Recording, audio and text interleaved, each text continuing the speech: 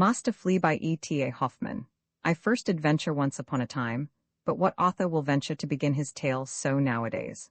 Obsolete? Tedious? Such is the cry of the gentle, or rather ungentle reader, who wishes to be plunged at once in medias res, according to the wise advice of the old Roman poet. He feels as if some long-winded talker of a guest, who had just entered, was spreading himself out, and clearing his voice to begin an endless discourse, and he angrily closes the book which he had but just opened. The present editor, indeed, of the wonderful tale of Master Flea, thinks this beginning a very good beginning, not to say the best for every history, on which account the most excellent storytellers that are, namely, nurses, old women, etc., have at all times made use of it, but as every author writes chiefly to be read, he, that is, the aforesaid editor, will not at any rate deprive the kind reader of the pleasure of actually being his reader. He tells him therefore at once, without more circumlocution, that this same Peregrine Tyss, of whose strange adventures this history is to treat, had never, on any Christmas evening, felt his heart so throb with anxious, joyful expectation, as precisely on that with which begins the narration of his adventures. Peregrine was in a dark chamber, next to the showroom in which he was wont to receive his Christmas box. There he crept gently up and down, listened a little at the door, and then seated himself quietly in a corner, and with shut eyes inhaled the mystic odors of the marzipan and gingerbread which streamed from the sanctuary. Then again there would shoot through him a sweet mysterious thrill when, on suddenly reopening them, he was dazzled by the vivid beams of light which fell through the crevices of the door and danced hither and thither upon the wall. At length sounded the little silver bell. The chamber door was flung open, and in rushed Peregrine, amidst a whole fire-flood of variegated Christmas lights. Quite petrified, he remained standing at the table, on which the finest gifts were arranged in the most handsome order, and only a loud "Oh!" forced itself from his breast.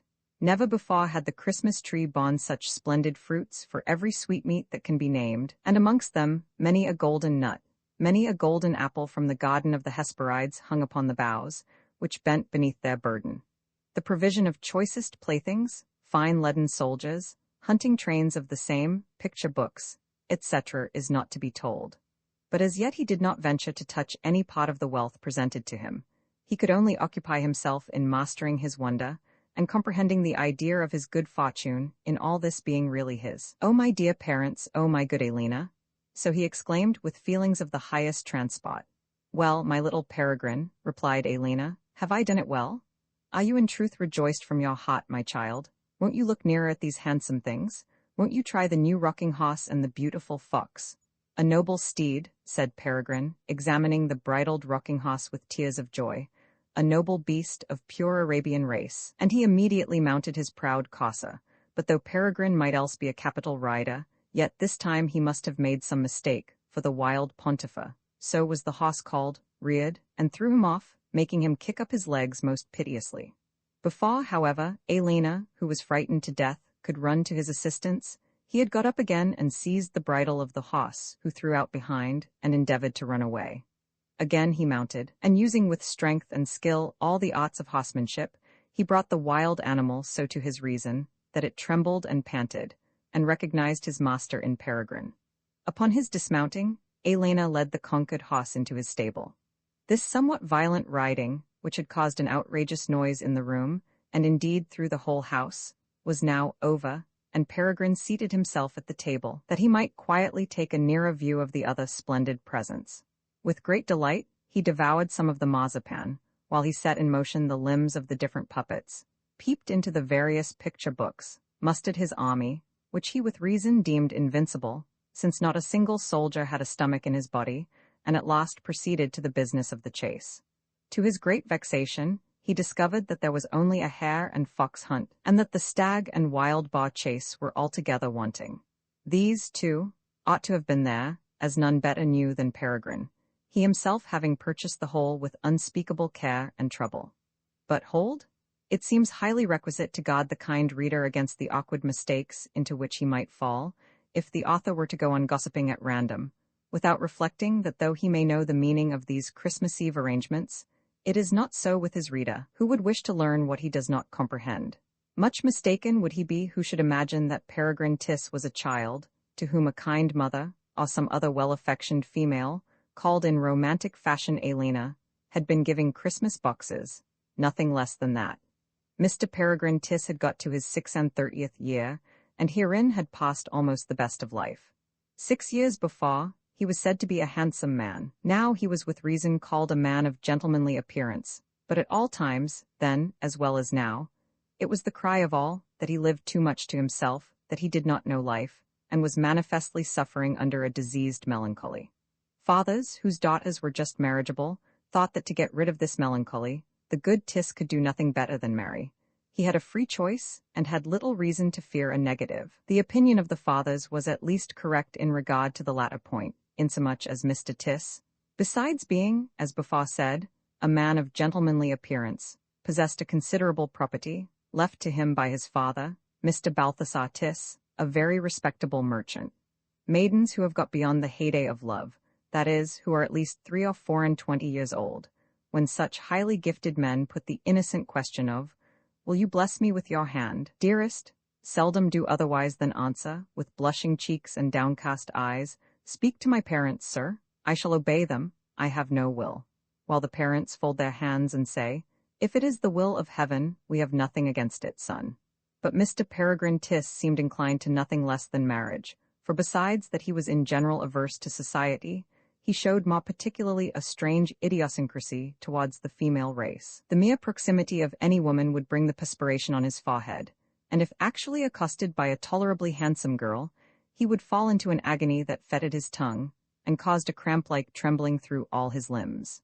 Hence, perhaps, it was that his old servant was so ugly, that in the neighborhood where Mr. Peregrine Tiss lived, she passed for a wonder in natural history.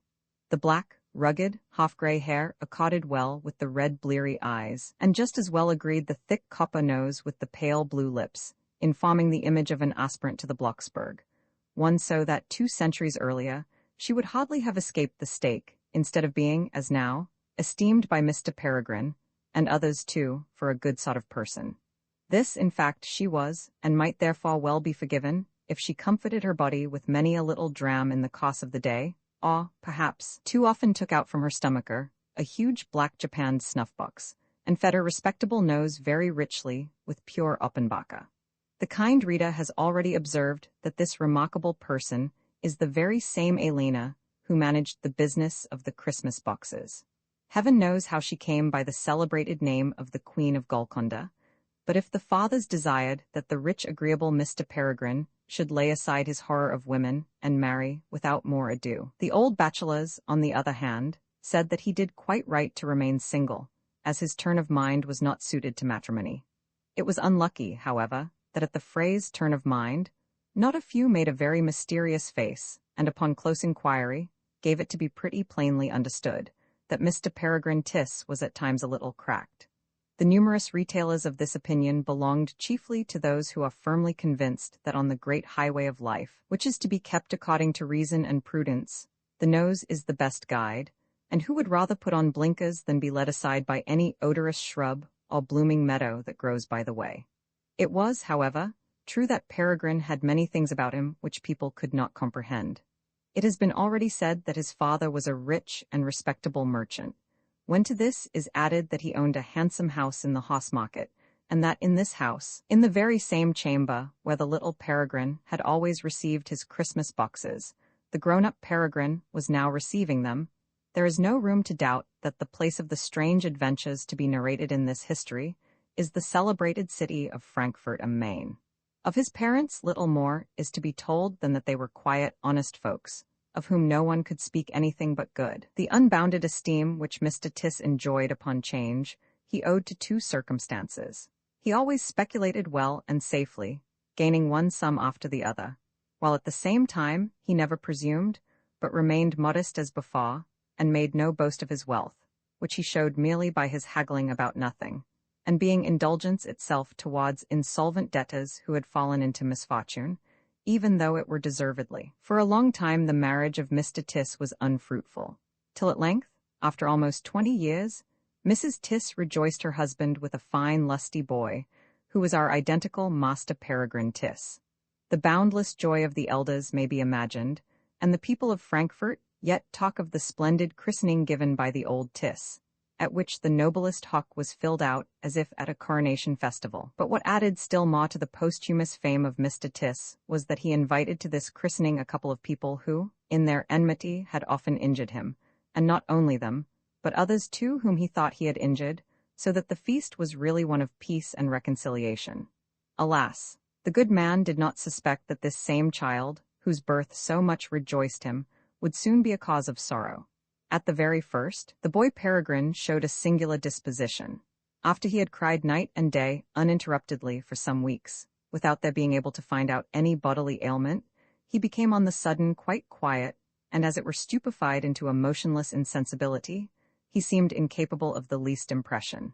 The little brow, which appeared to belong to a lifeless puppet, was wrinkled neither by tears nor laughter.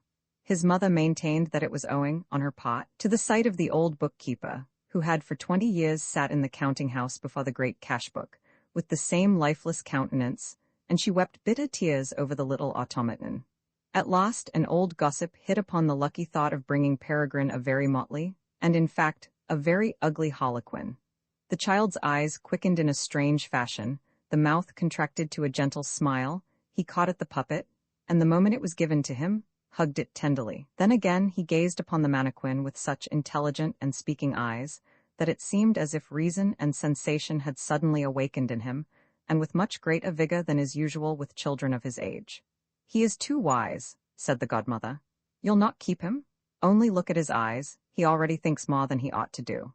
This declaration greatly comforted the old merchant, who had in some measure reconciled himself to the idea of having begotten idiot, after so many years of fruitless expectation. Soon, however, he fell into a fresh trouble, and this was that the time had long since gone by in which children usually begin to speak, and yet Peregrine had not uttered a syllable. The boy would have been thought dumb, but that he often gazed on the person who spoke to him with such attention, nay, even showed such sympathy by sad as well as by joyful looks, that there could be no doubt not only of his hearing, but of his understanding everything. In the meantime, his mother was mightily astonished at finding what the nurse had told her confirmed. At night, when the boy lay in bed and fancied himself unnoticed, he talked to himself single words, and even whole sentences, and so little broken that a long practice might be inferred from this perfection. Heaven has lent to women a certain tact of reading human nature as its growth variously develops itself, on which account, for the first years, at least of childhood, they are the best educators. According to this tact, Mrs. Tiss was far from letting the boy see he was observed, or from wishing to force him to speak. She rather contrived to bring it about by other dexterous means, that he should of himself no longer keep concealed the beautiful talent of speech, but should slowly, yet plainly, manifest it to the world, and to the wonder of all. Still, however, he evinced a constant aversion to talking, and was most pleased when they left him in quiet by himself. Thus was Mr. Tiss freed from all anxiety on account of his want of tongue, but it was only to fall into a much greater care afterwards. When Peregrine had grown a boy, and ought to have learned stoutly, it seemed as if nothing was to be driven into him without the greatest trouble. It was with his writing and reading as it had been with his talking. At first the matter could not be compassed at all, and then on a sudden he did it admirably, and beyond all expectation. In the meantime one master after another left the house, not from dislike to the boy, but because they could not enter into his disposition.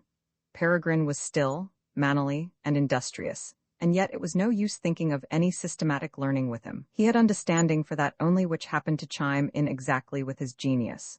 All the rest passed over him without leaving any impression.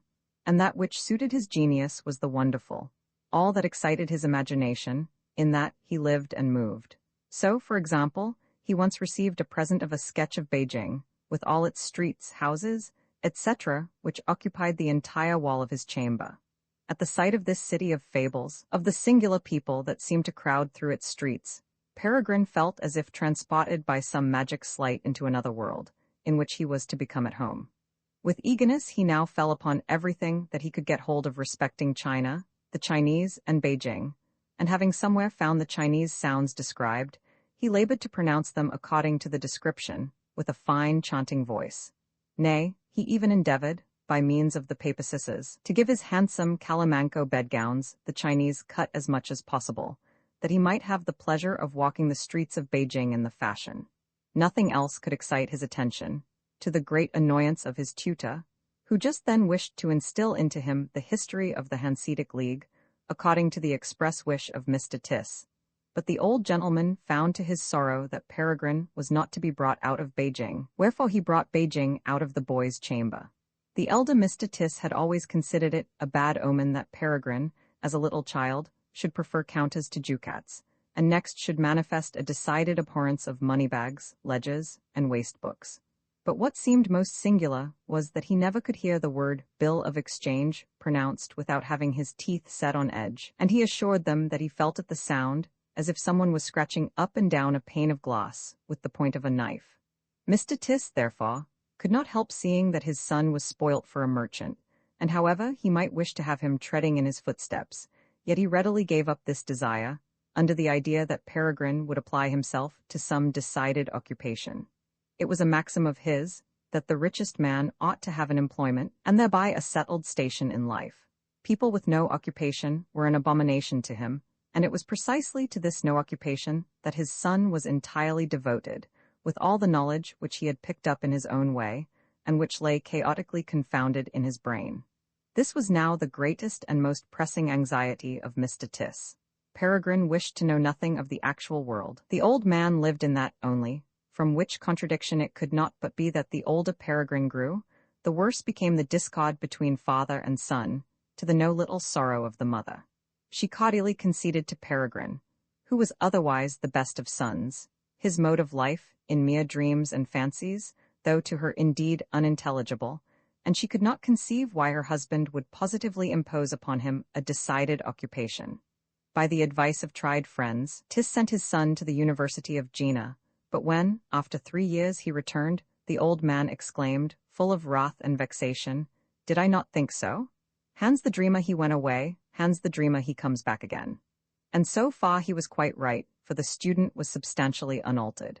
Still, he did not give up all hope of bringing the degenerate Peregrine to reason, thinking that if he were once forced into some employment, he might, perhaps, change his mind in the end and take a pleasure in it. With this view, he sent him to Hamburg, with commissions that did not require any particular knowledge of business, and moreover commended him to a friend there, who was to assist him faithfully in all things. Peregrine arrived at Hamburg, where he gave into the hands of his father's friend not only his letter of recommendation, but all the papers too that related to his commissions, and immediately disappeared, no one knew whither. Hereupon the friend wrote to Mr. Tiss, "I have punctually received your honoured letter of by the hands of your son. The same, however, has not shown himself since, but set off from Hamburg immediately, without leaving any commission. In peppers we are doing little, cotton goes off heavily. In coffee, the middle sort only is inquired after, but on the other hand molasses maintain their price pleasantly, and in indigo there is not much fluctuation. I have the honour," etc. This letter would have plunged Mr. Tiss and his spouse into no little alarm, if by the very same post another had not arrived from the lost son, wherein he excused himself, with the most melancholy expressions, saying that it had been utterly impossible for him to execute the received commissions, according to his father's wishes, and that he found himself irresistibly attracted to foreign countries, from which he hoped to return home in a year's time with a happier and more cheerful disposition. "It is well," said the old man, "that the youngster should look about him in the world. He may get shaken out of his daydreams." And when Peregrine's mother expressed an anxiety lest he should want money for his long journey, and that, therefore, his carelessness was much to be blamed in not having written to tell them where he was going, the old gentleman replied laughing, "If the lad be in want of money, he will the sooner get acquainted with the real world, and if he have not said which way he is going, still he knows where his letters will find us. It has always remained unknown which way his journey really was directed. Some maintain that he had been to the distant Indies, others declare that he had only fancied it. This much, however, is certain.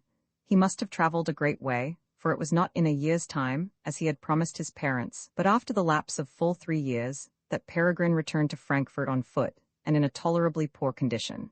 He found his father's mansion fast shut up, and no one stirred within, let him ring and knock as much as he would.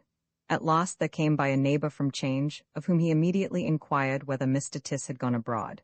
At this question the neighbour started back, terrified, and cried, "Mr. Peregrine Tiss, is it you?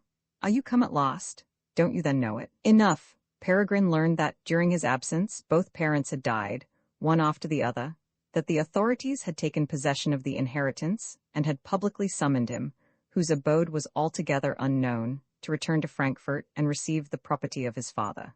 Peregrine continued to stand before his neighbor without the power of utterance. For the first time the pain of life crossed his heart, and he saw in ruins the beautiful bright world wherein, till now, he had dwelt with so much delight. The neighbor soon perceived that he was utterly incapable of setting about the least thing that the occasion called for. He therefore took him to his own house, and himself arranged everything with all possible expedition, so that on the very same evening, Peregrine found himself in his paternal mansion. Exhausted, overwhelmed by a feeling of disconsolation such as he had not yet known, he sank into his father's great armchair, which was still standing in its usual place, when a voice said, "It is well that you have returned, dear Mr. Peregrine. Ah, if you had but come sooner!" Peregrine looked up and saw close before him the old woman whom his father had taken into his service chiefly because she could get no other place, on account of her outrageous ugliness. She had been Peregrine's nurse in his early childhood, and had not left the house since. For a long time he stared at the woman, and at last began with a strange smile, "Is it you, Elena? The old people live still, do they not?"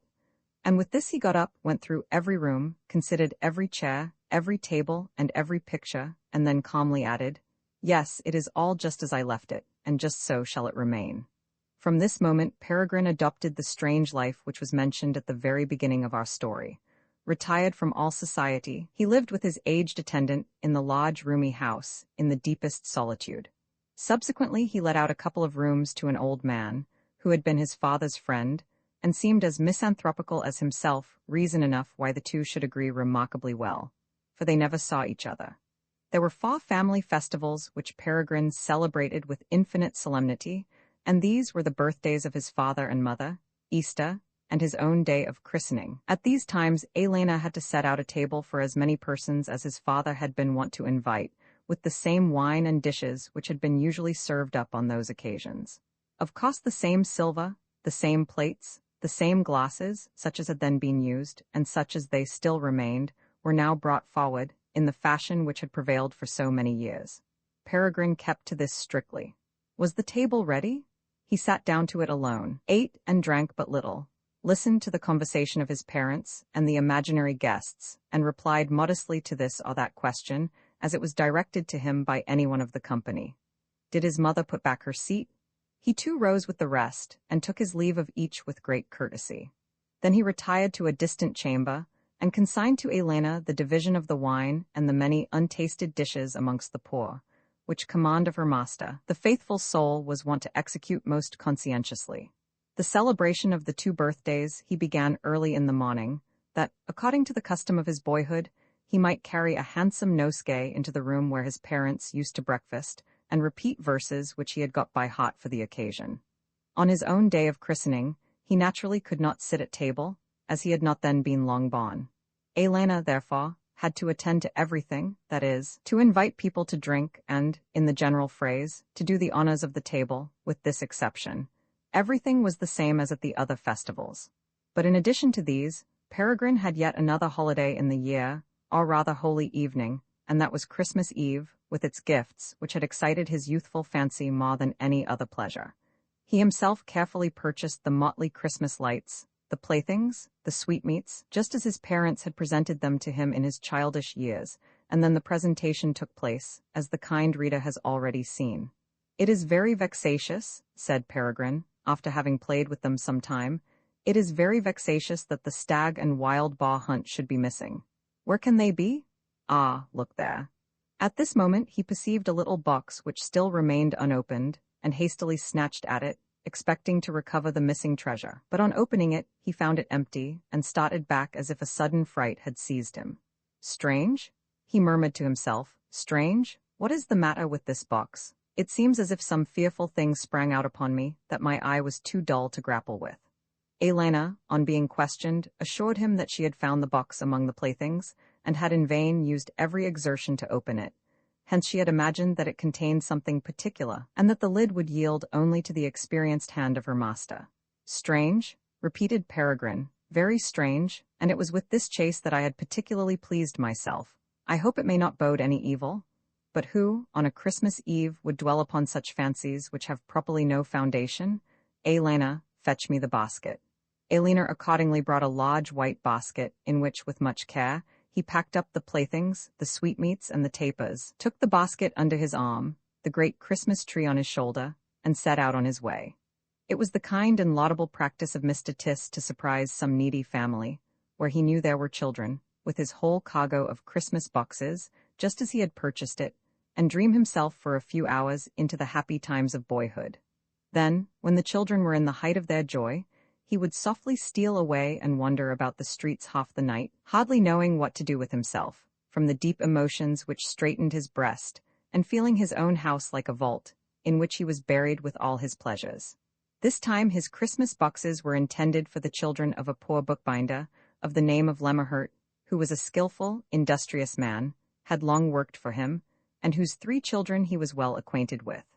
The bookbinder, Lemmerhirt, lived in the top floor of a narrow house in the Kalbecher Street, and as the winter storm howled and raged, and the rain and snow fell with mingled violence, it may be easily imagined that Peregrine did not get to his object without great difficulty. From the window twinkled down a couple of miserable tapers. With no little toil he clambered up the steep stairs, knocked at the door, and called out, "Open, open, Christmas sends his presents to all good children."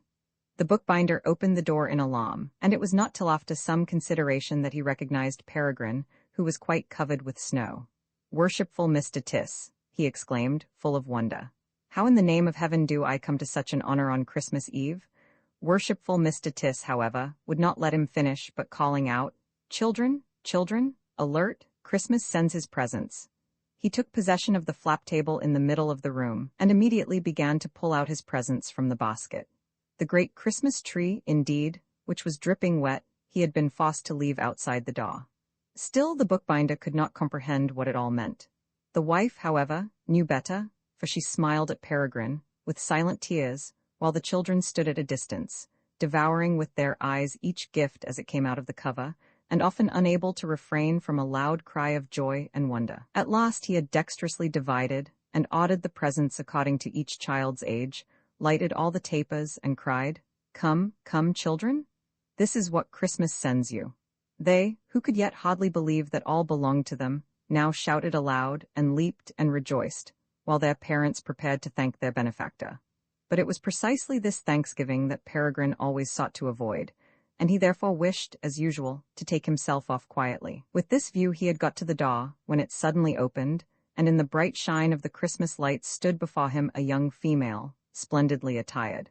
It seldom turns out well, when an author undertakes to describe narrowly to the reader the appearance of this or that beautiful personage of his tale, showing the shape, the growth, the carriage, the hair, the color of the eyes. It seems much better to give the whole person at once, without these details.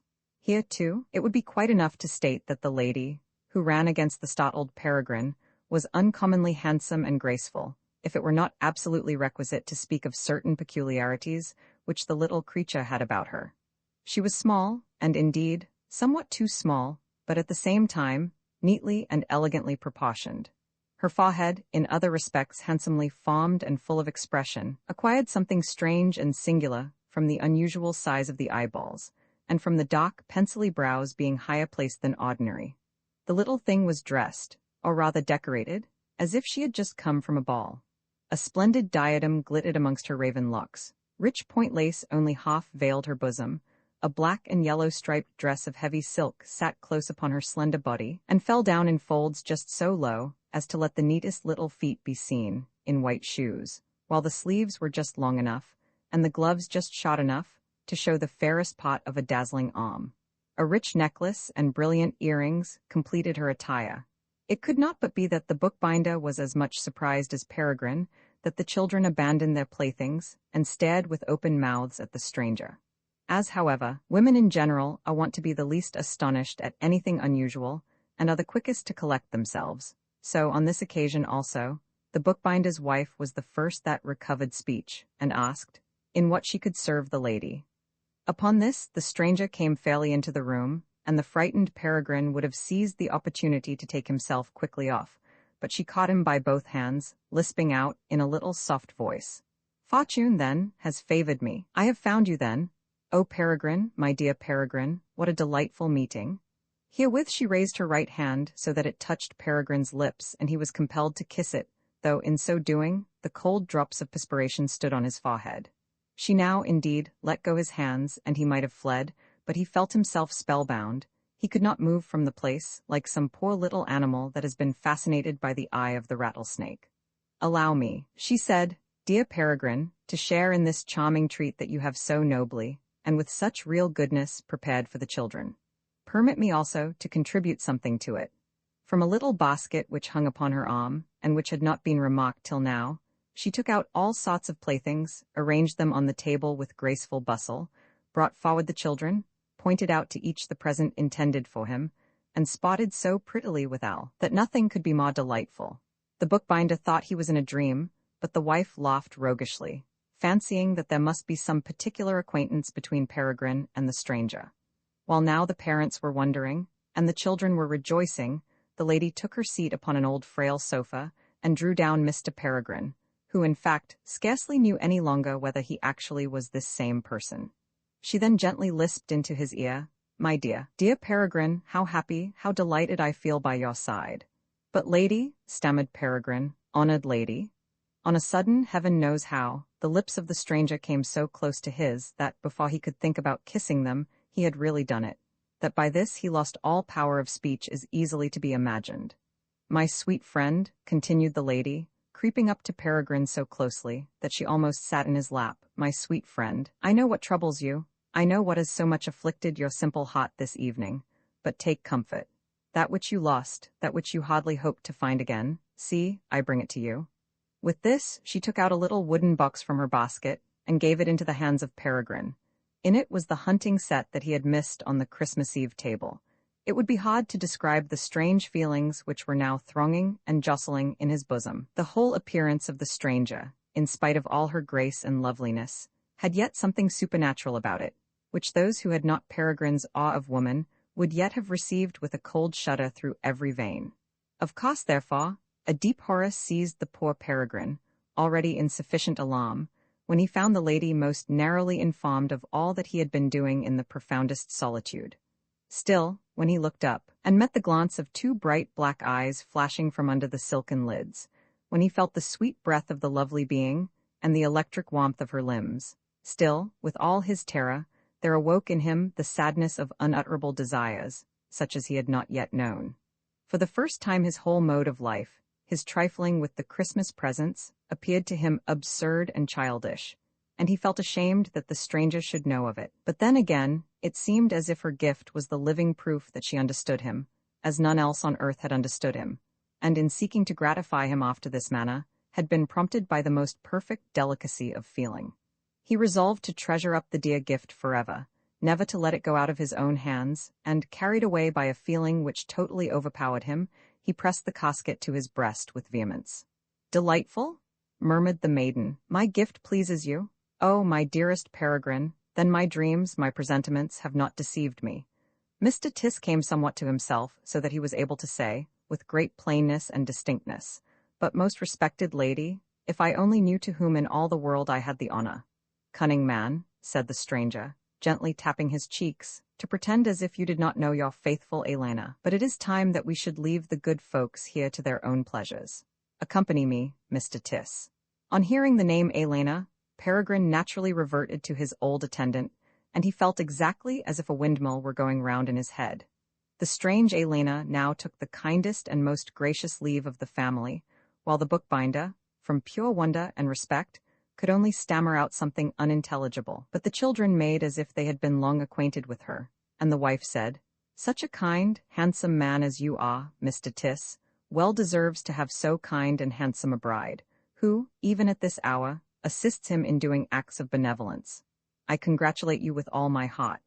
The strange lady thanked her with emotion, protesting that the day of her wedding should also be a day of festival to them, and then, strictly refusing all attendance, took a taper from the Christmas table to light herself down the stairs. It is easy to imagine the feelings of Peregrine at all this, on whose arm she leant. "Accompany me, Mr. Tiss. That is," he thought within himself, "down the stairs to the carriage which stands at the door, and where the servant, or perhaps a whole set of servants, is in waiting for in the end it must be some mad princess, who, heaven deliver me with speed from this strange torture, and keep me in my right senses, such as they are. Mr. Tis did not suspect that all which had yet happened was only the prologue to a most wonderful adventure, and had therefore, without knowing it, done exceedingly well in praying to heaven for the preservation of his senses. No sooner had the couple reached the bottom of the stairs than the door was opened by invisible hands, and when they had got out, was shut again in the same manner. Peregrine, however, paid no attention to this, in his astonishment at finding not the slightest appearance of any carriage before the house, or of any servant in waiting. "In the name of heaven," he cried, "where is your coach, lady?" "Coach," replied the stranger. "Coach? What coach? Did you think, dear Peregrine, that my impatience, my anxiety to find you, would allow me to come riding here quite quietly? No, hurried on by hope and desire, I ran about through the storm till I found you. Thank heaven that I have succeeded. And now lead me home. My house is not far off." Peregrine resolutely avoided all reflection on the impossibility of the stranger going a few steps only, tricked out as she was, and in white silk shoes, without spoiling her whole dress in the storm, instead of being, as now, in a state that showed not the slightest trace of discomposure. He reconciled himself to the idea of accompanying her still farther, and was only glad that the weather was changed. The storm, indeed, had passed, not a cloud was in the heaven, the full moon shone down pleasantly, and only the keen air made the midnight to be felt. Scarcely had they gone a few steps when the maiden began to complain softly, and soon burst out into loud lamentations, that she was freezing with the cold. Peregrine, whose blood glowed through his veins, who had therefore been insensible to the weather, and never thought of her being so lightly clad, without even a shawl or a tucker, now on a sudden saw his folly, and would have wrapped her in his cloak. This, however, she rejected, exclaiming piteously, "No, my dear Peregrine, that avails me nothing. My feet, ah, my feet, I shall die with the dreadful agony." And she was about to drop half senseless as she cried out with a faint voice, carry me, my sweet friend." Without more ado, Peregrine took up the light little creature in his arms like a child, and wrapped her in his cloak. But he had not gone far with his burden, before the wild intoxication of desire took more and more possession of him, and as he hurried halfway through the streets, he covered the neck and bosom of the lovely creature, who had nestled closely to him with burning kisses. At last he felt as if waking with a sudden jerk out of a dream. He found himself at a house door, and looking up, recognized his own house in the horse market, when for the first time it occurred to him that he had not asked the maiden where she lived. He collected himself therefore with effort, and said, "Lady, sweet, angelic creature, where is your abode?" "Here, my dear Peregrine," she replied, lifting up her head. "Here in this house. I am your Elena, I live with you, but get the door open quickly." "No, never," cried Peregrine in horror, and let her sink down. "How?" exclaimed the stranger. "How, Peregrine, you would reject me? And yet know my dreadful fate, and yet know that, child of misfortune as I am, I have no refuge, and must perish here miserably if you will not take me in as usual. But perhaps you wish that I should perish. Be it so then. Only carry me to the fountain, that my corpse may not be found before your door. Ha, the stone dolphins may, perchance, have more pity than you have. Woe is me! Woe is me! The bitter cold." She sank down in a swoon. Peregrine was seized with despair, and exclaiming wildly, "Let it be as it will, I cannot do otherwise." He lifted up the lifeless little thing, took her in his arms, and rang violently at the bell. No sooner was the door opened than he rushed by the servant, and instead of waiting, according to his usual custom, till he got to the top of the stairs, and then tapping gently, he shouted out, "Elena, Elena, light," and indeed, so loudly that the whole floor reached it. "How, what's this? What does this mean?"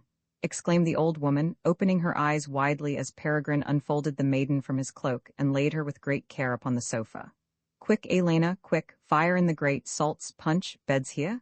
Elena, however, did not stir from the place, but remained, staring at the stranger with her. "How? What's this? What does this mean?" Hereupon Peregrine began to tell of a countess, perhaps a princess, whom he had met at the bookbinder's, who had fainted in the streets, whom he had been forced to carry home, and as Elena still remained immovable, he cried out, stamping with his feet, "Fire, I tell you, in the devil's name. Tea, salts?" At this, the old woman's eyes glared like a cat's, and her nose was lit up with a bright of phosphorus. She pulled out her huge black snuff-box, opened it with a tap that sounded again, and took a mighty pinch. Then, planting an arm in either side, she said with a scoffing tone, "Oh yes, to be sure, a countess, a princess, who is found at a poor bookseller's, who faints in the street. Ho, ho, I know well where such tricked-out madams are fetched from in the night-time.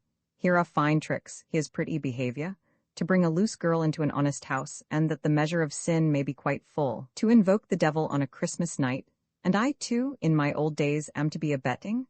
No, Mr. Tiss, you are mistaken in your person. I am not of that sort. Tomorrow I leave your service. With this she left the room, and banged the door after her with a violence that made all clatter again. Peregrine wrung his hands in despair. No sign of life showed itself in the stranger, but at the moment, when in his dreadful distress he had found a bottle of cologne water, and was about to rub her temples with it, she jumped up from the sofa quite fresh and sound, exclaiming, "At last we are alone.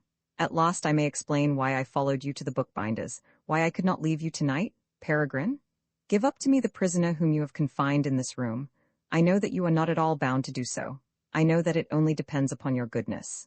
But I know, too, your kind, affectionate heart. Therefore, my good, dear Peregrine, give up the prisoner." "What prisoner?" asked Peregrine, in the greatest surprise. "Who do you suppose is a prisoner with me?" "Yes," continued the stranger, seizing Peregrine's hand and pressing it tenderly to her breast.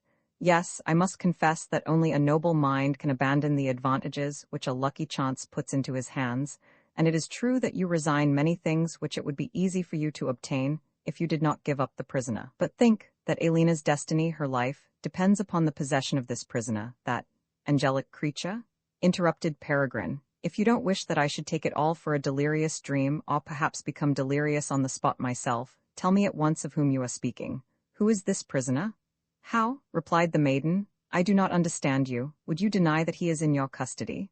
Was I not present when you bought the hunting set?" "Who?" cried Peregrine, quite beside himself. "Who is this he? For the first time in my life I see you, lady, and who are you? Who is this he?" Dissolving in grief, the stranger threw herself at Peregrine's feet while the tears poured down in abundant streams from her eyes. "Be humane, be merciful, give him back to me." And at the same time her exclamations were mingled with those of Peregrine. "I shall lose my senses, I shall go mad, I shall be frantic." On a sudden the maiden started up. She seemed much larger than before. Her eyes flashed fire, her lips quivered, and she exclaimed, with furious gestures, "Ha, barbarian! No human heart dwells in you, you are inexorable, you wish my death, my destruction, you won't give him up. No, never, never, wretched me, lost, lost." And with this she rushed out of the room. Peregrine heard her clattering down the stairs, while her lamentations filled the whole house, till at last a door below was flung to with violence. Roman II's second adventure. At this time, there was a man in Frankfurt, who practiced the strangest art possible. He was called the Flea tamer, from having succeeded, and certainly not without much trouble and exertion, in educating these little creatures, and teaching them to execute all sorts of pretty tricks. You saw with the greatest astonishment a troop of fleas upon a slab of highly polished marble, who drew along little cannons, ammunition wagons, and baggage carts, while others leaped along by them with muskets in their arms, cartouch boxes on their backs, and sabres at their sides. At the word of command from the artist, they performed the most difficult evolutions, and all seemed fuller of life and mirth than if they had been real soldiers. The marching consisted in the neatest entrechets and capers, and the faces about, right and left, in the most graceful pirouettes. The whole troop had a wonderful aplomb, and the general seemed to be at the same time a most admirable ballet master. But even more handsome and more wonderful were the little gold coaches, which were drawn by 4, 6, or 8 fleas. Coachmen and servants were little gold flies, of the smallest kind and almost invisible, while that which sat within could not be well distinguished. One was involuntarily reminded of the equipage of Queen Mab, so admirably described by Shakespeare's Mercutio, that it is easy to perceive she must often have travelled athwart his own nose.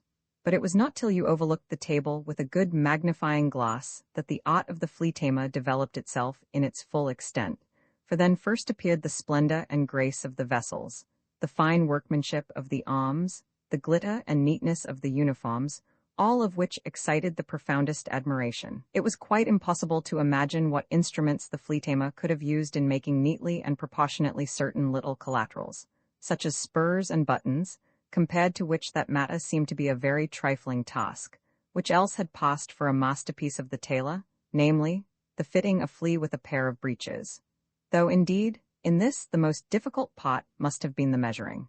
The flea tamer had abundance of visitors. Throughout the whole day, the hall was never free from the curious, who were not deterred by the high price of admission. In the evening, too, the company was numerous, nay, almost more numerous, as then even those people, who cared little about such trickeries, came to admire a work which gave the flea tamer quite another character, and acquired for him the real esteem of the philosopher. This work was a night microscope that, as the sun microscope by day, like a magic lantern, flung the object, brightly lit up, upon a white ground, with a sharpness and distinctness which left nothing more to be wished. Moreover, the flea tamer carried on a traffic with the finest microscopes that could be, and which were readily bought at a great price. It chanced that a young man, called George Pepusch, the kind reader will soon be better acquainted with him, took a fancy to visit the flea tamer late in the evening. Already, upon the stairs, he heard the clamor of a dispute that grew louder and louder with every moment, and at last became a perfect tempest. Just as he was about to enter, the door of the hall was violently flung open, and the multitude rushed out in a heap upon him, their faces pale with terror. "The cursed wizard, the Satan's brood, I'll denounce him to the supreme court. He shall out of the city, the false juggler." Such were the confused cries of the multitude as, urged by fear and terror, they sought to get out of the house as quickly as possible. A glance into the hall at once betrayed to the young Pepusch the cause of this horror, which had driven away the people. All within was alive, and a loathsome medley of the most hideous creatures filled the whole room. The race of beetles, spiders, leeches, gnats, magnified to excess, stretched out their probosces, crawled upon their long hairy legs, or fluttered their long wings. A more hideous spectacle Pepusch had never seen. He was even beginning to be sensible himself of horror, when something rough suddenly flew in his face, and he saw himself enveloped in a thick cloud of meal dust. His terror immediately left him, for he at once perceived that the rough thing could be nothing else than the round, powdered wig of the flea tamer, which, in fact, it was. By the time Pepusch had rubbed the powder from his eyes, the disgusting population of insects had vanished.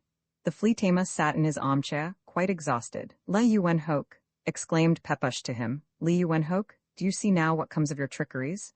You have again been forced to have recourse to your vassals to keep the people's hands off you, is it not so?" "Is it you?" said the naturalist in a faint voice. "Is it you, good Pepusch? Ah, it is all over with me, clean over with me. I am a lost man. Pepusch, I begin to believe that you really meant it well with me, and that I have not done wisely in making light of your warnings." Upon Pepusch's quietly asking what had happened, the flea tamer turned himself round with his armchair to the wall, held both his hands before his face, and cried out piteously to Pepusch to take up a glass and examine the marble slab. Already, with the naked eye, Pepusch observed that the little soldiers, etc., lay there as if dead, that nothing stirred any longer. The dexterous fleas appeared also to have taken another shape. But now, by means of the glass, Pepusch soon discovered that not a single flea was there, but what he had taken for them were nothing more than black peppercorns and fruit seeds that stood in their uniforms. "I know not," began the flea tamer, quite melancholy and overwhelmed, "I know not what evil spirit struck me with blindness, that I did not perceive the desertion of my army till the people were at the table and prepared for the spectacle. You may imagine, Pepusch, how, on seeing themselves deceived, the visitors first murmured, and then blazed out into fury. They accused me of the vilest deceit, and as they grew hotter and hotter, and would no longer listen to any excuses, they were falling upon me to take their own revenge. What could I do better, to shun a load of blows, than immediately set the great microscope into motion, and envelope the people in a cloud of insects, at which they were terrified, as is natural to them?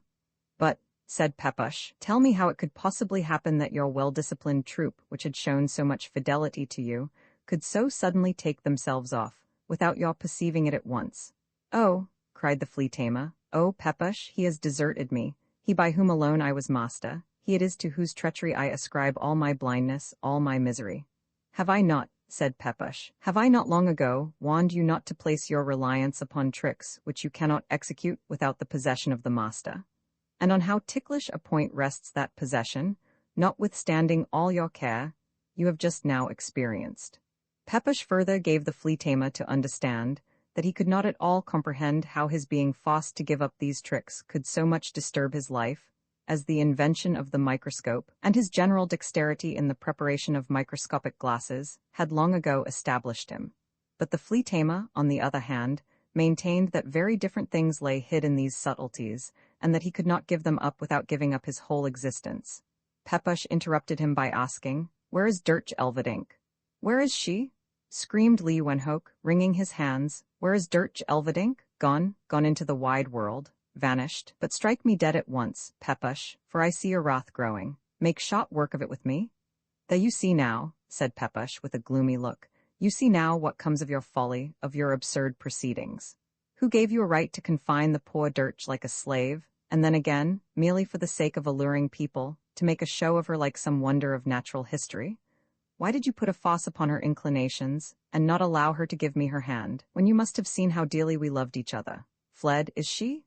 Well then, she is no longer in your power, and although I do not at this moment know where to seek for her, yet am I convinced that I shall find her. There, Lee Wenhoek, put on your wig again, and submit to your destiny. That is the best thing you can do." The flea tamer arranged his wig on his bald head with his left hand, while with his right he caught Pepusch by the arm, exclaiming, "Pepusch, you are my real friend, for you are the only man in the whole city of Frankfurt who know that I lie buried in the old church at Delft, since the year 1725, and yet have not betrayed it to anyone, even when you were angry with me on account of Dirch Elverdink.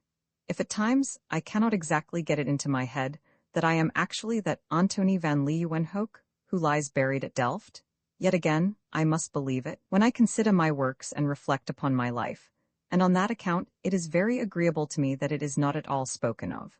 I now see, my dear Pepusch, that, in regard to Dirch Elverdink, I have not acted rightly, although in a very different way from what you may well imagine.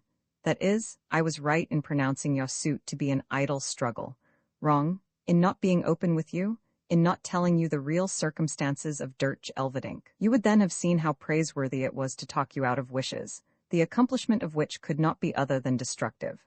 Pepusch, sit down by me, and hear a wonderful history." "That I am likely to do," replied Pepusch with a malicious glance, sitting down in an armchair, opposite the flea tamer, who thus began. "As you are well versed, my dear friend, in history, you know, beyond doubt, that King Sakakis lived for many years in intimate intercourse with the Flower Queen, and that the beautiful Princess Gamaheh was the fruit of this passion. But it is not so well known, nor can I tell you, in what way the Princess Gamaheh came to Famagusta. Many maintain, and not without reason, that the princess wished to conceal herself there from the odious Leech Prince, the swan enemy of the Flower Queen. Be this as it may, it happened once in Famagusta that the princess was walking in the cool freshness of the evening and chanced upon a pleasant cypress grove. Allured by the delightful sighings of the evening breeze, the murmurs of a brook, and the soft music of the birds, she stretched herself upon the moss, and quickly fell into a sound slumber. At this moment, the very enemy, whom she had been so anxious to escape, lifted his head out of the marshes, beheld the princess, and became so violently enamored of the fair sleeper that he could not resist an inclination to kiss her, and creeping forward, he kissed her under the left ear. Now you know, friend Pepusch, that when the Leech Prince sets about kissing a fair one, she is lost, for he is the vilest bloodsucker in the world. So it happened on this occasion. The Leech Prince kissed the poor Gamaheh so long that all life left her, when he fell back gorged and intoxicated upon the moss, and was forced to be carried home by his servants, who hastily rolled out of their marshes. In vain the root mandragora toiled out of the earth, and laid itself upon the wound inflicted by the treacherous kisses of the Leech Prince. In vain all the other flowers arose and joined in his lamentations. She was dead. Just then it happened that the genius, Thethel, was passing, and he too was deeply moved by Gamaheh's beauty and her unlucky end. He took her in his arms, pressed her to his breast, and endeavored to breathe new life into her, but still she awoke not from the sleep of death. Now too the genius perceived the odious prince, who was so drunk and unwieldy that his servants had not been able to get him into his palace, fell into a violent rage, and threw a whole handful of rock salt upon him, at which he pawed forth again all the purple blood which he had drawn from the princess, and then gave up his spirit in a wretched manner, amidst the most violent convulsions. All the flowers that stood around dipped their vestments in this ichor, and stained them, in perpetual remembrance of the murdered princess, with so bright a purple that no painter on earth can imitate it. You know, Pepusch, that the most beautiful pinks and hyacinths grow in that cypress grove where the Leech Prince kissed to death the fair Gamaheh. The genius, Thethel, now thought of departing, as he had much to do at Samarkand before night, and cast a farewell look at the princess, when he seemed as if fixed by magic to the spot, and gazed on the fair one with deep emotion. Suddenly a thought struck him. Instead of going on farther, he took the princess in his arms and rose with her high into the air, at which time 2 philosophers, one of whom it should be said was myself, were observing the course of the stars from the gallery of a lofty tower. They perceived high above them the genius, Thethel, with the fair Gamaheh, and at the same moment there fell upon one, but that is nothing to the present matter. Both magicians had recognized the genius, but not the princess, and exhausted themselves in all manner of conjectures as to the meaning of this appearance, without being able to get at anything certain, or even probable. Soon after this, the unhappy fate of the princess became generally known in Famagusta, and now the magicians knew how to interpret the vision of the genius with the maiden in his arms. Both imagined that the genius must certainly have found some means of recalling the princess into life, and resolved to make inquiries in Samarkand, where, according to their observations, he had manifestly directed his flight. But in Samarkand all were silent about the princess. No one knew a word.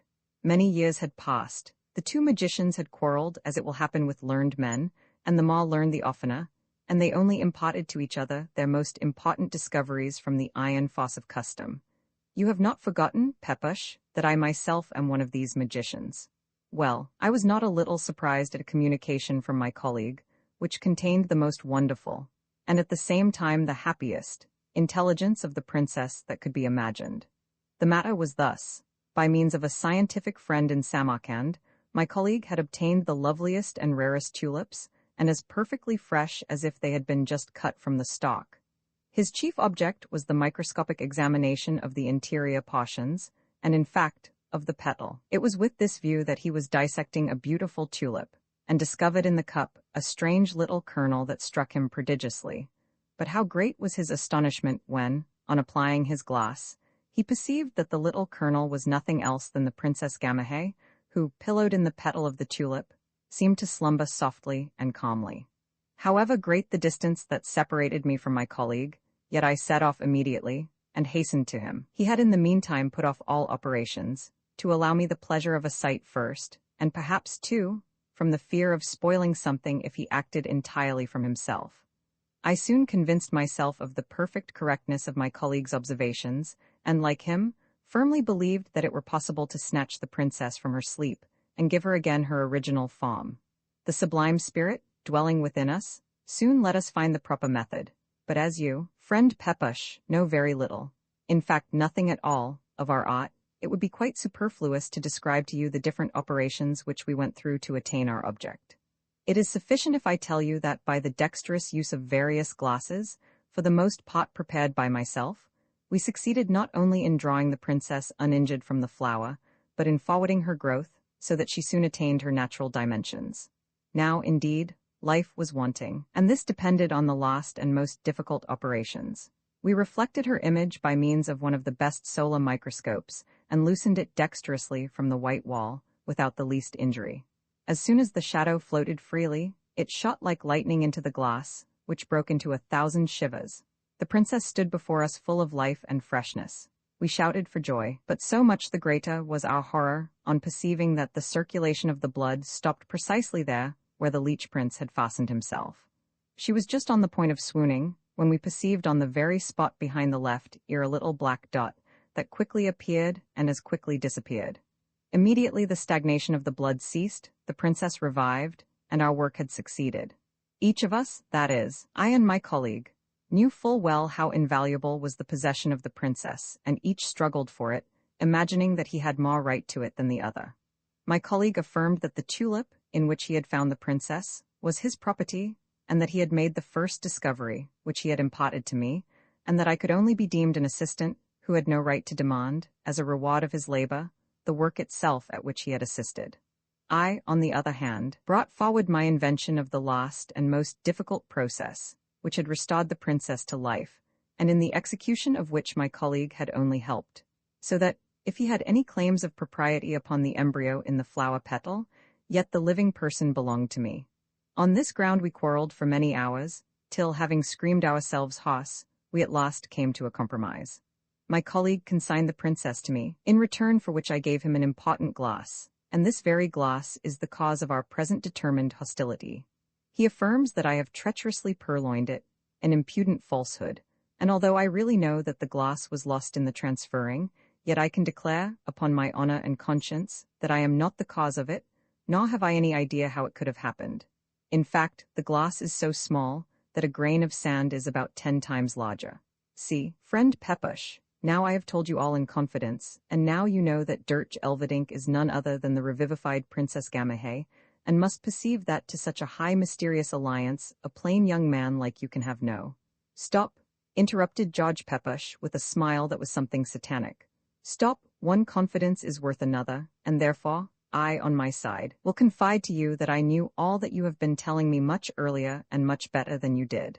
I cannot laugh enough at your bigotry and your foolish pretensions. No, what you might have known long ago if your knowledge had not been confined to glass grinding, that I myself am the thistle, Zeherit, who stood where the princess had laid her head, and of whom you have thought fit to be silent through your whole history. Pepusch, cried the flea tamer, are you in your senses? The thistle, Zeherit, blooms in the distant Indies in the beautiful valley, closed in by lofty rocks, where at times the wisest magi of the earth are wont to assemble. Lindhorst, the keeper of the records, can best inform you about it. And you, whom I have seen running about half-starved with study and hunger, you pretend to be the thistle, Zeherit? What a wise man you are, Li Yuenhoek, said Pepusch, laughing. Well, think of my person what you will, but do not be absurd enough to deny that, in the moment of the thistle Zeherit's feeling the sweet breath of Gamaheh, he bloomed in glowing love and passion, and that, when he touched the temples of the sleeping princess, she too dreamt sweetly of love. Too late the thistle perceived the leech prince, whom he else had killed with his thorns in a moment, but yet, with the help of the root, Mandragora, he would have succeeded in recalling the princess to life, if the stupid genius, Thetel, had not interfered with his awkward remedies. It is true that in his passion the genius put his hand into the salt box, which he is used to carry at his girdle when he travels, like Pantagruel, and flung a good handful at the leech prince. But it is quite false that he killed him in so doing. All the salt fell into the marsh. Not a single grain hit the prince, whom the thistle, Zeherit, slew with his thorns, and having thus avenged the murder of Gamaheh, devoted himself to death. It is the genius only, who interfered in matters not concerning him. That is the cause of the princess lying so long in the sleep of flowers. The thistle awoke much earlier, for the death of both was but the same sleep from which they revived, although in other forms. You will have completed the measure of your gross blunders, if you suppose that the Princess Gamaheh was formed exactly as Dirch Elverdink now is, and that it is you who restored her to life.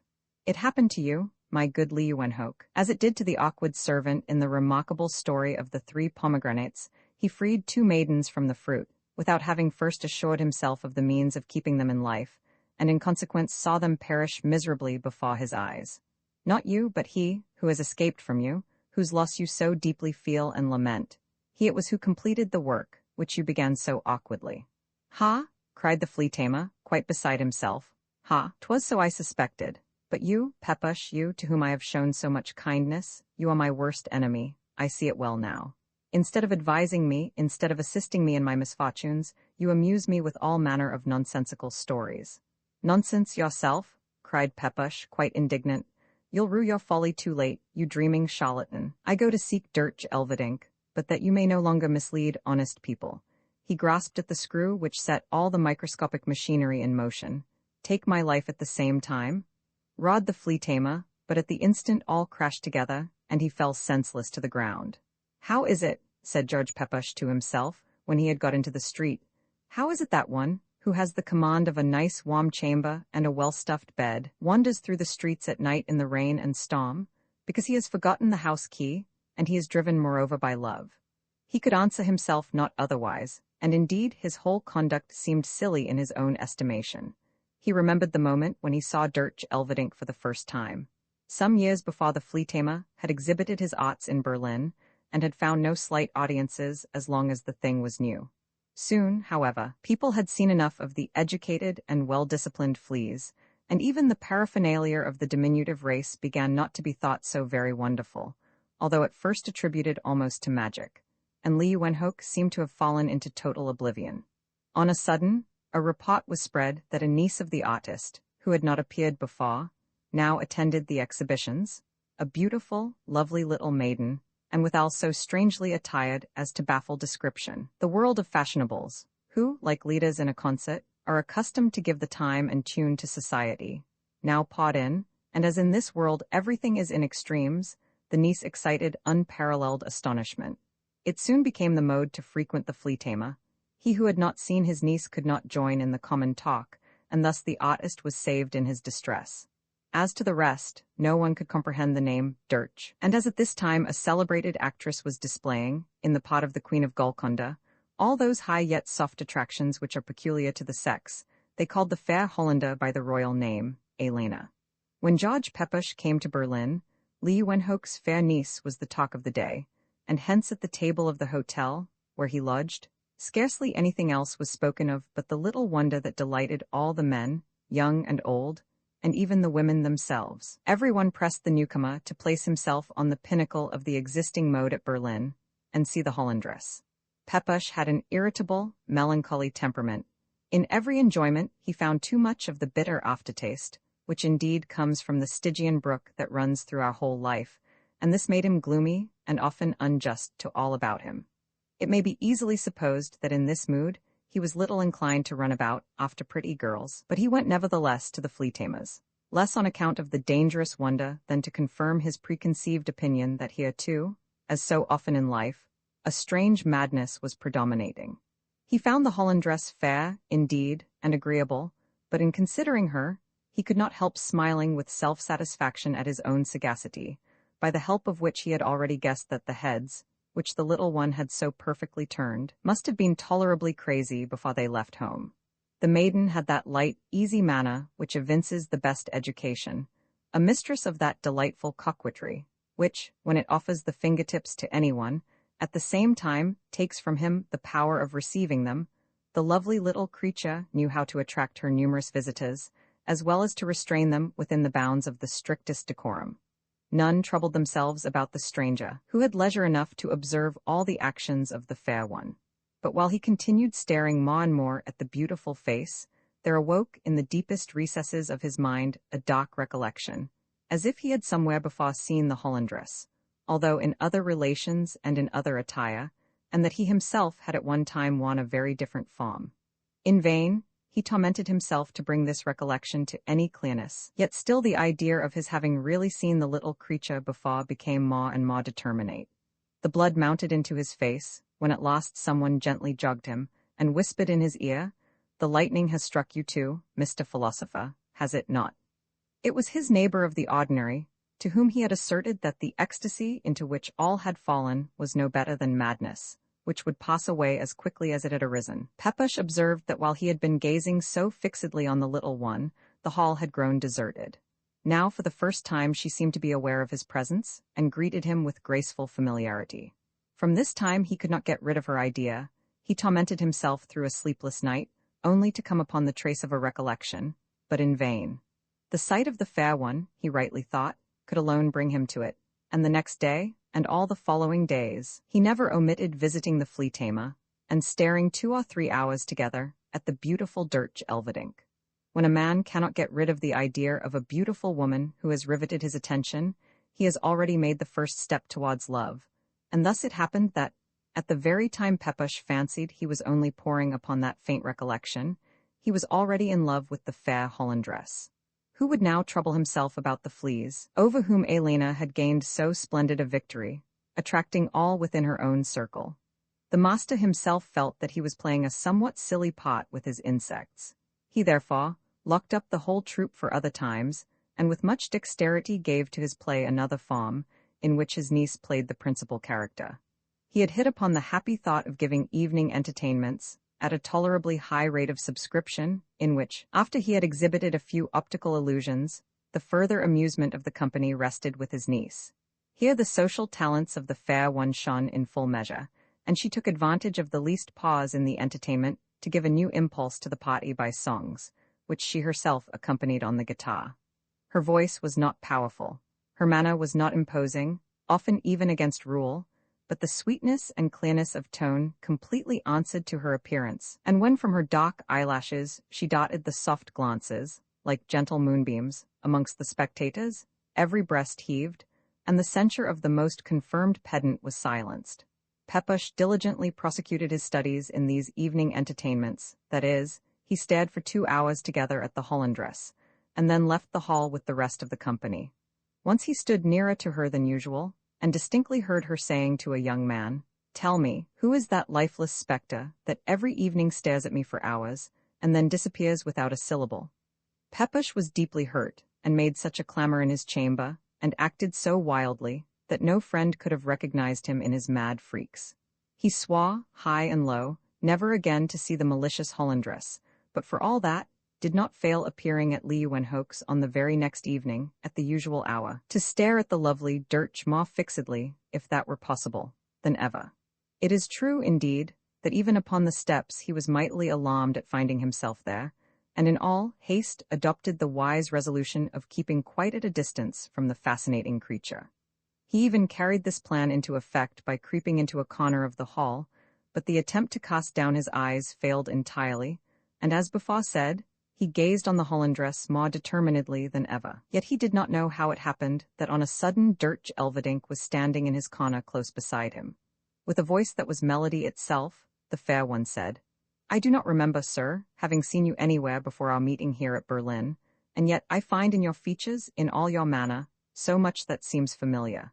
Nay, it is as if in times long past we had been very intimate, but in a distant country and in other relations. I entreat you, free me from this uncertainty, and if I am not deceived by some resemblance, let us renew the friendship, which floats in dim recollection like some delightful dream." George Pepusch felt strangely at this address. His breast heaved, his forehead glowed, and a shudder ran through all his limbs as if he had lain in a violent fever. Though this might mean nothing else than that he was head over ears in love, yet there was another cause for this perturbation, which robbed him of all speech, and almost of his senses. When Dirch Elverdink spoke of her belief that she had known him long before, it seemed to him as if another image was presented to his inward mind as in a magic lantern, and he perceived a long-removed self, which lay far back in time. The idea, that by much meditation had assumed a clear and firm shape, flashed up in this moment, and this was nothing less than that Dirch Elverdink was the Princess Gamaheh, daughter of King Sakakis, whom he had loved in a remote period, when he flourished as the Thistle, Zeherit. It was well that he did not communicate this fancy to other folks, as he would most probably have been reckoned mad, and confined as such, although the fixed idea of a partial maniac may often, perhaps, be nothing more than the illusions of a preceding existence. "Good God, you seem dumb, sir," said the little one, touching George's breast with the prettiest finger imaginable, and from the tip of it shot an electric spark into his heart, and he awoke from his stupefaction. He seized her hand in a perfect ecstasy, covered it with burning kisses, and exclaimed, "Heavenly, angelic creature," etc., etc., etc. The kind reader will easily imagine all that George Pepusch would exclaim in such a moment. It is sufficient to say that she received his love protests as kindly as could be wished, and that the fateful moment, in the corner of Lee Wenhoek's hall, brought forth a love affair that first raised the good George Pepusch up to heaven, and then again plunged him into hell. As he happened to be of a melancholy temperament, and withal pettish and suspicious, Dirch's conduct could not fail of giving rise to many little jealousies. Now, it was precisely these jealousies that tickled Dirch's malicious humor, and it was her delight to torment the poor George Pepusch in a variety of ways, but as everything can be carried only to a certain point, so at last the long-smothered resentment of the lover blazed forth. He was speaking of that wondrous time when he, as the Thistle, Zeherit, had so dearly loved the fair Hollandress, who was then the daughter of King Sakakis, and was reminding her, with all the fire of love, that the circumstance of his battle with the Leech Prince had given him the most incontestable right to her hand. On her part, she declared that she well remembered it, and had already felt the foreboding of it, when Pepusch gazed on her with the thistle glance. She spoke, too, so sweetly of these wonderful matters, seemed so inspired with love to the Thistle, Zeherit, who had been destined to study at Jena, and then again find the Princess Gamaheh in Berlin, that George Pepusch fancied himself in the El Dorado of all delight. The lovers stood at the window, and the little one suffered her enamored friend to wind his arm about her. In this familiar position they caressed each other, for to that at last came the dreamy talk about the wonders in Famagusta, when it chanced that a handsome officer of the Guards passed by in a brand-new uniform, and familiarly greeted the little one, whom he knew from the evening entertainments. Dirch had half closed her eyes and turned away her head from the street, so that one would have thought it was impossible for her to see the officer, but great is the magic of a fine new uniform. The little one, roused, perhaps, by the clatter of the saber on the pavement, opened her eyes broad and bright, twisted herself from George's arm, flung open the window, threw a kiss to the officer, and watched him till he had disappeared round the corner. "Gamahe!" shouted George Pepusch, quite beside himself. "Gamahe, what is this? Do you mock me? Is this the faith you have promised to your thistle?" The little one turned round upon her heel, burst into a loud laughter, and exclaimed, "Go, go, George. If I am the daughter of the worthy old King Sakakis, if you are the thistle, Zeherit, that dear officer is the genius, Thethel, who, in fact, pleases me much better than the sad, thorny thistle." With this she darted away through the door, while George Pepusch, as might be expected, fell immediately into a fit of desperation, and rushed down the steps as if he had been driven by 1,000 devils. Fate would have it that he met a friend in a post-chaise, who was leaving Berlin, upon which he called out, "Halt, I go with you," flew home, donned a great coat, put money in his purse, gave the key of his room to the hostess, seated himself in the chaise, and posted off with his friend. Notwithstanding this hostile separation, his love to the fair Hollandress was by no means extinguished, and just as little could he resolve to give up the fair claims, which, as the thistle Zeherit, he thought he had to the hand and heart of Gamahe. He renewed therefore his pretensions, when some years afterwards he met with Flea again at the Hague, and how zealously he followed her in Frankfurt, the reader has learned already. George Pepusch was wandering through the streets at night, quite inconsolable, when his attention was attracted by an unusually bright light that fell upon the street from a crevice in the window shutter, in the lower room of a large house. He thought that there must be fire in the chamber, and swung himself up by means of the ironwork to look in. Boundless was his surprise at what he saw. A large fire blazed in the chimney, which was opposite to the window, before which sat, or rather lay, the little Hollandress in a broad, old-fashioned armchair, dressed out like an angel. She seemed to sleep while a withered old man knelt before the fire, and with spectacles on his nose, peeped into a kettle, in which he was probably brewing some potion. Pepusch was trying to raise himself higher to get a better view of the group, when he felt himself seized by the legs and violently pulled down. A harsh voice exclaimed, "Now only see the rascal! To the watch-house, my master?" It was the watchman who had observed George climbing up the window, and could not suppose otherwise than that he wanted to break into the house. In spite of all protestations, George Pepusch was dragged off by the watchman, to whose help the patrol had hastened, and thus his nightly wandering ended merrily in the watch-house. Roman 3 Third Adventure, he who has experienced such things in one evening, as Mr. Peregrine Tyss, and who is consequently in such a state of mind, cannot possibly sleep well. He rolled about restless on his bed, and when he fell into that sort of delirium which usually precedes sleep, he again held the little creature in his arms, and felt warm glowing kisses on his lips. Then he would start up and fancy, even when awake, that he heard the sweet voice of Elena. He would burn with desire that she might not have fled, and yet again would fear that she might return and snare him in a net, from which he could not extricate himself.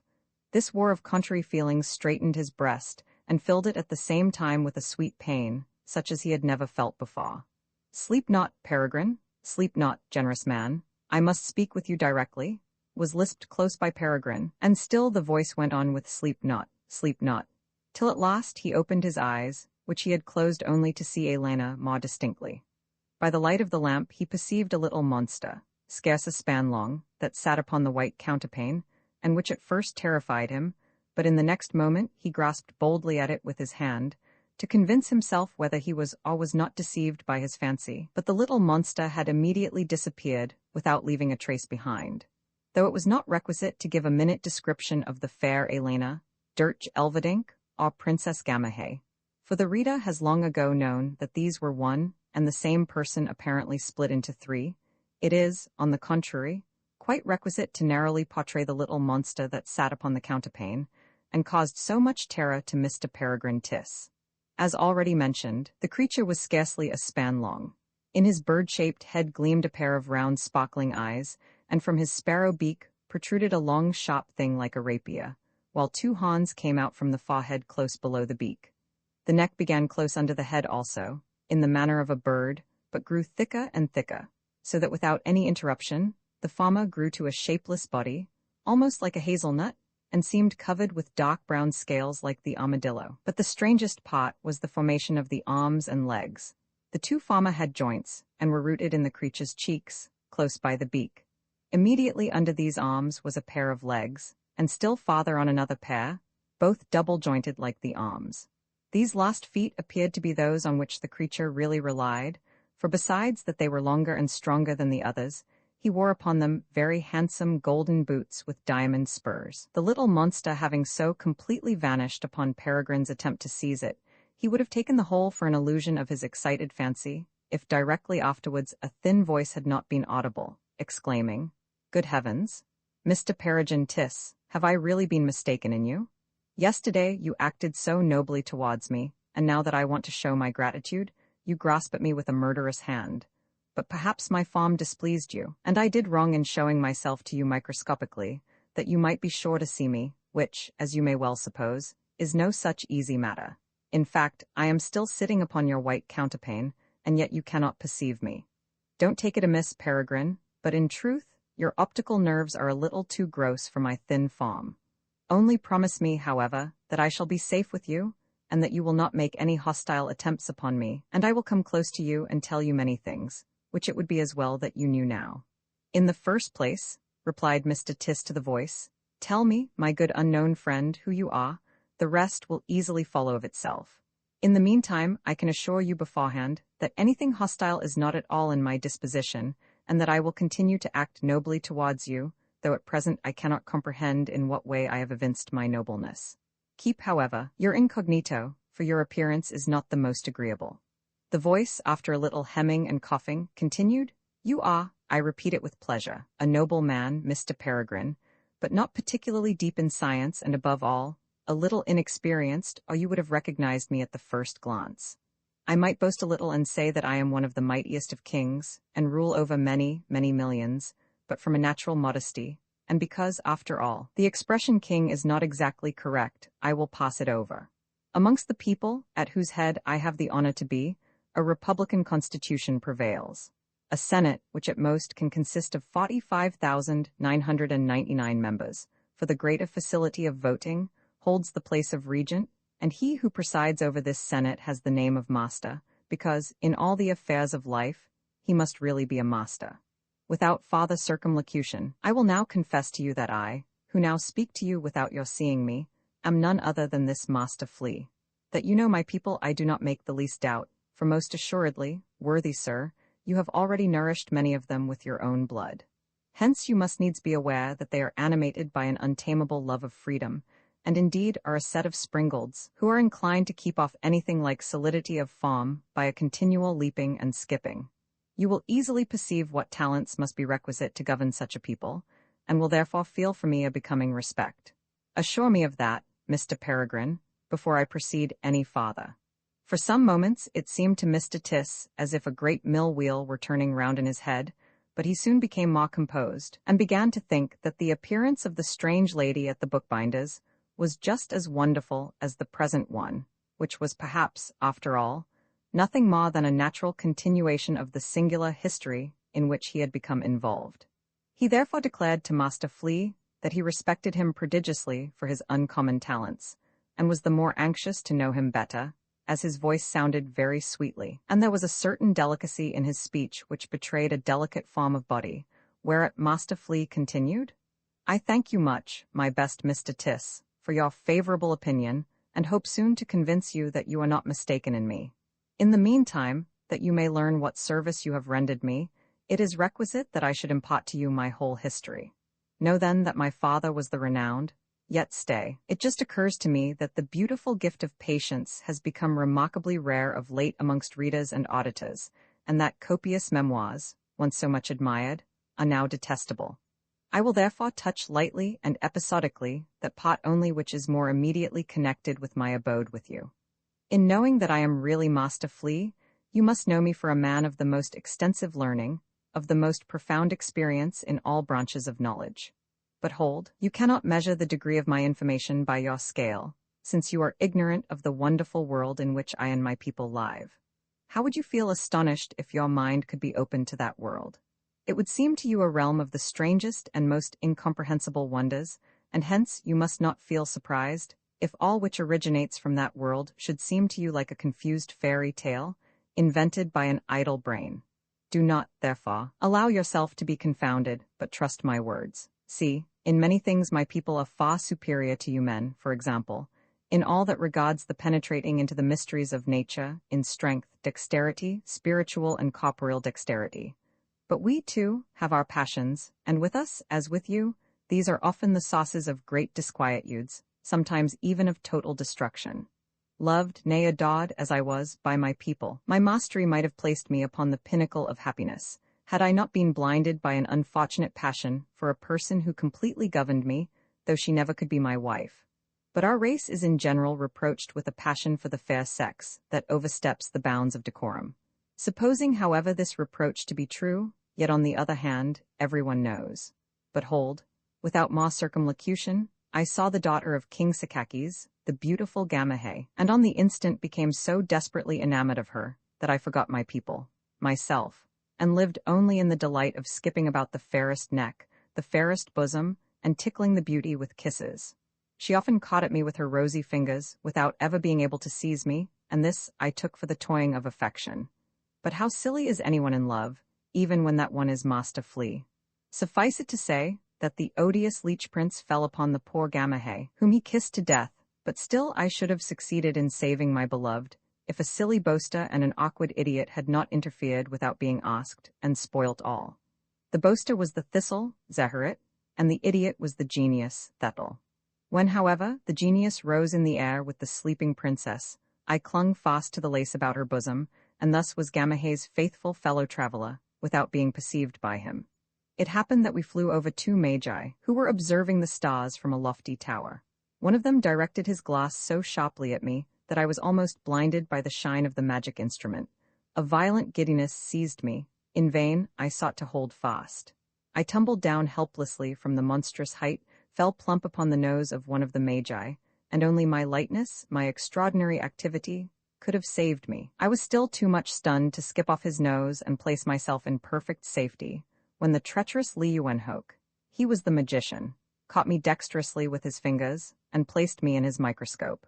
Notwithstanding it was night, and he was obliged to use a lamp, he was by far too practised an observer, and too great an adept, not immediately to recognize in me the Master Flea. Delighted that a lucky chance had delivered into his hands such an important prisoner, and resolved to draw every possible advantage from it, he flung poor me into chains, and thus began a painful imprisonment, from which I was yesterday freed by you. The possession of me gave the abominable Liyuwenhoek full power over my vassals, whom he soon collected in swarms about him, and with barbarian cruelty introduced amongst us that which is called education, and which soon robbed us of all freedom, of all enjoyment of life. In regard to scholastic studies, and the arts and sciences in general, Liyuwenhoek soon discovered, to his surprise and vexation, that we knew more than himself. The higher cultivation which he forced upon us consisted chiefly in this, that we were to be something, or at least represent something. But it was precisely this being something, this representing something, that brought with it a multitude of wants which we had never known before, and which were now to be satisfied with the sweat of our brow. The barbarous Liyuwenhoek converted us into statesmen, soldiers, professors, and I know not what besides. All were obliged to wear the dress of their respective ranks, and thus arose amongst us tailors, shoemakers, hairdressers, blacksmiths, cutlers, and a multitude of other trades, only to satisfy an useless and destructive luxury. The worst of it was that Liyuwenhoek had nothing else in view than his own advantage in showing us cultivated people to men, and receiving money for it. Moreover, our cultivation was set down entirely to his account, and he got the praise which belonged to us alone. Liyuwenhoek well knew that in losing me, he would also lose the dominion over my people. The more closely, therefore, he drew the spell which bound me to him, and so much the harder was my imprisonment. I thought with ardent desire on the beautiful Gamahe, and pondered on the means of getting tidings of her fate, but what the acutest reason could not effect, the chance of the moment itself brought about. The friend and associate of my magician, the old Swammerdam, had found the princess in the petal of a tulip, and this discovery he imparted to his friend. By means which, my good Peregrine, I forbear detailing to you, as you do not understand much about these matters, he succeeded in restoring Gamahe to her natural shape, and bringing her back to life. In the end, however, these very wise persons proved as awkward idiots as the genius, Thethel, and the thistle, Zeherit. In their eagerness they had forgotten the most material point, and thus it happened that in the very same moment the princess awoke to life, she was sinking back again into death. I alone knew the cause. Love to the fair one, which now flamed in my breast stronger than ever, gave me a giant's strength. I burst my chains, sprang with one mighty bound upon her shoulder. A single bite sufficed to set the freezing blood in motion. She lived. But I must tell you, Mr. Peregrine Tiss, that this bite must be repeated if the princess is to continue blooming in youth and beauty. Otherwise, she will dwindle away in a few months to a shriveled little old woman.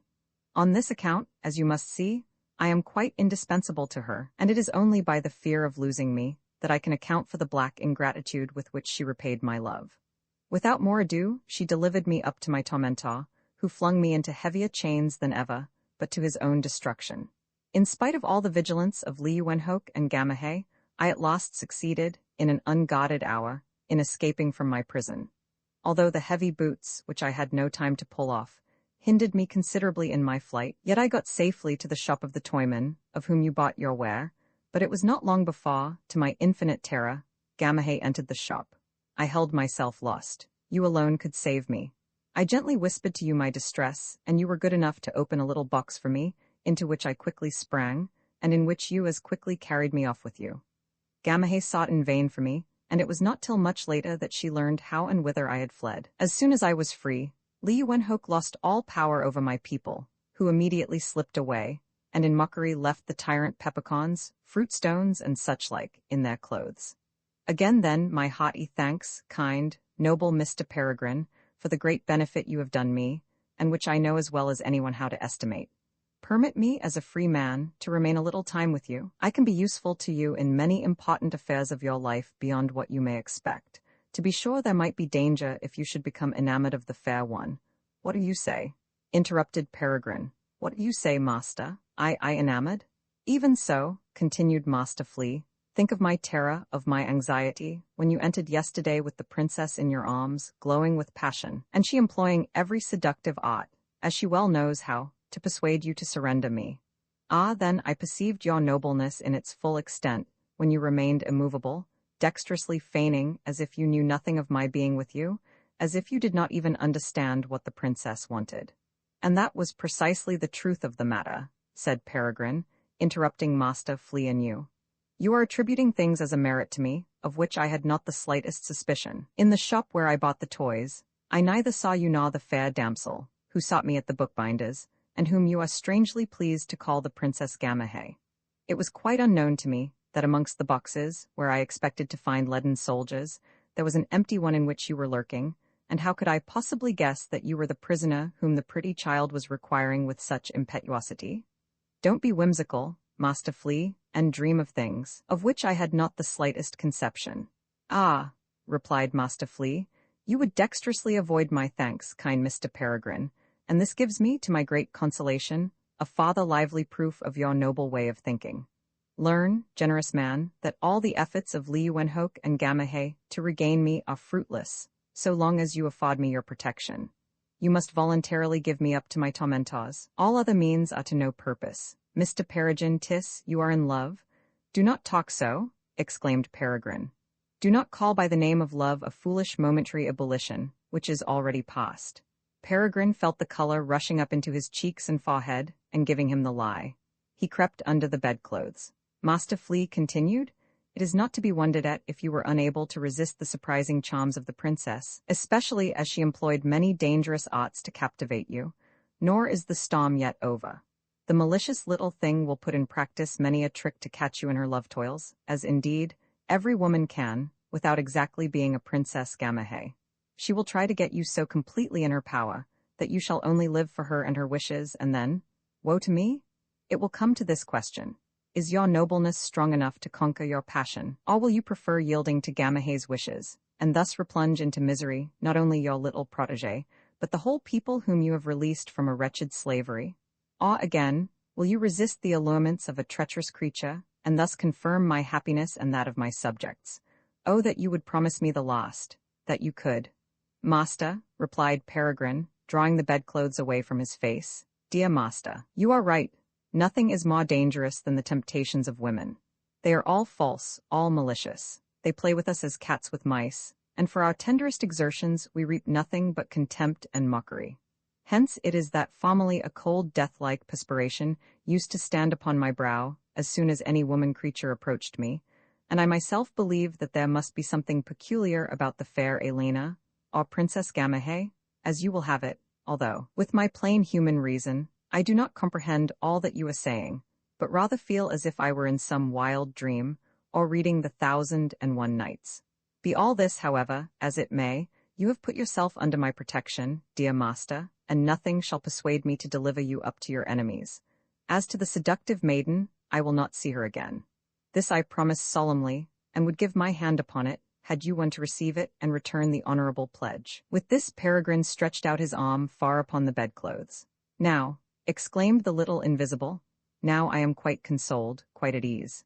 If I have no hand to offer you, at least permit me to prick you in the right thumb, partly to testify my extreme satisfaction, and partly to seal our bond of friendship more assuredly." At the same moment Peregrine felt in the thumb of his right hand a bite, which smarted so sensibly, as to prove it could have come only from the first master of all the fleas. "You bite like a little devil?" cried Peregrine. "Take it," replied Master Flea, "as a lively token of my honorable intentions. But it is fit that I should offer to you, as a pledge of my gratitude, a gift which belongs to the most extraordinary productions of art.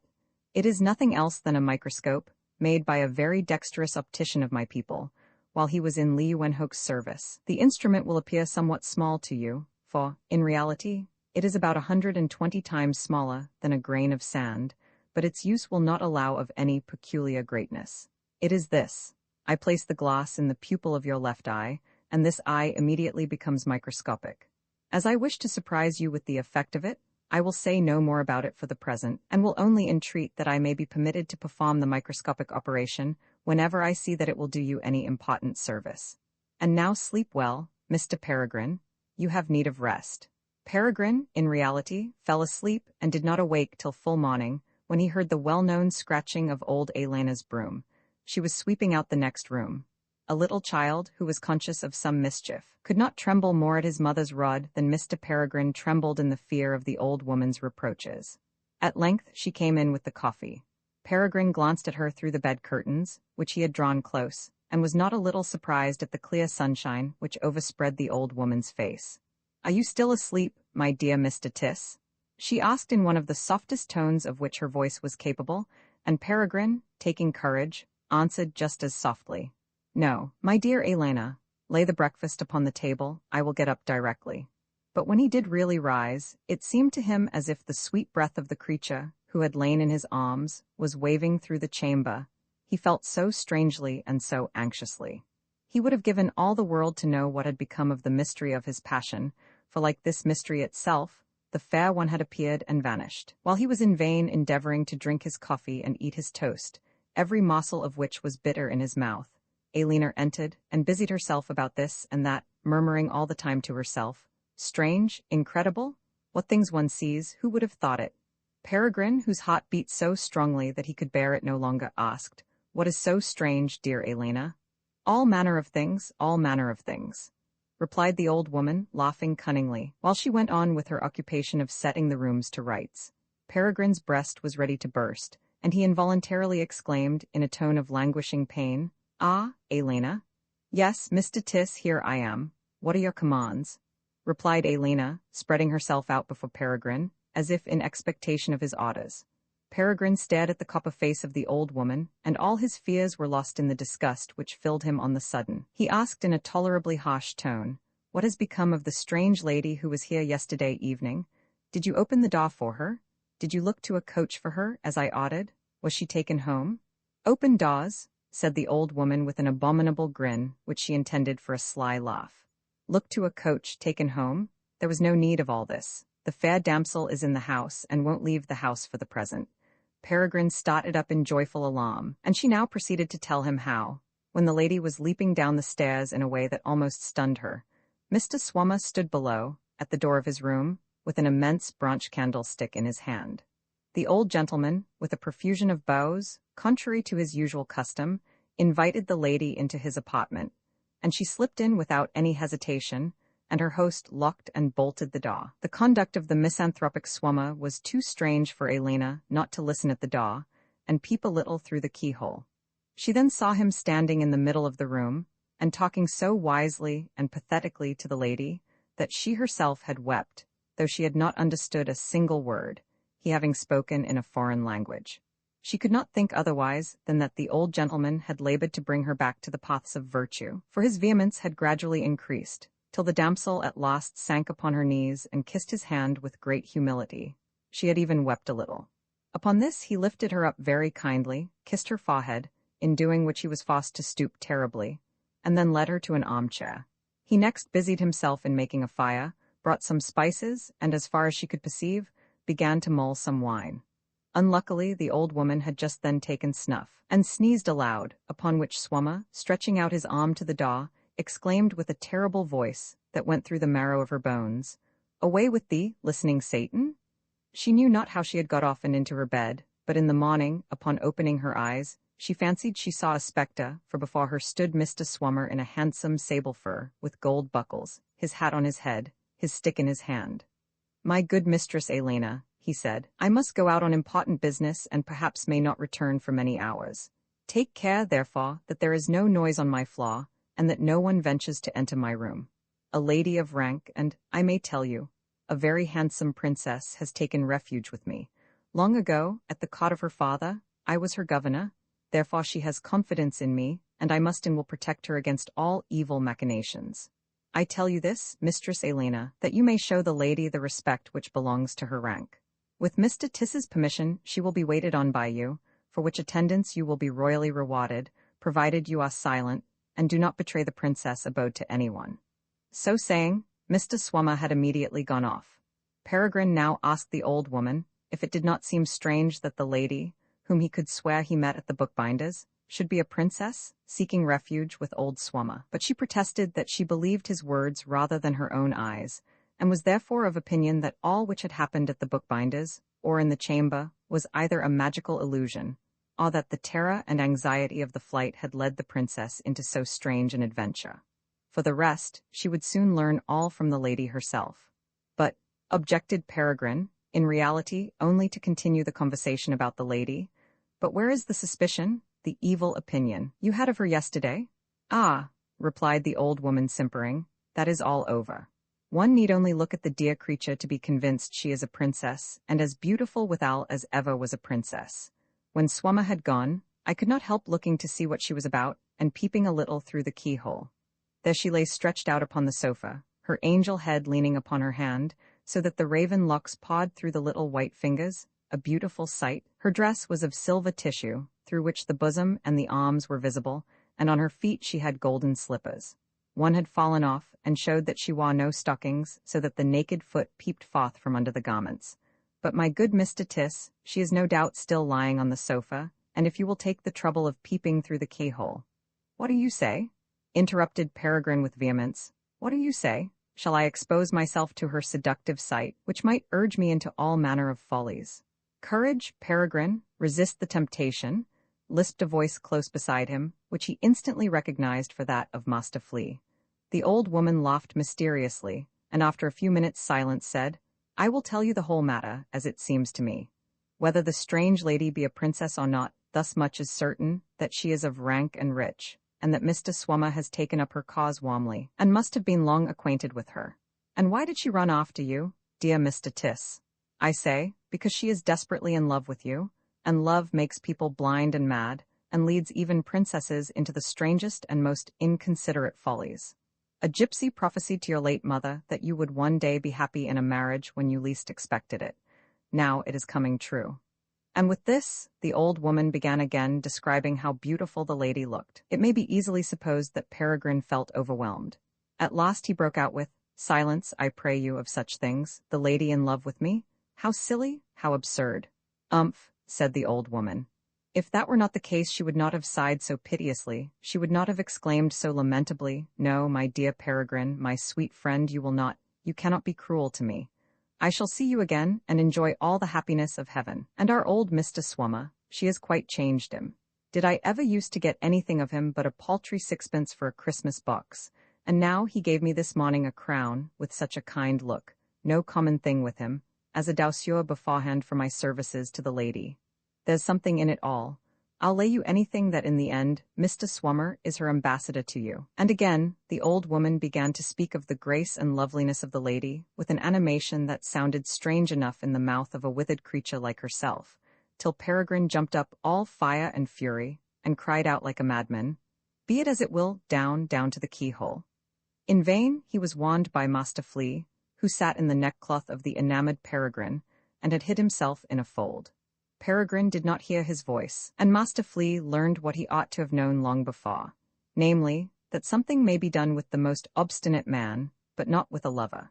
The lady did, indeed, lie on the sofa, just as the old woman had described, and Peregrine found that no mortal language was adequate to the expression of the heavenly charms which overspread the lovely figure.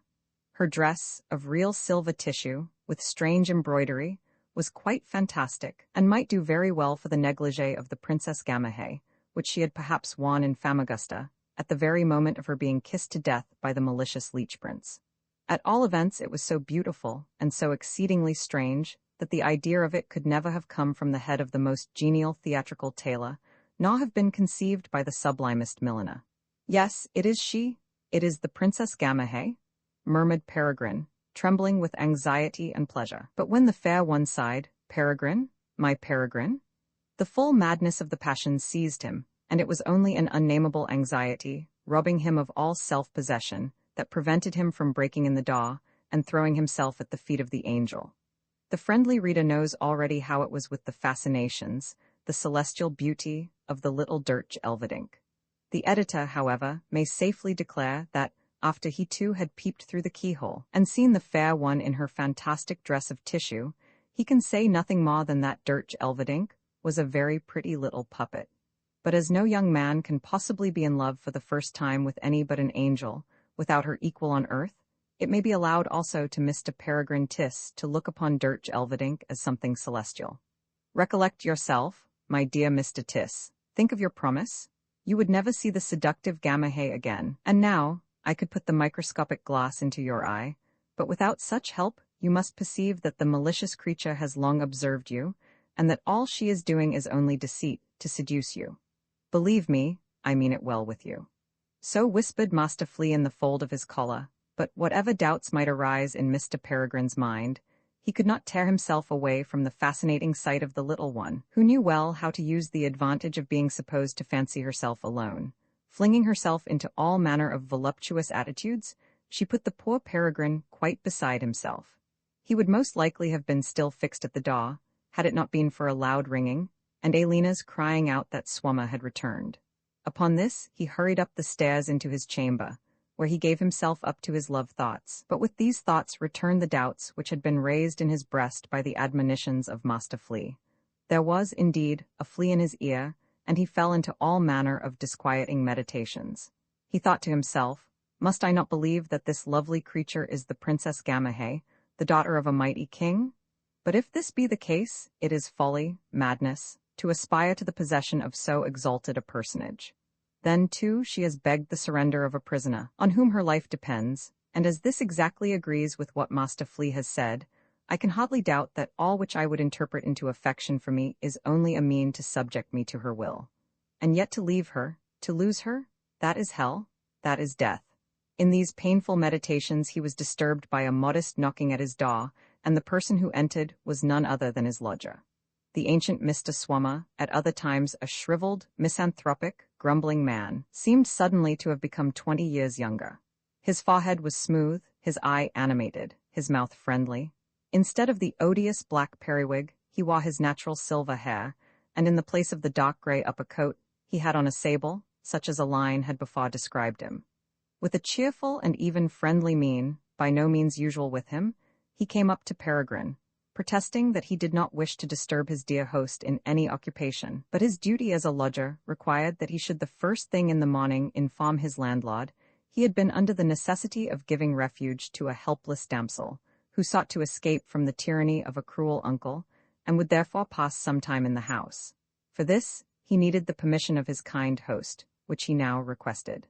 Involuntarily, Peregrine inquired who the lady was, without reflecting that this in fact was the best question he could ask to get a clue to the strange mystery. "It is just and proper," replied Swama, "that the landlord should know whom he is lodging in his house. Learn then, my respected Mr. Tiss, that the damsel, who has taken refuge with me, is none other than the fair Hollandress, Dirch Elverdink, niece of the celebrated Leeuwenhoek, who, as you know, gives here the wonderful microscopic exhibitions. Leeuwenhoek was once my friend, but I must acknowledge that he is a hard man, and uses my goddaughter cruelly. A violent affair, which took place yesterday, compelled the maiden to flight, and it seems natural enough that she should seek help and refuge with me." "Dirch Elverdink," said Peregrine, half dreaming. "Leeuwenhoek? Perhaps a descendant of the naturalist Antony van Leeuwenhoek, who made the celebrated microscopes." "That our Leeuwenhoek," replied Swama, smiling, "is a descendant of that celebrated man. I cannot exactly say, seeing that he is the celebrated man himself, and it is a mere fable that he was buried about 200 years ago at Delft. Believe it, my dear Mr. Tiss, or else you might doubt that I am the renowned Swamadam, although, for the sake of shortness and that I may not have to answer the questions of every curious blockhead, I call myself Swama. Everyone maintains that I died in the year 1680, but you see, Mr. Tiss, that I stand before you alive and hearty, and that I am really I can prove even to the dullest from my Biblia Naturae. You believe me, my worthy Mr. Tiss." "Since a short time," said Mr. Tiss, in a tone that showed his mental perplexity, "since a short time I have experienced so many wonders that I should be in perpetual doubt, if the whole had not been a manifest subject of the senses. But now I believe everything, however wild and fantastic. It may be that you are the dead Jan Swamadam, and therefore, as a dead alive, no more than other common men, but as to the flight of Dirch Elverdink, or the Princess Gamaheh, or however else the lady may be called, you are in a monstrous error. Hear how the matter really happened." Peregrine now related quite calmly the adventure he had with the lady, her entrance into Lemmerhurt's room, up to her reception with Mr. Swama, who, when he had done, replied, "It seems to me as if all that you have been pleased to relate were nothing more than a singular, yet very pleasant, dream. I will, however, let that be, and request your friendship, which perhaps I may have much need of. Forget my morose conduct, and let us be more intimate. Your father was a shrewd man and my good friend, but in regard to science, depth of understanding, mature judgment, and practiced insight into life, the son goes before the father. You know not how much I esteem you, my worthy Mr. Tiss. Now is the time," whispered Master Flea, and in the same moment Peregrine felt a slight passing pain in the pupil of his left eye. He knew that Master Flea had placed the microscopic glass in his eye, but he had not before had the slightest idea of its effects. Behind the tunicle of Swama's eyes he perceived strange nerves and branches, the perplexed cause of which he traced deep into the forehead, and could perceive that they were Swama's thoughts. They ran much in this way. "I did not expect to get off so easily here, without being better questioned. If Papa was an ignoramus of whom I never thought anything, the son is still worse, with a greater infusion of childishness. With the simplicity of an idiot, he tells me the whole adventure with the princess, not seeing that she must have already told me all, as my behavior to her of necessity presupposes an earlier intimacy. But there is no help for it. I must speak him fair, because I want his help. He is simple enough to believe all I say, and, in his stupid good nature, to make many a sacrifice to my interest, for which he will reap no other thanks than that, when all is over, and Gamaheh mine again, I shall laugh soundly at him behind his back. It seemed to me," said Swama, coming close to Peregrine, "it seemed to me, my dear Mr. Tiss, as if a flea were on your collar." The thoughts ran thus: "The deuce, that was, indeed, Master Flea. It would be a queer piece of business if Gamaheh should be right after all." Peregrine stepped nimbly back, protesting that he had no dislike to fleas. "Then," replied Swama, with a profound bow, "then for the present I most respectfully take my leave, my dear Mr. Tiss." The thoughts ran thus: "I wish the black-winged devil had you, idiot." Master Flea took the microscopic glass out of the eye of the astonished Peregrine, and then said, "You have now, my dear sir, experienced the wonderful effects of the glass, which has not its equal in the world, and must perceive what a superiority it gives you over men, by laying open before your eyes their inmost thoughts. But, if you were to use it constantly, the perpetual knowledge of their real sentiments would overwhelm you, for the bitter vexation which you have just now experienced would be too often repeated. I will always be with you when you leave your house, sitting either in your collar or in some convenient place, and if you wish to learn the thoughts of him who is conversing with you, you have only to snap your fingers, and the glass will be in your eye immediately. Peregrine, seeing the manifest advantages of such a gift, was about to pour out the warmest thanks, when 2 deputies from the council entered, and announced to him that he was accused of a deep offense, the consequence of which must be preliminary imprisonment and the seizure of his papers. Mr. Peregrine swore high and low that he was not conscious of the slightest offense, but one of the deputies replied with a smile that perhaps in a few hours his innocence might be proved. Till when, however, he must submit to the orders of the magistrate. After this, what was left to Mr. Tiss but to get into the coach and suffer himself to be carried off to prison? It may be supposed with what feelings he passed Mr. Swammer's chamber. Master Flea sat in the collar of the prisoner. Roman 4, fourth adventure. The mistake of the watchman in arresting Mr. George Pepusch for a thief was soon explained. In the meantime, however, some informalities had been discovered in his passport, and for this reason they required that he should produce some resident citizen of Frankfurt as his bail, till when he must be contented with his present place in prison. Here then sat Mr. George Pepusch in a very neat room, meditating on whom he could find in Frankfurt to be his bail. He had been away so long that he feared he must be forgotten by those who had formerly known him well, and as to foreign recommendations, he possessed none whatever. He began to look out of the window in a very melancholy mood, and cursed his fate aloud, when a window was opened close by him, and a voice exclaimed, "What? Do I see right? Is it you, George?" Mr. Pepusch was not a little astonished on perceiving the friend with whom he had been most intimate during his residence at Madras. "The deuce!" he exclaimed, "that I should be so forgetful, so utterly stupid. I knew that you had got safely into harbour, and in Hamburg heard strange things of your way of living, and when I had got here, never thought of paying you a visit. But he who has such wonderful things in his head as I have, well, it is lucky that accident brought you to me. You see I am under arrest, but you can immediately set me free by answering for my being really the George Pepusch, whom you knew years ago, and not a thief nor a robber." "Why," replied Peregrine, "I should be an excellent bail, being myself under arrest." He now related at large to his friend how since his return to Frankfurt he had found himself deprived of both his parents, and had from that time led, amidst all the bustle of a city, a lonely, joyless life, devoted to the memory of other days. To this George replied morosely, "Oh yes, I have heard of it. I have heard of the fool's tricks you play, that you may waste life in a childish dream. You would be a hero of innocence, of childishness, and for this despise the just claims which society has upon you. You give imaginary family feasts, and bestow upon the poor the costly viands, the dear wines, which you have before served up to the dead. You give yourself Christmas boxes, and act as if you were a child, and then present to poor children these gifts, which are of the sort usually wasted in rich houses upon spoiled young ones. But you do not reflect that you are doing a scurvy benefit to the poor in tickling their gums with delicacies, that they may doubly feel their wretchedness, when afterwards they are compelled, by pressing hunger, to eat the vile bits that would be rejected by many a petted lapdog. Ha, how this almsgiving disgusts me, when I think that what you thus waste in a day would be sufficient to support them for months in a moderate manner. Then, too, you overload them with glittering gewgaws, when a common toy, presented by their fathers or mothers, gives them infinitely more pleasure.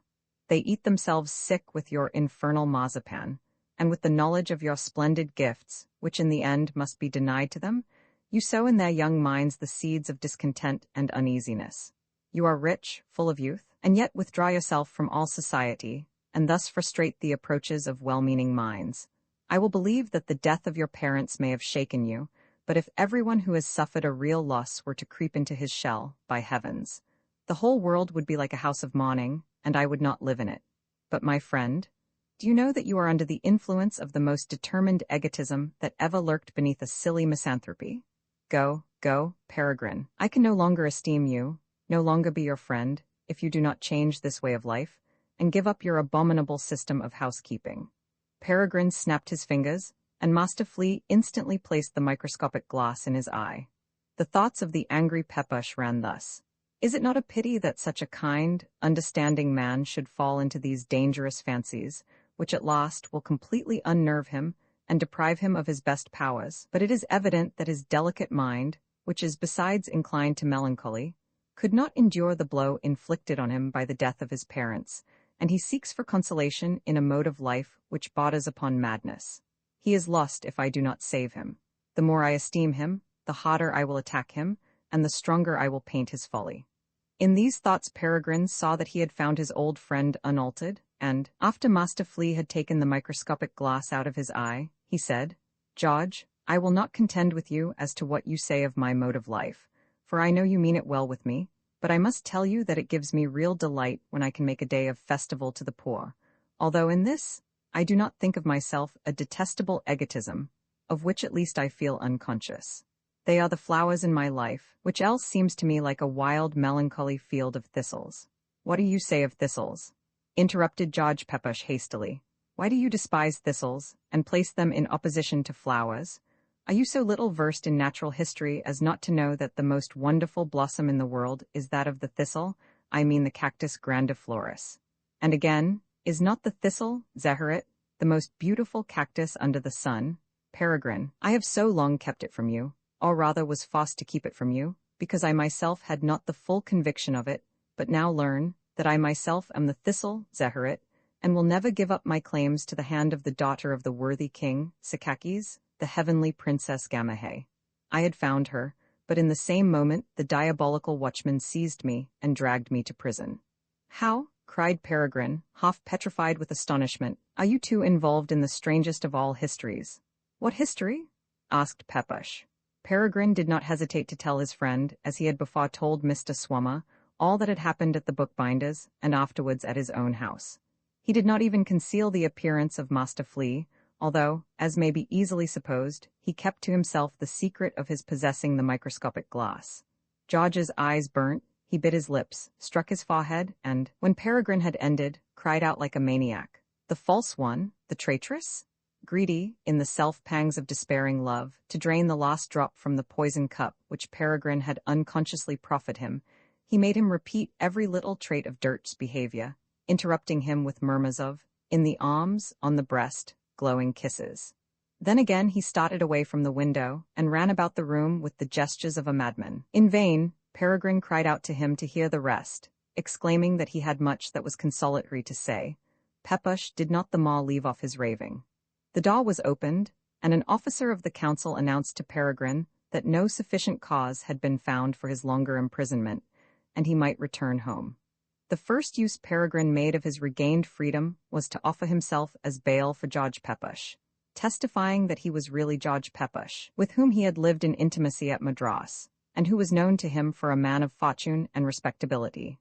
Master Flea exhausted himself in very philosophic and instructive reflections, which amounted to this: that the thistle, Zeherit, in spite of his rough exterior, was very kind and reasonable, but a little too overbearing, and fairly considered was quite correct in his censure of Mr. Peregrine's way of life, though somewhat too harsh perhaps in his expressions. He too, that is, Master Flea, would really advise Mr. Peregrine henceforth to go abroad in the world.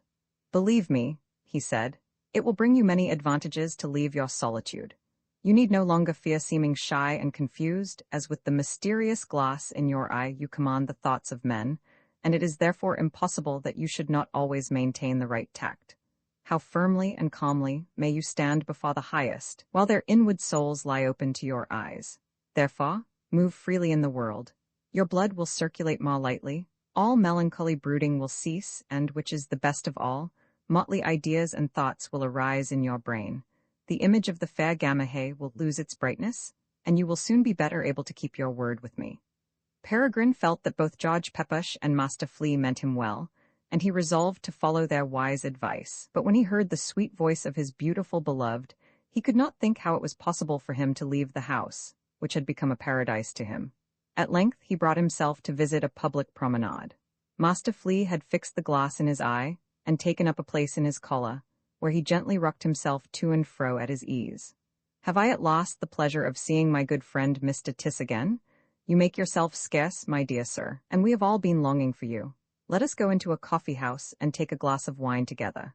I am truly rejoiced to see you." It was thus that he was addressed by a young man, whom he had seen scarcely 2 or 3 times.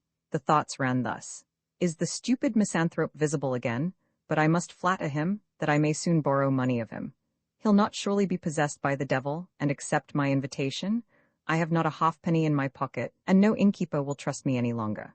Two well-dressed girls now crossed him. They were sisters, distantly related to him. Ah, cousin, cried one of them, laughing, do we meet you at last? It is not well done to lock yourself up so that one can never get a sight of you. You do not know how fond mamma is of you, because you are such a sensible man. Promise me to come soon. There, kiss my hand. The thoughts ran thus. How, what is this? What has come to our cousin? I wanted to make him blush and stammer, and formerly he used to run away from every girl, but now he stands and eyes me so strangely, and kisses my hand without the least shyness. If he should be in love with me, that would be a fine thing. My mother says that he is somewhat stupid, but what does that signify? I will have him. A stupid man, when he is rich as my cousin is the very best. The sister had merely lisped, with downcast eyes and blushing cheeks, come to us shortly, dear cousin. The thoughts ran thus. Our cousin is a very handsome man, and I do not understand why mamma calls him silly, and can't endure him. If he should come to our house, he will fall in love with me, for I am the prettiest girl in all Frankfurt. I will have him, because I want a rich man, that I may sleep till 12 o'clock in the day, and wear dearer shawls than my sister. A physician, in passing, perceived Peregrine, stopped his carriage and called out, Good morning, my dear sir, you look uncommonly well, heaven keep you so. But if anything should happen, think of me, the old friend of your late father. Such sound constitutions as yours I can soon set to rights. Adieu. The thoughts ran thus. I believe the fellow is constantly well out of pure avarice, but he looks tolerably pale now, and seems at last to have something the matter with him. Well, only let him once come under my hands, and he shall not soon get up from his bed again. He shall undergo a sound penance for his obstinate health. Immediately after this, an old merchant cried out to him, My best greetings to you, worthy Mr. Tiss. See how I am forced to run and bustle, and plague myself with business. You have done wisely in withdrawing from it, though with your quick-sightedness you could not fail of doubling your father's fortune. The thoughts were thus. If the fool would only meddle with business, he would speculate away his whole fortune in a short time, and that would be a real delight. His old papa, whose joy was in ruining other people that wished to help themselves by a little bankruptcy, would turn himself about in his grave. Many more such cutting contrasts between words and thoughts occurred to Peregrine. He always directed his answers rather by what people meant than by what they said, and as he penetrated into their inmost intents, they themselves were puzzled what to think of him. At last he felt wearied, snapped his fingers, and immediately the glass vanished from the pupil of his left eye. On returning to his house, he was surprised by a strange spectacle. A man stood in the middle of the passage, looking steadfastly through a strangely formed glass at Mr. Swummer's door. Upon this door, sun-bright circles played in rainbow colors, and then met in one fiery point that seemed to pierce through the wood. As this took place, a deep sighing was heard, broken by cries of pain, which came, as it appeared, from the room. To his horror, Peregrine fancied that he distinguished Gamahay's voice. What do you want? What are you doing here? He exclaimed to the man, who really seemed to be practicing diabolic arts, the rainbow circles growing with every moment quicker and brighter, the center-point piercing more keenly, and the cries sounding more painfully from the chamber. Oh, exclaimed the stranger, closing his glass and hastily putting it into his pocket. Oh, the landlord. Your pardon, my dear sir, that I am operating here without your permission. I did indeed pay you a visit to request it, but Elena told me you had gone out, and the business here would admit of no delay. What business? Said Peregrine, pretty harshly. What business is it that will admit of no delay? Don't you know, replied the stranger with an odious grin, don't you know that my ill-advised niece, Dirch Elverdink, has run away? You were arrested, though with great injustice, as her seducer, on which score I will with great pleasure testify your perfect innocence, if it should be requisite. It is not to you, but to Swammerdam, once my friend and now my enemy, that the faithless Dirch has fled. She is in that chamber, I know it, and alone, since Swammerdam has gone out. I cannot get in, as the door is barred and bolted, and I am too mild to employ force, but I have taken the liberty to torment her a little with my optical glass, that she may know I am her lord and master in spite of her imaginary princess-ship. You are the devil, exclaimed Peregrine in the highest indignation. You are the devil, but not lord and master of the beautiful Gamahay. Out of my house, practice your devil's tricks where you will, but here you will fail with them, I can promise you. Don't put yourself in a passion, replied Li Wenhoke. Don't put yourself in a passion, my dear Mr. Tiss. I am an innocent man, who means nothing but good. It is a little monster, a little basilisk that sits in yonder room, in the shape of a lovely woman. If the abode with my insignificance displeased her, she might have fled, but the traitress should not have robbed me of my most precious treasure, the best friend of my soul, without whom I am nothing. She should not have run away with Master Flea. You will not understand what I mean, worthy sir, but here Master Flea, who had planted himself in a secure place, could not refrain from bursting out into a fine mocking laugh. Ha! Cried Li Wenhoke, struck with a sudden terror. Ha! What was that? Can it be possible? Here on this spot, permit me, my dear sir. Thus saying, Li Wenhoke stretched out his hand and snatched at Peregrine's collar, who dexterously avoided his grasp and, seizing him with a strong arm, dragged him towards the door, to fling him out without farther ado. But just as he had reached the door, it was opened from without, and in rushed George Pepusch, followed by Swammerdam. No sooner did Li Wenhoke perceive his enemy Swammerdam than he burst from Peregrine with the utmost exertion of his lost strength, and planted himself with his back against the door of the mysterious chamber, where the fair one was imprisoned. Swammerdam, seeing this, took a little telescope from his pocket, drew it out at full length, and fell upon his adversary, exclaiming, "Draw, scoundrel, if you have courage." Li Wenhoke had quickly a similar instrument in his hand, drew it out as the other had done, and cried, "Come on, I am ready, and you shall soon feel my prowess." Each now put his glass to his eye, and fell furiously upon the other with sharp, murderous glances, now lengthening and now shortening his weapon by drawing the tubes in and out. There were feints, parries, thrusts, in short, all the tricks of the fencing school, and with every moment they seemed to grow more angry. Whenever one was hit he cried out aloud, sprang into the air, cut the most wonderful capers, made the most beautiful entrechats and turned pirouettes as well as the best pas seul dancer on the Parisian stage, till his adversary fixed him fast with the shortened telescope. When the other was hit, he did precisely the same, and in this way they went on interchangeably with the most violent springs, the maddest gestures, and the most furious cries. The perspiration dropped from their brows, the blood-red eyes seemed starting from their heads, and as there appeared no other cause for their scent, vitus dance than their looking at each other through their glasses, they might have been taken for maniacs, just escaped from the madhouse. For the rest, it was a very pretty sight. Swammerdam at last succeeded in driving Li Wenhoke from his post by the door, which he had maintained with obstinate bravery, and thus carrying on the war in the remoter parts of the ground. George Pepusch saw the opportunity, pressed against the unoccupied door, that was neither barred nor bolted, and slipped into the chamber, but in the next moment he rushed out, exclaiming, "She has fled, fled?"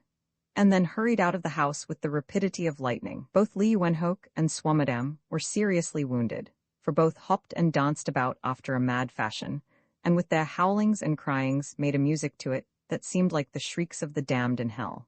Peregrine knew not how to set about separating them, and thus ending a contest, which was as ludicrous as it was terrific.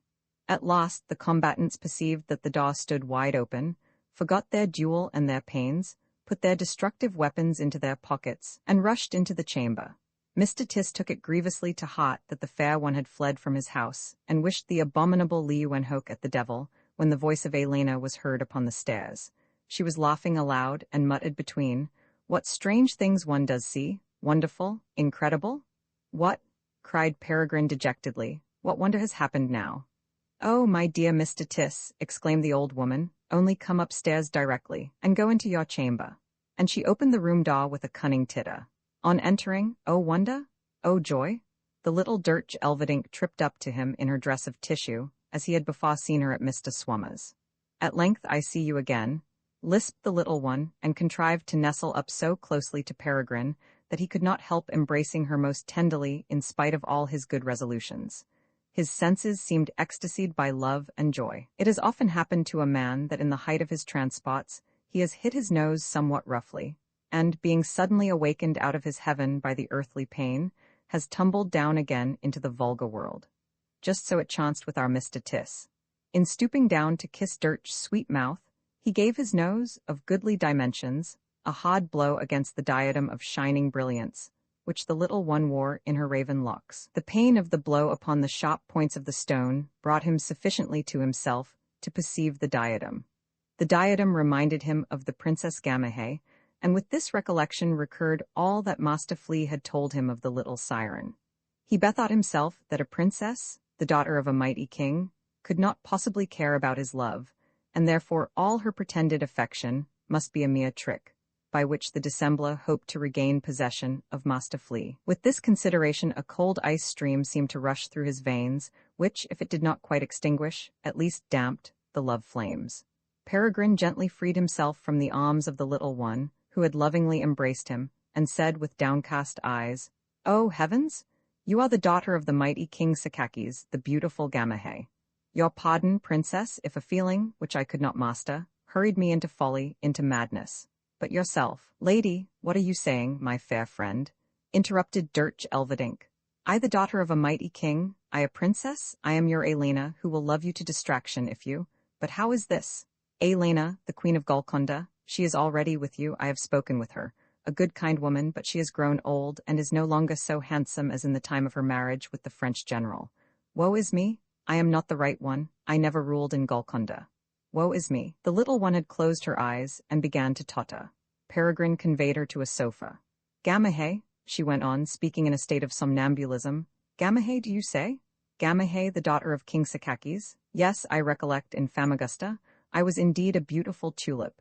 Yet no, even then I felt desire and love in my breast. Still on that point, she was silent, and seemed to be falling into a perfect slumber. Peregrine undertook the perilous enterprise of placing her in a more convenient position, but, as he gently embraced her, a concealed pin prickled him sharply in the finger. According to his custom, he snapped his fingers, and Master Flea, taking it for the concerted signal, immediately placed the microscopic glass in his eye. Now, as usual, Peregrine saw behind the tunicle of the eyes the strange interweaving of nerves and veins, which pierced deep into the brain. But with these were twined bright silver threads, 100 times thinner than the thinnest spider's web, and it was these very threads that confused him, for they seemed to be endless, branching out into something indistinguishable even by the microscopic eye. Perhaps they were thoughts of a sublimer kind, the others of a sort more easily comprehended.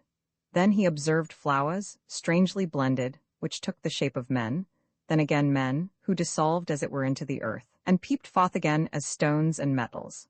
Amongst these all manner of beasts were in motion, who underwent innumerable changes, and spoke strange languages.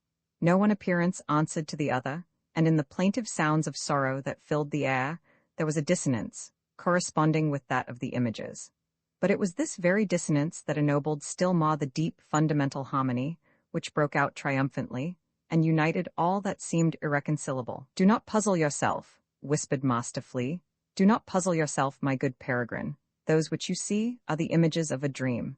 Even if anything more should lurk behind them, now is not the time for farther inquiry. Only call the little deceiver by her real name, and then sift her as much as you please." As the lady had many names, it must have been difficult, one would have thought, for Peregrine to hit upon the right, but without the least reflection, he exclaimed, "Dirch Elverdink, dear charming girl, was it no deceit? Is it possible that you can love me?" Immediately the little one awoke from her dreamy state, opened her eye, and said with burning glance, "What a doubt, my Peregrine! Could a maiden do as I have done, unless her breast were filled with the most glowing passion? Peregrine, I love you more than anyone, and if you will be mine, I am yours with my whole soul, and remain with you because I cannot leave you, and not merely to escape from the tyranny of my uncle." The silver threads had disappeared, and the thoughts, properly arranged, ran thus. "How is this? At first I feigned a passion for him only to regain Master Flea for myself and Lee Wenhoke, and now I actually am fond of him. I have caught myself in my own snares. I think no more of Master Flea, and would like to be his, who seems lovelier to me than any man I have ever seen." It may be easily supposed what effect these thoughts produced in Peregrine's breast. He fell on his knees before the fair one, covered her hand with 1,000 burning kisses, called her his joy, his heaven, his whole happiness. "Well," lisped the maiden, drawing him gently to her side, "well, my love, you certainly will not deny a request on the fulfillment of which depends the repose, nay, the very existence of your beloved."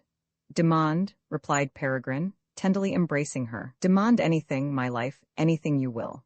Your slightest wish is my command. Nothing in the world is so dear to me that I would not with pleasure sacrifice it to you and your affection." "Woe is me," lisped Master Flea, who could have imagined that the little traitress would have conquered. "I am lost."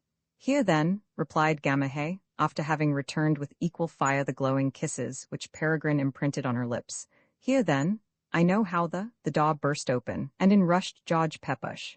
"Zaharit!" cried the little one in despair, and fell back on the sofa, senseless. The thistle, Zaharit, flew to the princess, took her in his arms, and ran off with the speed of lightning. For this time Master Flea was saved. Fifth adventure with the speed of lightning. As the reader has already learned at the conclusion of the fourth adventure, George Pepusch snatched the fair one from the arms of the enamored Peregrine, and left him behind petrified with astonishment and terror. When at length the latter came to his recollection, and would have followed his rubber friend, all was still and desolate in the house. Upon his repeated calling, the old Elena came pattering up the stairs from one of the farthest rooms, and declared that she had not observed the slightest part of the whole business. Peregrine was nigh going mad at the loss of Dirch, but Master Flea began to console him in a tone that must have inspired the most desperate with confidence. "You are not yet quite certain, my dear Mr. Peregrine, whether the fair Dirch Elverdink has really left your house. As well as I can judge of such things, she is not far off. I seem to feel her nearness. But if you will follow my friendly counsel, you will leave her to her fate. Trust me, she is as capricious as the wind. It may be, as you have said, that she now is really fond of you, but how long will it be before she plunges you into such misery, that you will be in danger from it of losing your reason, like the thistle, Zaharit? I say again, give up your lonely way of life. You will be the better for it. How many women have you known, that you should take Dirch for the handsomest of her sex? What maiden have you approached with love, that you should believe that Dirch alone can love you? Go to, Peregrine. Experience will show you better. You are a well-made, handsome man, and I should not be so keen-sighted, as Master Flea really is, if I could not see beforehand that love would smile upon you in a very different way from what you may expect." Peregrine had already broken the ice by going abroad in public places, and it was therefore the less difficult for him to visit societies, from which he had formerly withdrawn himself. In this, Master Flea rendered him excellent service with his microscopic glass, and he is said during this time to have kept a daybook, and to have made notes of the most remarkable and pleasant contradictions between words and thoughts, as they daily occurred to him. Perhaps the editor of this strange tale, called Master Flea, may find some future opportunity of bringing to light many worthy impartments from this same daybook. Here it would only stop the current of the history, and therefore would not be welcome to the reader. So much, however, may be said, that many of the phrases with the corresponding thoughts seem to be stereotyped, as it were. As, for example, "Favor me with your advice," the thought being, "He is fool enough to think I ask his advice in a matter that I have long since resolved upon, and that tickles him. I have the most perfect confidence in you," the thought being, "I knew long ago that you were a scoundrel," etc. It should also be mentioned that many folks mightily puzzled Peregrine with his microscopic observations. These were the young men, who fell into raptures upon everything, and poured themselves forth in a torrent of splendid phrases. Amongst these the most remarkable were the young poets, who were boiling over with imagination and genius, and were particularly adored by the ladies. To these were associated the bluestockings, who were as familiar with metaphysics as the less learned part of their sex with scandal, and could talk like any parson in his pulpit. If it seemed strange to Peregrine that the silver threads should twine together out of Gamahay's brain into an undistinguishable something, he was not a little astonished at what he saw in the heads of those above mentioned. He saw indeed the strange weaving of nerves and veins, but remarked at the same time that when the owners of them spoke most learnedly on art and science, they did not penetrate the brain, but were reflected outwards, so that all recognition of the thoughts was out of the question. He imparted his observation to Master Flea, who usually sat in a fold of his neckcloth, and Master Flea was of the opinion that what Peregrine took for thoughts were in reality none, but merely words, which in vain endeavoured to become thoughts. If Mr. Tis began now to amuse himself in society, his faithful companion also laid aside much of his gravity, and exhibited himself as a knavish little voluptuary, an amiable roué. He could not see the fair neck or the white bosom of any beauty, without slipping out of his hiding-place with the first opportunity, and springing on the inviting spot, where he very dexterously contrived to elude the attacks of pursuing fingers. This maneuver combined a double interest. In the first place, he found a pleasure in it for the thing itself, and then he hoped, by drawing Peregrine's attention to the fair ones, to cast Dirch's image into shadow. This, however, seemed to be a fruitless labor, for none of all the ladies, whom he now approached without the least timidity, seemed to him so fair and lovely as his little princess. The great cause, however, of his continued constancy was that in none he found the words and thoughts so united in his favor as with her. He was convinced that he could never leave her, and this he repeated incessantly. Master Flea was in no little alarm. One day Peregrine remarked that the old Elena laughed very cunningly, took snuff more frequently than usual, muttered strangely, in short, acted altogether like one who is big with a secret and would fain be disburdened of it. To everything she replied, "Yes, one can't tell that. One must wait." Whether these words were suited to the occasion or not, till at last Peregrine, full of impatience, exclaimed, "Speak it out at once. Tell me what is the matter, without creeping around me with those mysterious looks." "Ah," cried the old woman, clasping her withered hands together.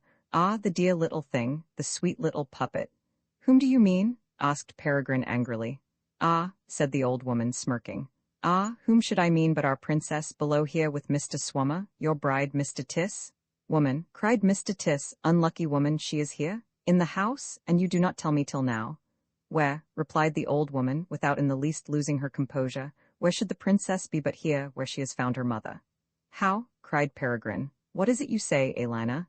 "Yes," rejoined the old woman, drawing herself up. "Yes, Elena is my right name, and who knows what else may come to light in a short time before your nuptials." Peregrine entreated her, by all the angels and devils, to go on, but without paying the least attention to his hurry, she seated herself snugly in the armchair, drew out her snuff-box, took a prodigious pinch, and demonstrated to Peregrine very circumstantially that there was no worse failing than impatience. "Calmness, my son. Calmness is above all things requisite, or otherwise you run the risk of losing all in the moment that you think you have gained it. Before you get a word out of me, you must first promise to seat yourself there, quite quietly like a pretty behaved child, and for the life of you not to interrupt me in my story." Nothing was left to Peregrine but to obey the old woman, who, when he had seated himself, related things that were strange enough to hear. According to the old woman's tale, the two gentlemen, namely, Swammerdam and Leeuwenhoek, had another tough struggle in the chamber, and for a time kept up a terrible clatter. Then again, all had become quite still, when a heavy moaning had made her fancy that one of the two was mortally wounded, but on peeping through the keyhole, she perceived something quite different from what she had expected. Swammerdam and Leeuwenhoek had seized George Pepusch, and stroked and squeezed him with their fists, so that he grew thinner and thinner, during which operation he had uttered the moans heard by the old woman. At last, when he had grown as thin as a thistle stem, they had tried to squeeze him through the keyhole, and the poor Pepusch was hanging with half his body out, when she ran away in terror. Soon afterwards she heard a loud laughing, and saw Pepusch in his natural form, quietly led out of the house by the two magicians, while at the room door stood Dirch and beckoned her in. The little one wished to dress herself, and needed her assistance. The old woman could not talk enough of the great heap of clothes which the princess brought out of a variety of chests and showed to her, each of which had appeared richer than the other. She declared that none but an Indian princess could possess such jewels as the little one. Her eyes still ached with the glitter. She then went on to say how, during the dressing, she had talked of this, and that, of the late Mr. Tiss, on the delightful life they had formerly led in the house, and at last the conversation had fallen upon her deceased relations. "You know, my dear Mr. Tiss, that nothing is more valued by me than my late cousin, the calico printer's wife. She was in Mainz and, I believe, even in the Indies, and could speak French and sing. If I owe to my cousin the unchristian name of Elena, I will forgive her that in the grave, since it is from her alone that I have learned polite manners and the art of speaking elegantly. As I was talking much of my cousin, the little princess asked after my father, my grandfather, and so on, higher and higher up the family. I opened my heart to her, told her that my mother had been almost as handsome as myself, except that I go beyond her in regard to the nose, which I derive from my father, and which is after the shape that has been usual in the family since the memory of man. Then I came to speak of the country wake, when I waltzed with Sergeant Drumstick, and wore the sky-blue stockings with red clocks. Ah, dear God, we are all weak, sinful creatures. But oh, Mr. Tiss, you should have seen how the little princess, who at first had laughed and tittered, that it was a pleasure to hear her, now grew more and more quiet, and gazed on me with such odd looks, that I began to be terribly alarmed. And then think, Mr. Tiss, on a sudden, before I could prevent it, she lies on her knees before me, and will positively kiss my hand, exclaiming, 'Yes, it is you, now I recognize you. It is yourself?' And when, quite astonished, I asked what it all meant, Here the old woman stopped, and when Peregrine pressed her to go on, she with great gravity and precision took a mighty pinch of snuff and said, "You'll know in good time, my son, what farther happened. Everything has its time and hour." He was now more urgent than ever with the old woman to proceed, when she burst out into a roaring fit of laughter, upon which he admonished her, with a very sour face, that his room was not exactly the place for her to play off such fooleries. But the old woman, planting her hands in her sides, seemed ready to burst. The burning red of her brow changed to an agreeable mahogany, and Peregrine was upon the point of flinging a glass of water into the old woman's face, when she recovered her breath and speech at the same time. "I can't help laughing," she said. "I can't help laughing at the foolish little thing. No, such love is no longer on earth. Only think, Mr. Tiss." Here she broke out into a fresh fit of laughter, and Peregrine's patience was well nigh exhausted. At last, with much difficulty, he got out of her that the little princess had taken up the whimsical notion of Mr. Tiss being positively determined to marry the old woman, and had compelled her solemnly to promise to reject his hand.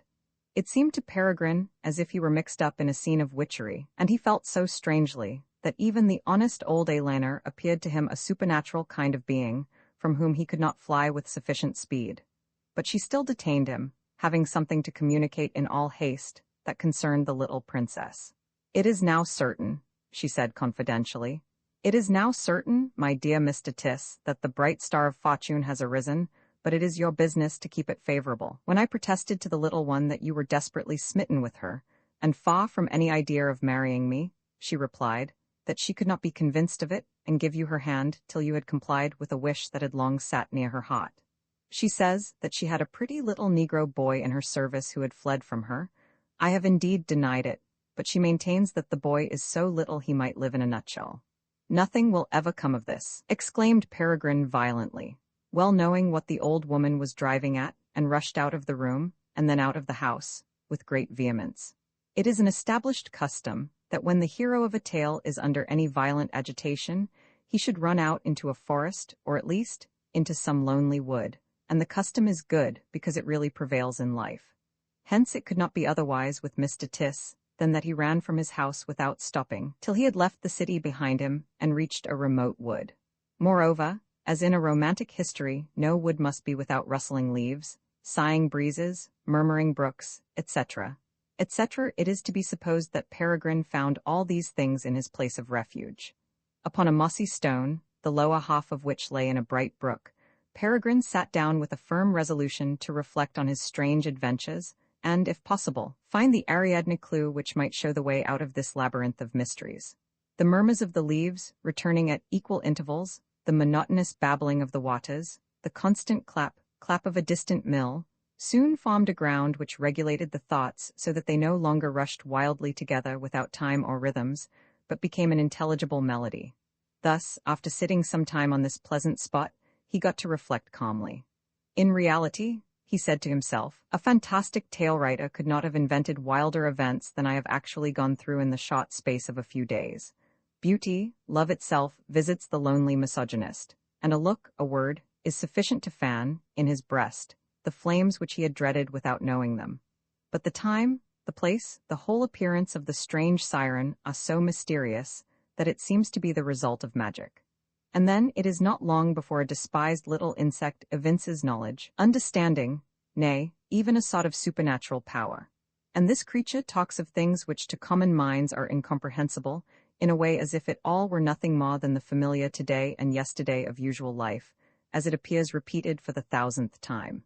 Have I come too near the flywheel, that dark, unknown powers are driving, and has it caught me in its whirlings? Would not one believe that the reason must be lost with such things, when they cross the path of life? And yet I find myself quite well withal. Nay, it no longer seems strange to me that a Flea king should have sought my protection, and in requital have entrusted me with a mystery that opens to me the secrets of thought, and thus sets me above the deceptions of life. But whither will can all this lead? How, if under this singular mask of a flea, an evil demon lurked, who sought to lure me into destruction, who aimed to rob me of all the happiness that might bloom to me in the possession of Dirge, were it not better to get rid at once of the little monster? That was a very pitiful idea, Mr. Tiss, exclaimed Master Flea, interrupting Peregrine's soliloquy. Do you imagine that the mystery I have entrusted to you is a trifle? Should not this gift pass for the most decided proof of my sincere friendship? Shame on you for being suspicious? You are surprised at the reason, the mind, of a little despised insect, and that proves, don't be offended, the narrowness of your education in science. I wish, in regard to the thinking instinctive soul of animals, you had read the Greek Philo, or, at least, the treatise of Hieronymus Rurarius, quod animalia bruta ration utenta melius homine, or his oration pro muribus, or that you knew what Lipsius and the great Leibniz thought of the mental power of beasts, or that you were aware what the profound Rabbi Maimonides has said about their souls, you would not then take me for a demon on account of my understanding, or measure the spiritual faculties by the proportions of the body. I suppose, at last, you will come to the shrewd opinion of the Spanish physician, Gomez Pereira, who could find nothing more in animals than mere artificial machines, without thought or freedom of will, moving arbitrarily and automatically. Yet, no, I cannot deem you so absurd, and am convinced that you have long ago learned better through my humble person. Moreover, I do not well understand what you call wonders, or in what way you are able to divide into the wonderful and natural, the appearances of our being, which, in reality, are ourselves, as we and they mutually condition each other. Do not, therefore, wonder at anything because it has not yet occurred to you, or because you fancy you do not see the connection of cause and effect. That only proves the natural or diseased obtuseness of your sight, which injures your perception. But do not take it amiss, Mr. Peregrine. The drollest part of the business is that you want to split yourself into two parts, one of which recognizes and willingly believes the so-called wonders. The other, on the contrary, is mightily astonished at this recognition and belief. Has it ever occurred to you that you believe in the images of dreams? I? Exclaimed Peregrine, my dear fellow, how can you talk of dreams which are only the result of some disorder in our corporeal or intellectual structure? At these words Master Flea burst into a laugh, as fine as it was mocking, and then said to Mr. Tiss, who was not a little confounded, My poor friend, is your understanding so little enlightened, that you do not see the folly of such opinions, since the time that chaos melted together into plastic matter? It may be a tolerably long time ago. The spirit of the universe has formed all shapes out of this existing material, and from this come, also, dreams and their images. These images are sketches of what has been, or probably of what is yet to be, which the soul rapidly puts together for its amusement when the tyrant, called body, has released it from its slavish servitude. But here is neither time nor place to refute you, and bring you to a better conviction. Perhaps, too, it would be of no use whatever to you. One thing only I should like to explain. Dear master, cried Peregrine, speak, or be silent, as you think proper. Do what to you seems best, for I plainly perceive that however small you may be, you have deep knowledge and sound understanding. You compel from me unconditional confidence, although I do not quite comprehend your figurative modes of speech. Learn then, resumed Master Flea, that you are very strangely implicated in the history of the Princess Gamaheh. Swammerdam and Leeuwenhoek, the Thistle, Zeherit, and the Leech Prince, as well as the genius, Thethel, are all striving after the princess, and even I myself must confess that, alas, my old passion is reviving, and I could be fool enough to share my sovereignty with the false fair one. But you, Mr. Peregrine, are the principal person, and without your consent, Gamaheh can belong to no one. If you wish to understand the more particular connection of the whole, which I myself do not know, you must speak to Leeuwenhoek about it. He has found it out, and will certainly let out much, if you will take the pains, and know how to question him. Master Flea was about to continue when a man leapt from the bushes in boiling passion, and flew upon Peregrine. Ha! Cried George Pepusch with frantic gestures, for it was he. Ha! Faithless, treacherous friend, have I found you in the fateful hour. Up then, pierce this breast, or fall by my hand. With this he drew a brace of pistols from his pocket, pressed one into Peregrine's hand, and took his ground with the other, crying, Shoot, coward, shoot. Peregrine placed himself, but declared that nothing should induce him to the incurable madness of entering into a duel with his only friend, without even a suspicion of the cause. At all events, he would in no case be the first to begin a murderous attack. At this Pepusch burst into a wild laugh, and in the same moment the ball went through Peregrine's hat. The latter remained staring at his friend in profound silence, without picking up the hat, which had fallen to the ground, when Pepusch advanced a few steps towards him, and murmured in a hollow voice, Shoot. Peregrine fired his pistol in the air. With the voice and gestures of a madman, Pepusch now flung himself upon his friend's breast and cried out in heartrending tones, She is dying, dying for you, unlucky one. Quick, save her. You can do it, save her for yourself, and let me perish in my despair. Pepusch ran off so fast that Peregrine had lost sight of him on the instant, and now a fearful foreboding came over him, that his friend's mad behavior must have been occasioned by something terrible which had happened to the little one, whereupon he hastened back to the city. On entering his house, he was met by the old woman, loudly lamenting that the poor princess was on the sudden taken violently ill, and was dying. Mr. Swummer himself had gone after the most celebrated physician in Frankfurt. With the feelings of death at his heart, he crept into Mr. Swummer's room that was opened to him by the old woman. There lay the little one upon a sofa, pale and stiff like a corpse, and it was not till he knelt down and bent over her that he perceived her gentle breathing. No sooner had he touched her icy hand than a painful smile played about her lips, and she lisped, "Is it you, my sweet friend? Have you come to see her once again, who loves you so unspeakably? Who dies, alas, because she cannot breathe without you?" Dissolving in sorrow, Peregrine poured himself forth in protestations of the tenderest love, and repeated that nothing in the world was so dear to him that he would not sacrifice it to her. Out of words grew kisses, but in these kisses again words, like the breathings of love, were distinguishable. "You know, my Peregrine, how much I love you. I can be yours, you mine. I can recover on the spot. You will see me bloom again in my youthful splendor, like a flower refreshed by the morning dew, and joyfully lifting up his drooping head. But give me up the prisoner, my dear, beloved Peregrine, or else you will see me perish before your eyes in unutterable death pangs. Peregrine, I can no more, it is all over." With this she sank back upon the cushions from which she had half raised herself. Her bosom heaved tumultuously up and down, as if in the death pangs. Her lips grew bluer, and her eyes seemed to break. In wild anguish Peregrine caught at his neckcloth, from which Master Flea now leapt, of his own accord, upon the white neck of the little one, exclaiming, in a tone of the deepest grief, "I am lost." Peregrine stretched out his hand to catch the master, but suddenly it seemed as if some invisible power held back his arm, and far other thoughts ran through his head than those which till now had occupied it. "How?" thought he. "Because you are a frail man, and influenced by a mad passion, will you therefore betray him to whom you have promised your protection?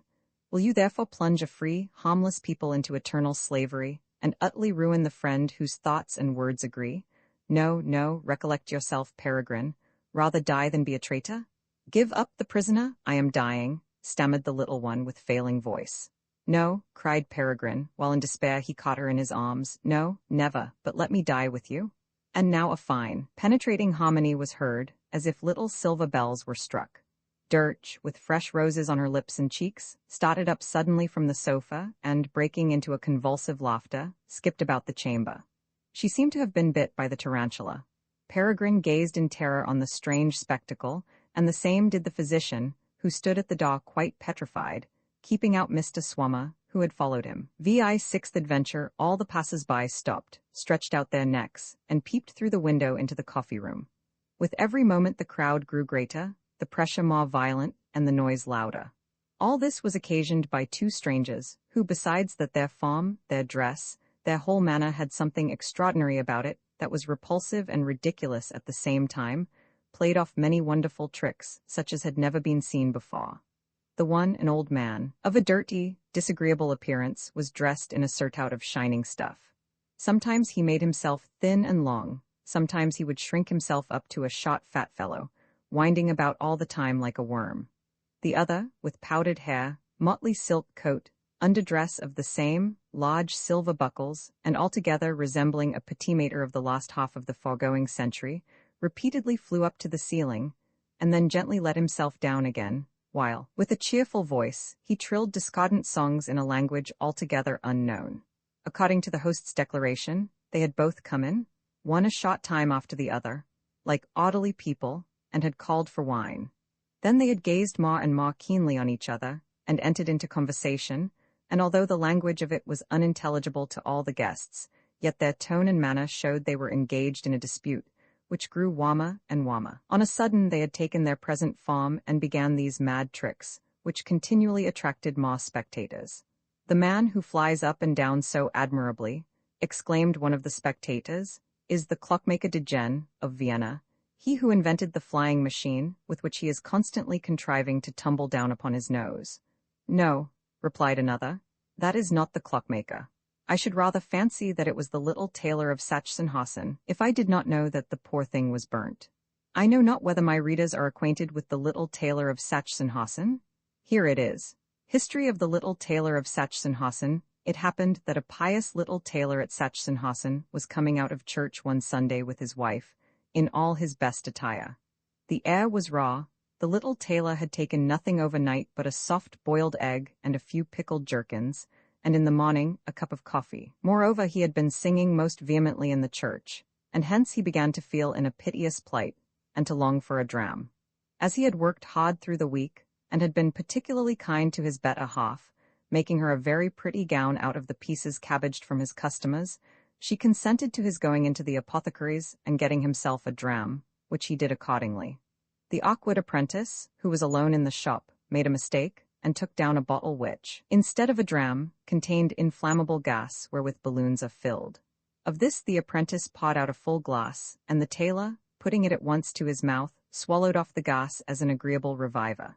It made him, however, feel very strangely, as if he had got a pair of wings on his shoulders, or as if someone were playing at football with him, for he felt himself compelled to jump up and down in the shop, and with every moment the impetus increased.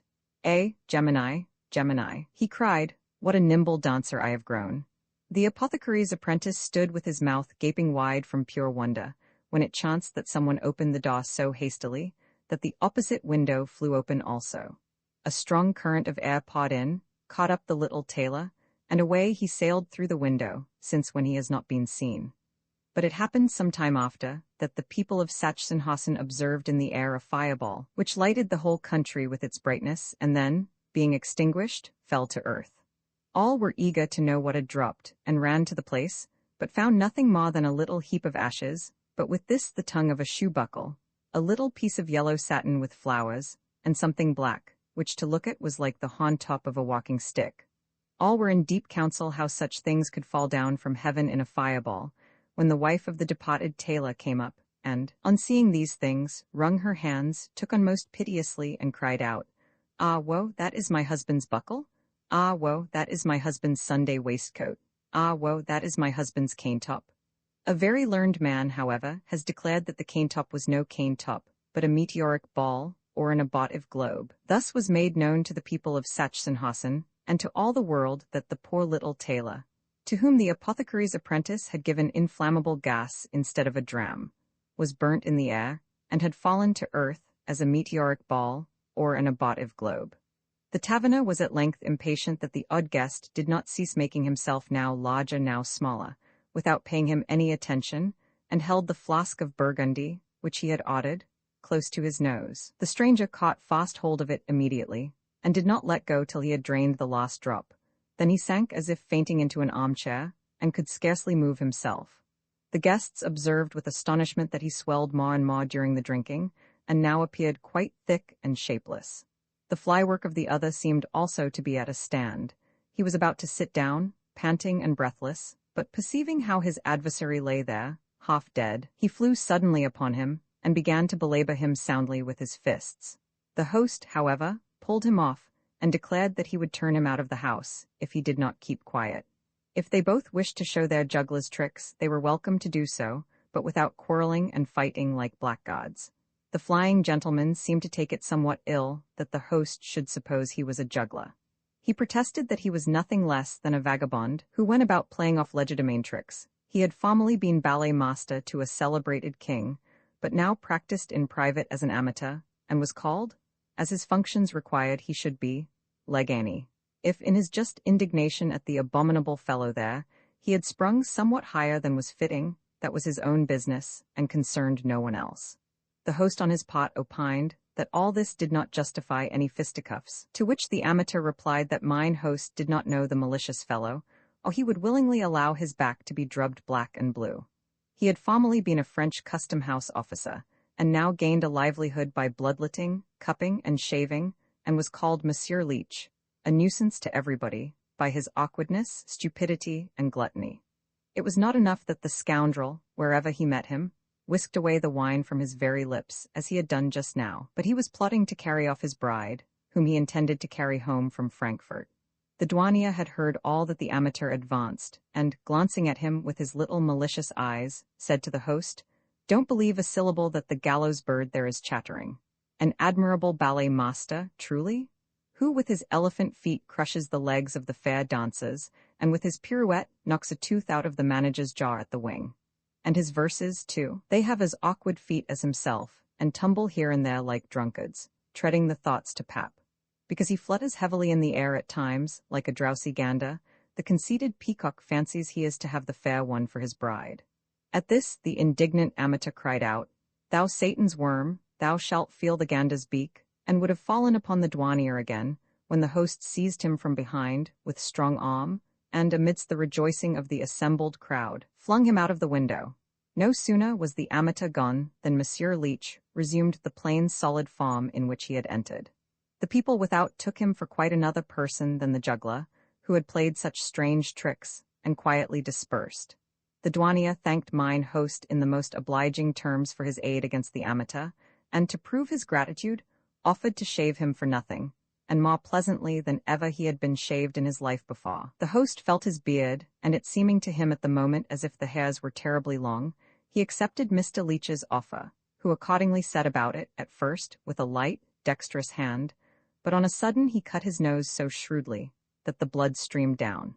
The host, deeming this to be nothing else than malice, seized the douanier, who flew as nimbly out of the door as the amateur through the window. Immediately after, there arose a loud tumult without, and scarcely allowing himself time to stop the bleeding of his nose with lint, he flew out to see what devil was raising this new uproar. There, to his no little astonishment, he saw a young man, who with one hand grasped the amateur, and with the other the douanier, and with rolling eyes exclaimed, "Ha, Satan's brood! You shall not cross my way, you shall not rob me of Gamma, while his prisoners intermixed their cries of, "A madman, save us! Host, he mistakes us, he will murder us!" "Eh?" cried the host, "what are you about, my good Mr. Pepush? Have you been offended by these strange people? Perhaps you are mistaken in them. This is the ballet master, Monsieur Legani, and this the douanier, Monsieur Leech." "Ballet master Legani, douanier Leech?" repeated Pepush in a hollow voice. He seemed as if waking out of a dream and trying to recollect himself. In the meantime 2 honest citizens of his acquaintance came out of the inn, who joined in persuading him to be quiet and let the fellows go about their business. Again Pepush exclaimed, "Ballet master Legani, douanier Leech?" and let his arms drop powerless by his side. With the speed of wind, the released prisoners were off, and it seemed to many in the street as if the amateur fled over the roofs of the neighboring houses, and the barber was lost in the puddle that had collected itself between the stones before the door. The 2 citizens invited the distracted Pepush to come in and drink a glass of old hock with them, an offer which he readily accepted, and seemed to enjoy the generous wine, though he sat silent and abstracted, and answered not a word to all that could be said to him.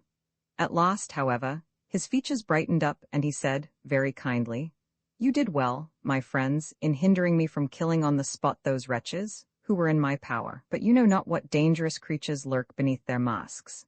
Pepush paused, and it may be easily supposed with what eagerness the citizens waited for what he had to discover.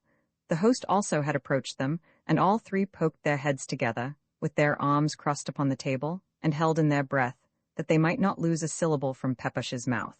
"See, my good people," he continued solemnly, "see, he, whom you call the ballet master, Legani, is none other than the evil, awkward genius, Thettle. The other, whom you take for the douanier, Leech, is the hateful bloodsucker, the Leech Prince. Both are in love with the princess, Gamma, who, as you know, is the daughter of the mighty king, Sakakis, and are here to make her false to the thistle, Zeherit. This is the greatest folly that ever entered into a foolish brain, for besides the thistle, Zeherit, there is but one person in the world to whom she can belong, and this person would perhaps vainly enter into the contest with Zeherit. For soon the thistle will bloom at midnight in full splendor and strength, and in the death of love dawns the morning of a higher life. Now, I myself am the thistle, Zeherit, and therefore, my good friends, you cannot blame me if I am indignant with those traitors, and altogether take the whole affair much to heart." The 3 listeners opened their eyes wide, and stared, speechlessly, at Pepush with open mouths. They had tumbled out of the clouds, as people say, and their heads were humming with the fall. But Pepush emptied a bumper, and turning to the host, said, Yes, mine host, you will soon see that I shall bloom as the cactus grandiflorus, and the whole country round will be impregnated with its perfume. You may believe me, friends. The host could utter nothing but an exclamation of stupid surprise. Eh, that would be the deuce? The two citizens exchanged mysterious glances, and one, taking George's hand, said with a doubtful smile, "You seem to be somewhat disquieted, my good Mr. Pepusch. How if you were to take a glass of water, and—" "Not a drop," exclaimed Pepusch, interrupting the well-meant counsel. "Not a drop? Has water ever been poured upon boiling oil without increasing the fury of the flames? I am disquieted, you say? In truth, that may well be the case. How the devil can I be otherwise, after having exchanged shots with my bosom friend, and then sending a bullet through my own brain? Here, into your hands I deliver up the murderous weapons, now that all is over." Pepusch drew a brace of pistols from his pocket, whereat the host started back. The citizens snatched at them, but no sooner had they fairly hold of them than they burst out into immoderate laughter. The pistols were of wood, a plaything from the Christmas fair. Pepusch seemed to pay no attention to what was going on about him. He sat in deep thought, and continually cried out, "If I could but find him! If I could but find him!" The host took courage and modestly asked, "Whom do you mean, my good Mr. Pepusch? Whom can you not find?" "Know you," said Pepusch solemnly, and fixing the host with a keen gaze, "know you anyone to be compared, in might and wondrous power, with the King Sakakis? Then name his name, and I will kiss your feet. But for the rest, I would ask you if you know anyone who is acquainted with Mr. Peregrine Tiss, and can tell me where I may meet him at this present moment." To this, the host replied, smirking amiably, "Here I can serve you, respected Mr. Pepusch, and inform you that he was with me an hour ago, taking a glass of wine. He was very thoughtful, and when I asked what news on change, he suddenly cried out, 'Yes, sweet Gamaheh, I have renounced you, be happy in my George's arms.' Upon this a thin, curious voice said, 'Let us now go to Lee Wenhoek's, and peep into the horoscope.' Immediately Mr. Tiss emptied his glass, and they went away together. That is, Mr. Tiss and the voice without a body. Probably they have gone to Lee Wenhoek's, who is lamenting that his well-disciplined fleas have, one and all, deserted him." The words were scarcely out of the host's mouth than George started up in a fury, and seizing him by the throat, cried out, "Scoundrel, what do you say? Renounced her Gamaheh, Peregrine, Sakakis?" The host's story, however, was perfectly correct. He had heard Master Flea, who was summoning Peregrine, in his fine silver tones, to go to the microscopist, Lee Wenhoek, for what purpose the reader knows already. Peregrine had really gone thither, and was received by Lee Wenhoek with that soft, odious friendliness, and that humility of compliment, which announced the burdensome and reluctant recognition of superiority. But as Mr. Tiss had the microscopic glass in the pupil of his eye, all this complimenting and subservience availed Antony van Leeuwenhoek nothing in the world. On the contrary, Peregrine only the more discovered the hatred which filled the heart of the microscopist. While he protested how much he felt honored and rejoiced by Mr. Tiss's visit, the thoughts ran thus: "I wish that the devil had plunged you 10,000 fathoms deep in the abyss. But I must feign friendship and submission towards you, as the cursed constellation has placed me under your dominion, and my whole being in some sort depends upon you. But perhaps I may be able to outwit you, for, in spite of your high descent, you are a simple fool. You fancy that Dirch Elverdink loves you, and will perhaps marry her. Only come to me about it, and you fall into my hands, in spite of the power that dwells within you without your knowing it, and I will employ everything to ruin you, and gain possession of Dirch and Master Flea." Peregrine naturally regulated his conduct by these thoughts, and took good care not to say a syllable about Dirch Elverdink, and pretended that he came to see Lee Wenhoek's collection of natural rarities. While now Lee Wenhoek opened the great drawers, Master Flea whispered very gently in Peregrine's ear that his, Peregrine's, horoscope was lying on the table by the window. Here he saw all manner of lines that mysteriously crossed each other, and many other wonderful signs, but as he was entirely deficient in astronomical knowledge, all remained confused and dark to him, look as keenly as he would. Yet it seemed strange to him that, in the bright red point, in the middle of the table on which the horoscope was drawn, he plainly recognized himself. The longer he looked at this point, the more it gained the shape of a heart, and the more brightly it reddened.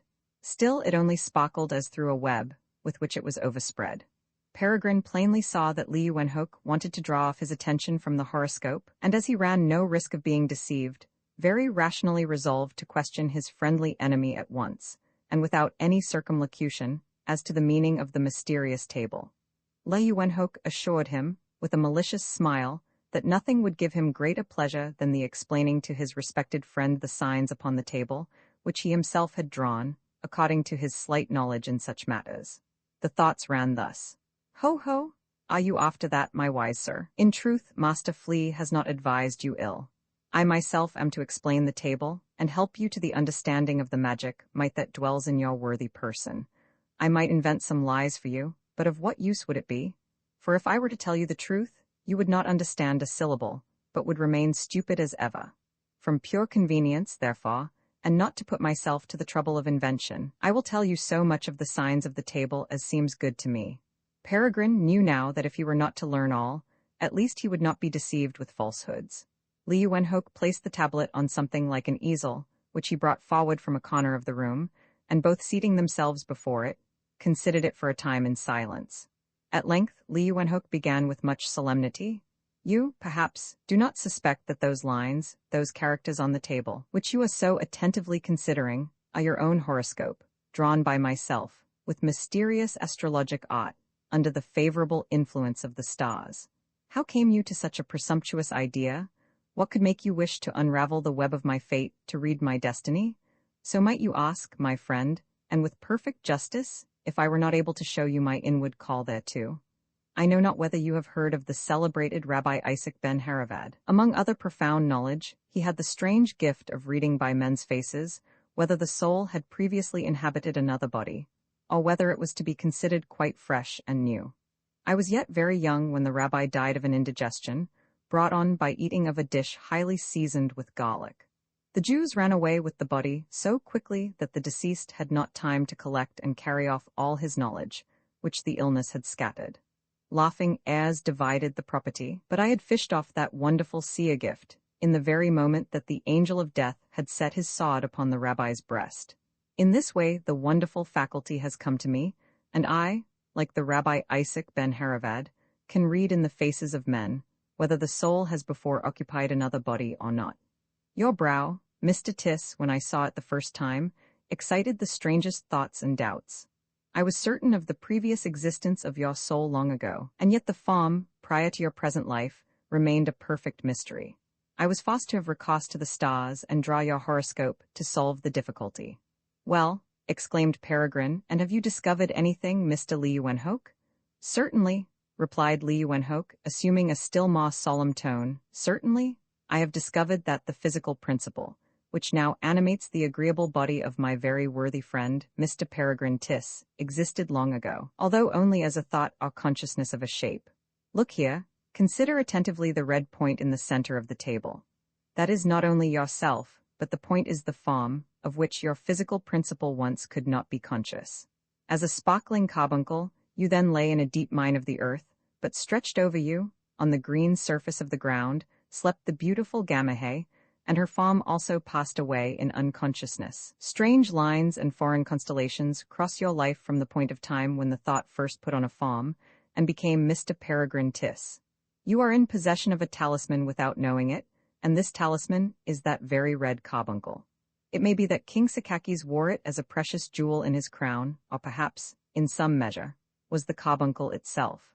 Enough, you possess it now, but a certain event must take place if its slumbering power is to be awakened, and with this waking of the power of your talisman will be decided the fate of an unhappy creature, who hitherto has led a shadowy life between fear and changing hope.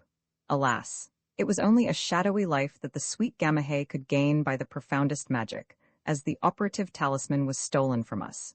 You alone have killed her, you alone can breathe fresh life into her when the carbuncle glows again in your breast.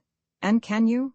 Interrupted Peregrine. Can you explain what that event is which is to awake the power of the talisman? The microscopist stared with open eyes at Peregrine, like a person who is suddenly surprised into confusion, and who does not know what to say. The thoughts ran thus. If I had but held my tongue about the talisman, which the unlucky rascal carries within him, and which gives him so much power over us that we must all dance to his pipe. And now I am to tell him the event on which depends the awaking the strength of his talisman.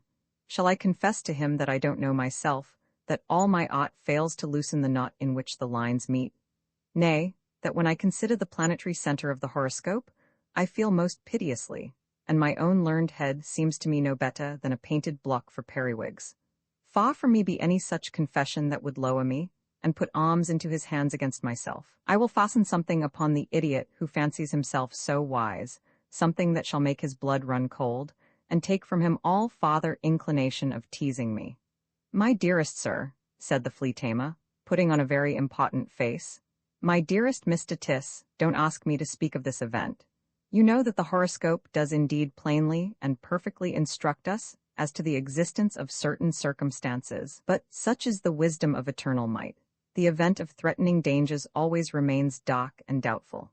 I esteem you too highly as an excellent, kind-hearted man to put you into disquiet and anxiety before the time, otherwise I should at least tell you so much, that the event which is to give you the consciousness of power would in the same moment destroy your present form of being with the most horrible agonies of hell.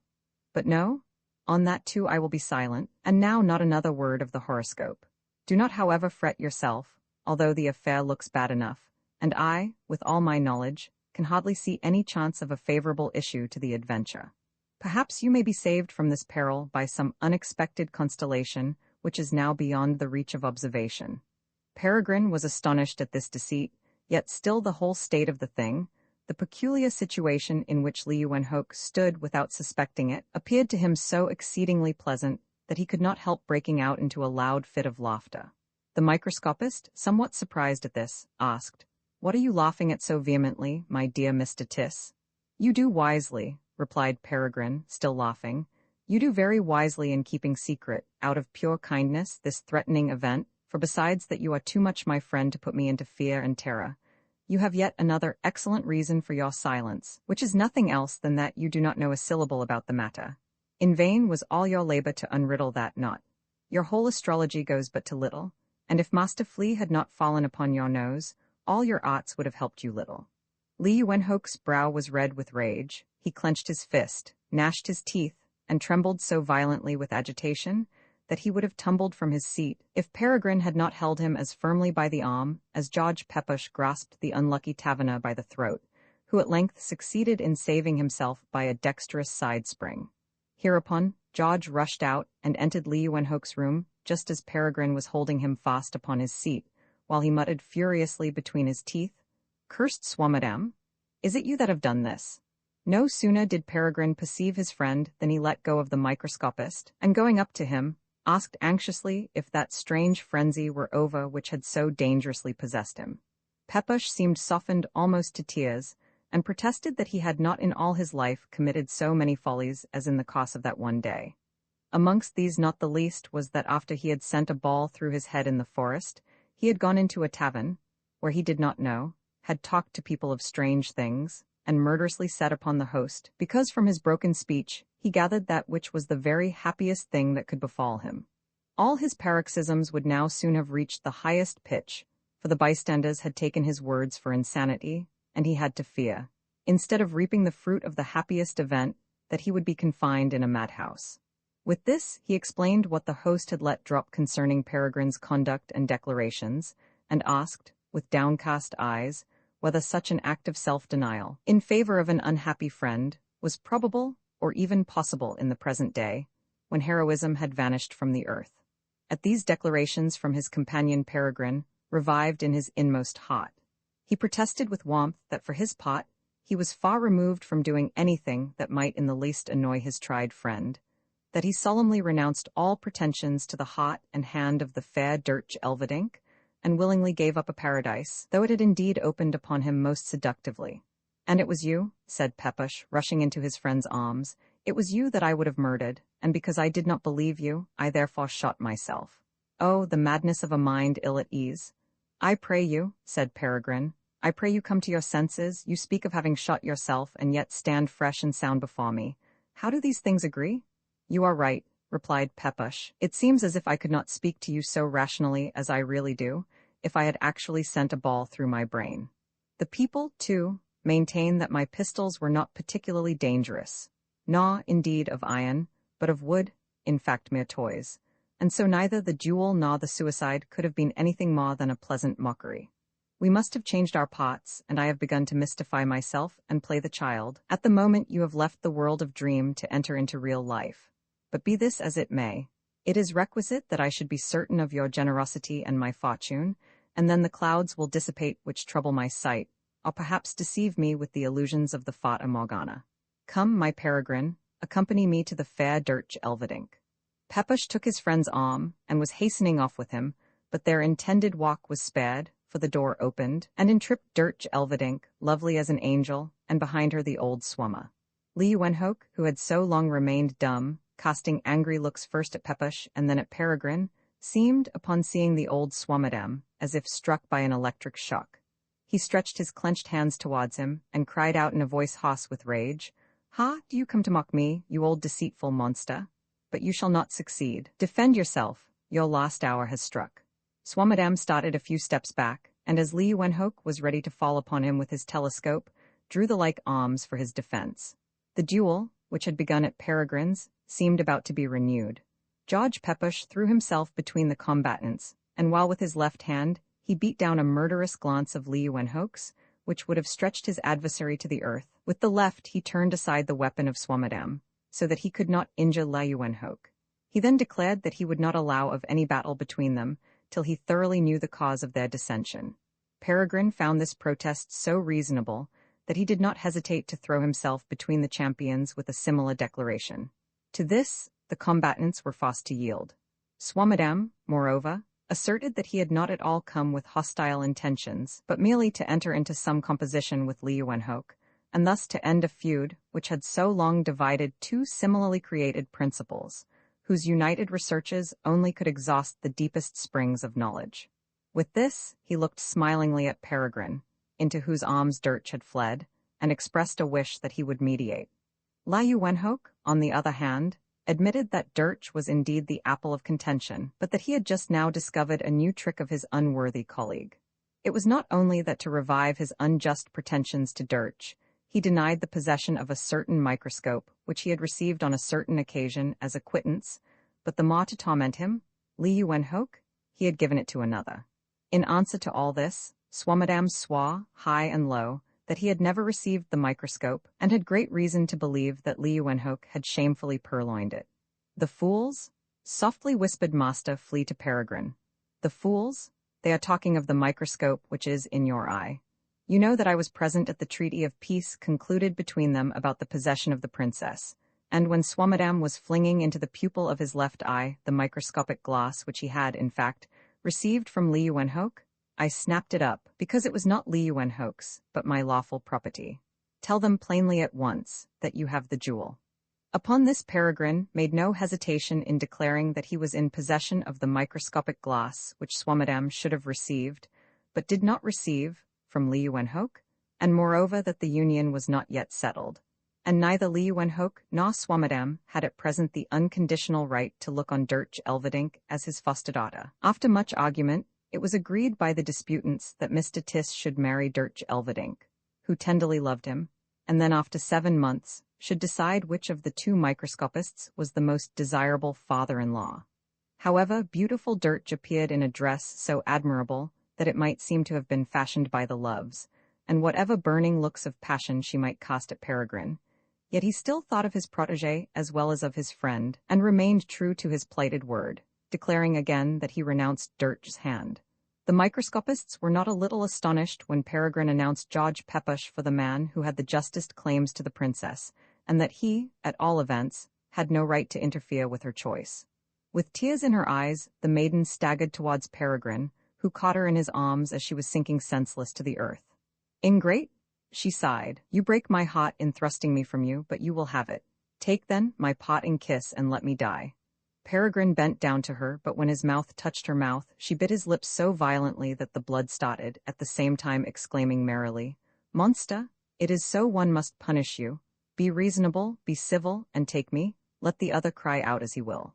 During this, the two microscopists had fallen together by the ears again, heaven knows wherefore, while George Pepusch flung himself quite disconsolately at Gamahay's feet, and cried out in a voice that sounded wretched enough for any lover, "Oh, Gamahay, is then your passion quite extinguished? Do you no more remember the glorious times in Famagusta? No more the pleasant days in Berlin? No more? You are a fool," interrupted the little one, laughing, You are a fool, George, with your gamma-haze, your thistle, zeherit, and all the other nonsense that you must once have dreamed. I did like you, do like you, and will have you, although the tall one yonder pleases me better. If you solemnly promise, nay swear, to bend all your mind to—" Here she softly whispered something to Pepusch, and Peregrine thought he collected that Master Flea was the subject of it. In the meantime, the dispute between the microscopists had grown hotter and hotter. They had again recourse to their weapons, and Peregrine was busy in trying to soothe their wrath, when the company was again augmented. The door was burst open amidst a strange screaming and croaking, and in rushed the amateur, Monsieur Legany, and the barber, Leech. With wild, furious gestures they flew upon the princess, and the barber had already caught her by the shoulder, when Pepusch thrust away the odious assailant with irresistible might, wound about his whole flexible body, and squeezed it together in such a manner that he shot up into the air, quite thin and long, roaring aloud with pain all the time. While this was going on with the barber, the two microscopists had reconciled themselves in an instant on the appearance of the common enemy, and made a united attack on the amateur with much success. It availed him nothing that when he was sufficiently drubbed below, he rose up to the ceiling, for Liu Wenhoek and Swammerdam had both seized shot-thick sticks, and whenever the amateur descended, they drove him up again by blows, dexterously applied to that part of the body which best can bear them. It was a pretty game of racket, at which the amateur by compulsion indeed played the most fatiguing, and at the same time the most ungracious, part, namely that of the ball. This war seemed to inspire the little one with the greatest terror. She clung to Peregrine, and entreated him to bear her away from such an abominable uproar. This he could the less refuse, as there seemed to be no need of him on the field of battle, and he therefore carried her home, that is, into the apartments of his lodger. But no sooner had she got there, and found herself alone with Peregrine, than she employed all the arts of the most refined coquetry to allure him into her snares. However firmly, he bore in mind that all this was merely falsehood, and aimed at bringing his protégé into captivity, yet such a dizziness of the senses seized him that he did not even think of the microscopic glass, which might have served him as an active antidote. Master Flea was again in danger. He was, however, saved this time by Mr. Swammer, who entered with George Pepusch. The former appeared to be exceedingly delighted, but the latter had wrath and jealousy in his burning glances. Peregrine left the room, and with wounded heart he strolled through the streets of Frankfurt. He went through the gate and onwards, till he reached the very spot where the strange adventure had happened with his friend, Pepusch. Here he again thought over his wonderful destiny. The image of Gamaheh appeared to him lovelier than ever. The blood rolled more quickly in his veins, his pulse beat more violently, and his breast seemed ready to burst with feverish desire. He felt only too painfully the greatness of the sacrifice which he had just made, and with which he fancied that he had lost all the happiness of life. The night had drawn in when he returned to the city. Without being aware of it, perhaps from an unconscious dread of going back to his own house, he wandered through many by-lanes, and at last into the Kalbecher street. A man with a knapsack on his back asked him if the bookbinder, Lemmerhirt, did not live there, and on looking up, Peregrine saw that he was actually standing before the narrow dwelling. The windows of the industrious binder, who worked through the night, were shining brightly and loftily, and the door was open to the man with a knapsack, who entered immediately. Peregrine now recollected, with vexation, that in the tumult of the last few weeks, he had forgotten to pay the bookbinder for several jobs that he had executed for him. He resolved to go and settle all the very next morning. Roman 7 7th Adventure. Although we are wholly deficient in any certain information respecting the result of the battle in Liu Wenhoek's chamber, yet we cannot suppose otherwise than that the microscopists, with the help of George Pepusch, had obtained a complete victory over the hostile Confederates. It had else been impossible that the old Swammer had returned so friendly and contented as he really did. With the same glad face, Swammer, or rather Mr. Jan Swammerdam, came the following morning to Peregrine, who was still in bed and earnestly conversing with his protégé, Master Flea. Upon seeing this visitor, Peregrine did not fail putting the microscopic glass into the pupil of his eye. After many long and tedious excuses for his early visit, Swammerdam at last took his place on the bed, positively refusing to let Peregrine rise and put on his dressing gown. In the strangest phrases, he thanked his landlord for the great civilities he had experienced, which, it seems, consisted in his having been received as a lodger, and also in that Mr. Tiss had allowed his household to be increased by the addition of a young female, who was sometimes too loud and vivacious. But the greatest favor shown by Mr. Peregrine, and not without some self-sacrifice, was in his having effected a reconciliation between him, Swammerdam, and his old friend, Antony van Leeuwenhoek. In fact, as Swammerdam went on to say, both hearts had inclined to each other at the moment when they were attacked by the amateur and the barber and had to protect Dirch Elverdink from those monsters. The serious reconciliation of the microscopists had soon after followed. Leeuwenhoek had perceived, as well as Swammerdam, the paramount influence which Peregrine had over both of them, and the first use which they made of their renewed friendship was to consider in unison the strange horoscope of Mr. Tiss, and as far as possible to interpret it. What my friend, Leeuwenhoek, could not do alone, continued the microscopist, was effected by our united powers, and thus this was the second experiment which, in spite of all the obstacles opposed to us, we undertook with the most splendid results. The short-sighted fool, lisped Master Flea, who sat upon the pillow, close to Peregrine's ear. He still fancies that the Princess Gamaheh was restored to life by him. A pretty life, indeed, is that to which the awkwardness of the two microscopists has condemned the poor thing. My dear friend, continued Swammerdam, who had the less heard Master Flea, as he had just then begun to sneeze loudly, my dear friend, you are particularly chosen by the spirit of the creation, a pet child of nature, for you possess the most wonderful talisman, or, to speak more correctly and scientifically, the most splendid silmanaja, or tilsimote, that was ever fed by the dew of heaven, and has sprung from the lap of earth. It is an honor to my art that I, and not Leeuwenhoek, have discovered that this lucky talisman sleeps for time till a certain constellation enters, which finds its center point in your worthy person. With yourself, my dear friend, something must and will happen, which in the moment the power of the talisman awakes, may make that waking known to you. Let Leeuwenhoek have told you what he will, it must all be false, for in regard to that point, he knew nothing at all until I opened his eyes.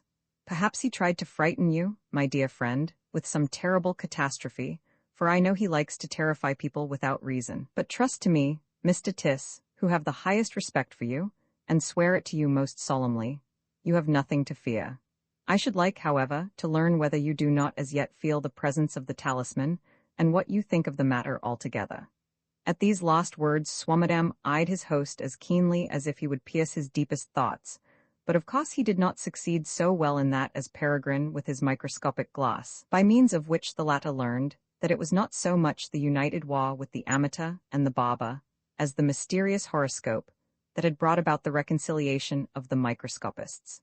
It was the possession of the mighty talisman that both were striving after. In regard to the mysterious lines in the horoscope of Peregrine, Swammerdam remained in as vexatious ignorance as Leeuwenhoek, but he fancied the clue must lie within Peregrine, which would lead to the discovery of the mystery. This clue he now sought to fish out of the novice, and then rob him of the inestimable treasure before he knew its value. He was convinced this talisman was equal to that of the wise Solomon, since, like that, it gave him who possessed it the perfect dominion over the kingdom of spirits.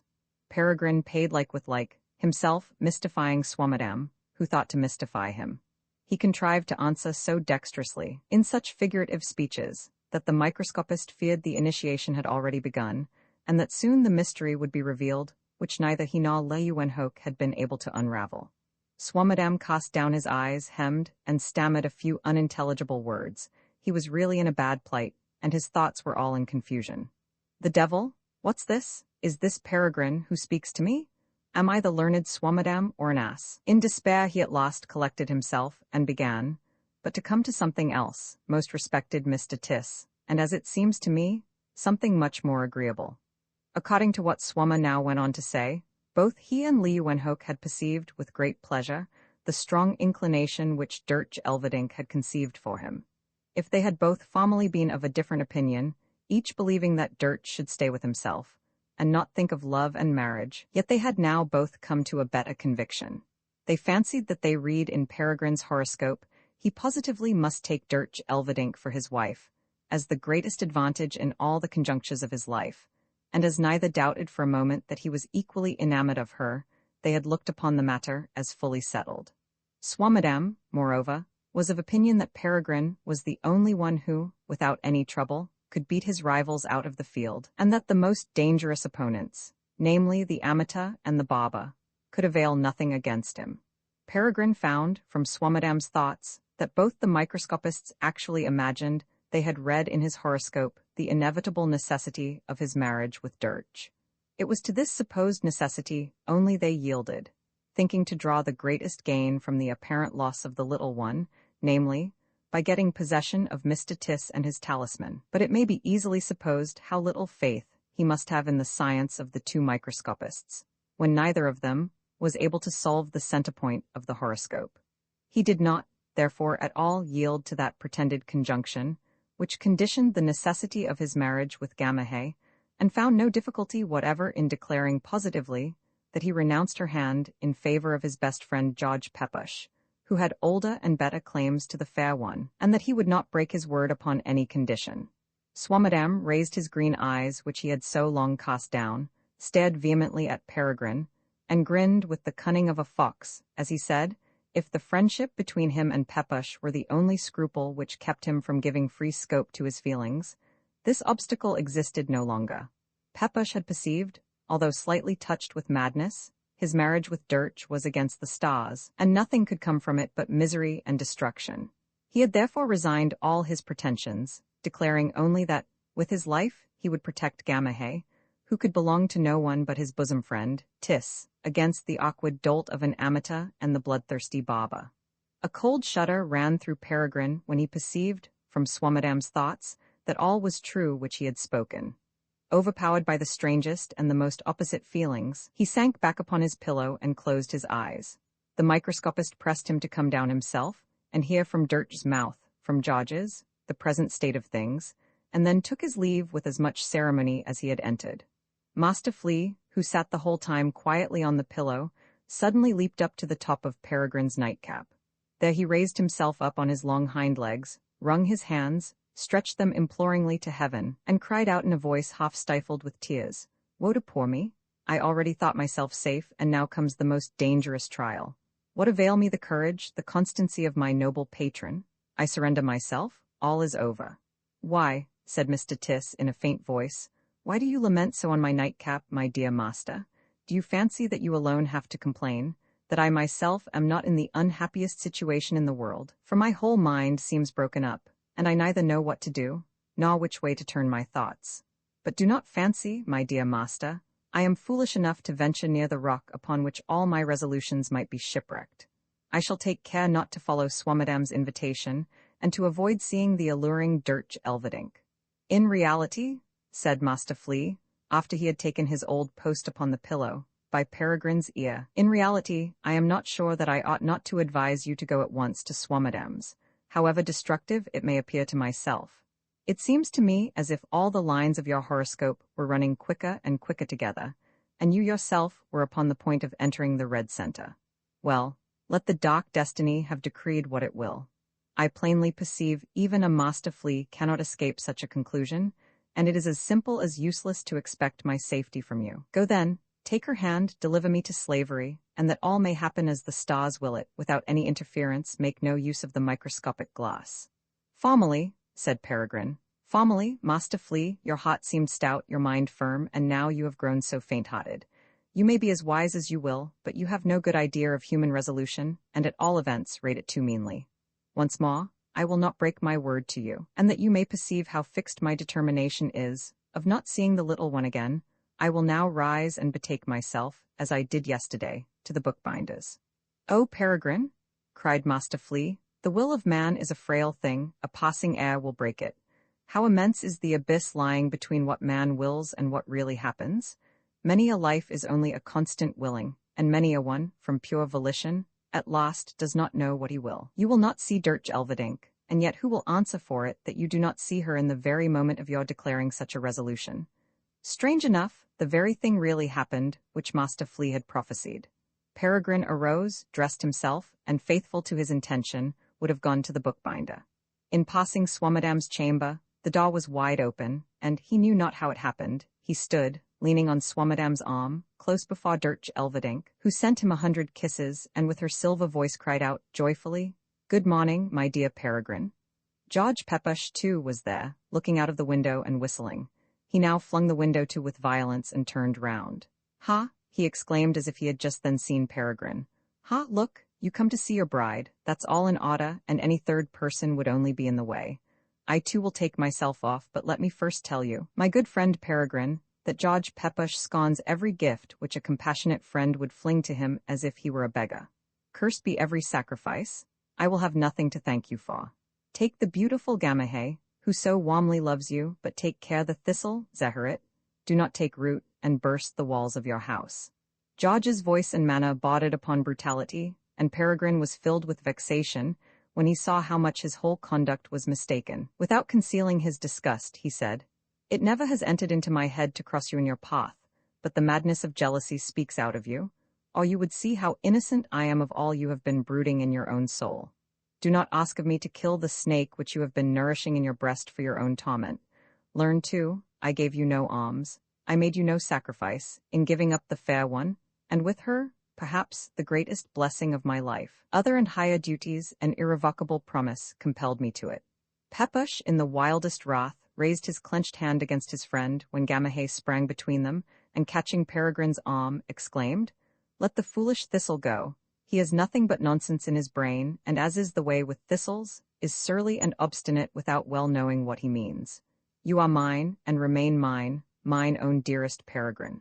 Thus saying, the little one drew Peregrine upon the sofa, and without further ceremony, seated herself upon his knees.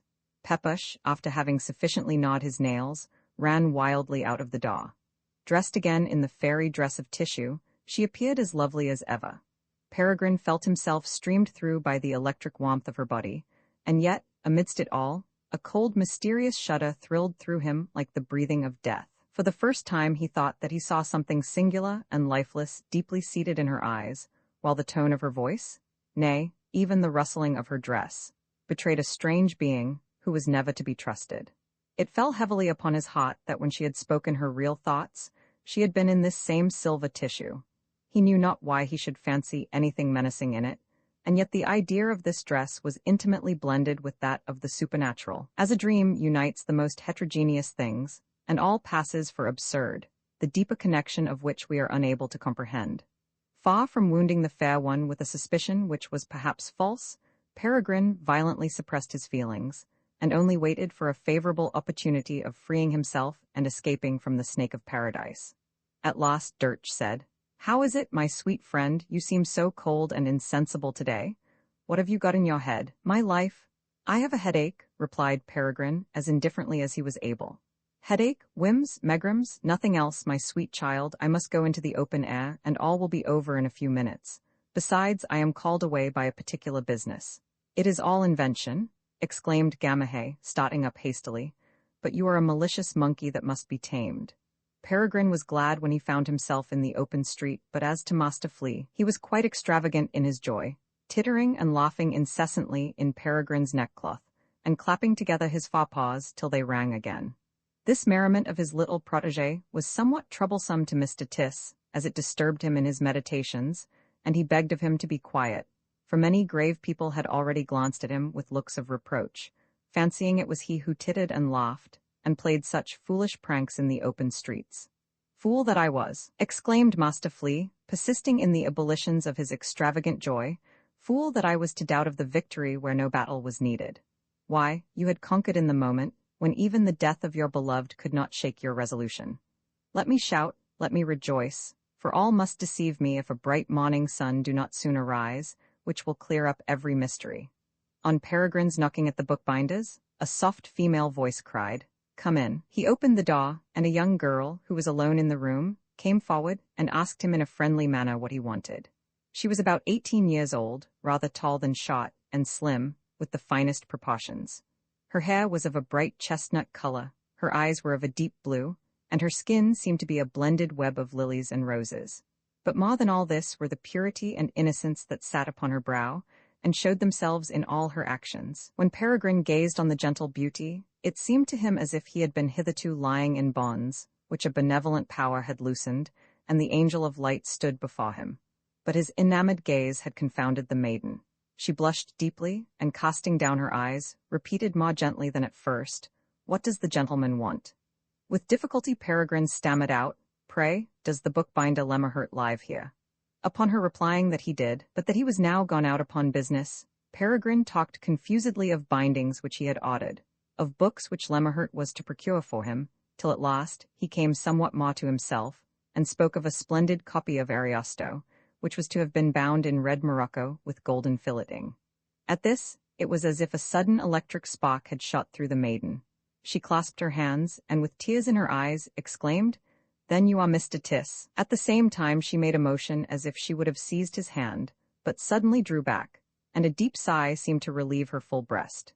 A sweet smile beamed on her face, like the lovely glow of morning, and she poured forth thanks and blessings to Peregrine for his having been the benefactor of her father and mother, and not only for this, no, for his generosity, his kindness, the manner of his making presents to the children, and spreading joy and happiness amongst them. She quickly cleared her father's armchair of the books, bound and unbound, with which it was loaded, wheeled it forward, and pressed him to be seated, and then presented to him the splendid Ariosto with sparkling eyes, well knowing that this masterpiece of bookbinding would meet with Peregrine's approbation.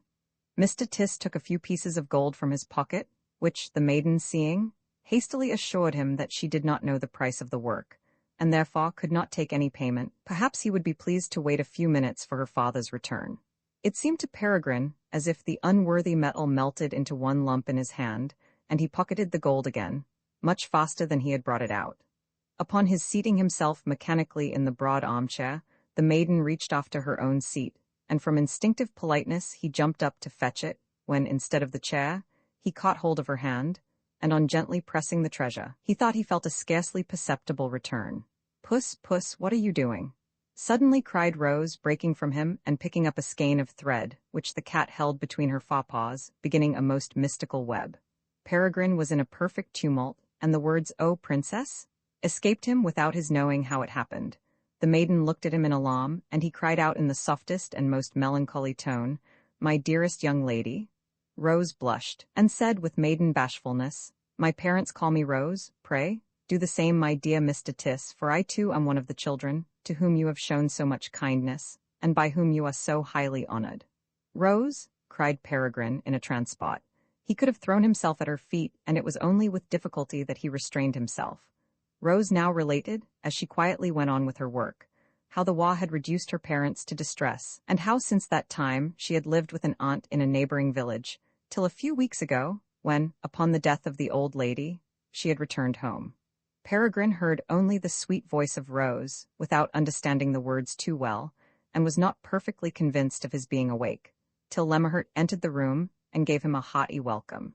Soon after the wife followed with the children, and as thoughts and feelings are strangely blended in the mind of man, it happened now that Peregrine, even in the midst of all his ecstasy, suddenly recollected how the sullen Pepusch had blamed his presence to this very family. He was particularly delighted to find that none of the children had made themselves ill by his gifts, and the pride with which they pointed to a glass case, where the toys were shining, proved that they looked upon them as something extraordinary, never perhaps to recur. The Thistle, in his ill humor, was quite mistaken. "Oh, Pepusch," said Peregrine to himself, "no pure beam of love penetrates thy distempered mind." In this Peregrine again meant something more than toys and sugarplums. Lemmerhurt approached Peregrine and began to talk in an undertone of his Rose, elevating her, in the fullness of his heart, into a perfect miracle.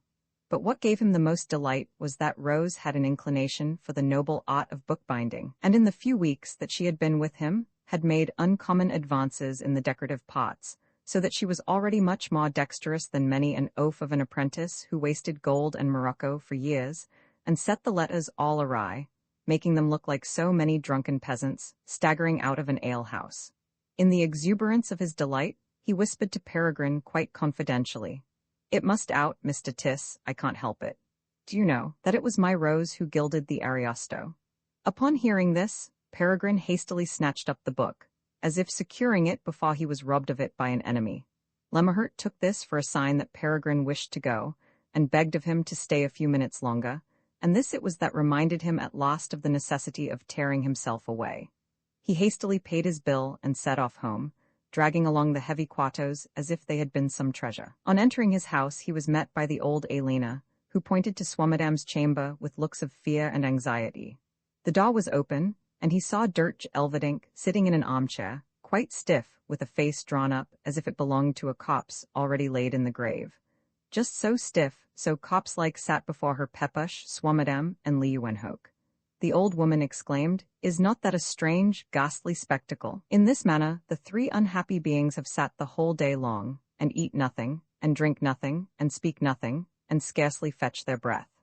Peregrine at first felt a slight degree of terror at this strange spectacle, but as he ascended the stairs, the spectral image was completely swallowed up by the sea of pleasure, in which the delighted Peregrine swam, since his seeing Rose. Wishes, dreams, hopes were agitating his mind, which he longed to unburden to some friend. But what friend had Peregrine besides the honest Master Flea? And to him he wished to open his whole heart, to tell him all about Rose, all in fact that cannot very well be told. But he might call and coax as long as he pleased. No Master Flea would show himself. He was up and away, at last, in the folds of his neckcloth, where Master Flea had been wont to lodge upon his going abroad. Peregrine found, after a more careful search, a tiny box, whereon was written, "In this is the microscopic glass. If you look steadfastly into the box with your left eye, the glass will immediately be in its pupil. When you want to be freed from the instrument, you have only to gently squeeze the pupil, holding your eye over the box, and the glass will drop into it. I am busy in your service, and risk no little by it, but for so kind a protector I would hazard anything, as your most devoted servant, Master Flea." Now, here would be an excellent opportunity for a genuine romance writer to expatiate on the difference between lust and love, and having handled it sufficiently in theory, to illustrate it practically in the person of Mr. Tiss. Much might be said of sensual desires, of the curse of the primal sin, and of the heavenly Promethean spark, which in love inflames that true community of spirit of the two sexes, which forms the actual necessary dualism of nature. Should now the aforesaid Promethean spark, but the reader will perhaps be glad to escape the rest of this dissertation, though he may rest assured there is much in it whereby he might have been edified, had he been so inclined. It must be evident to all that Peregrine only felt desire for Dirch Elverdink, but that when he saw Rose Lemmerhurt, the real heavenly love blazed in his bosom. Little thanks, however, would be due to the editor of this most wonderful of all wonderful tales, if, adhering to the stiff, formal pace of renowned romances, he could not forbear in this place exciting the weariness essentially requisite to a legitimate romance.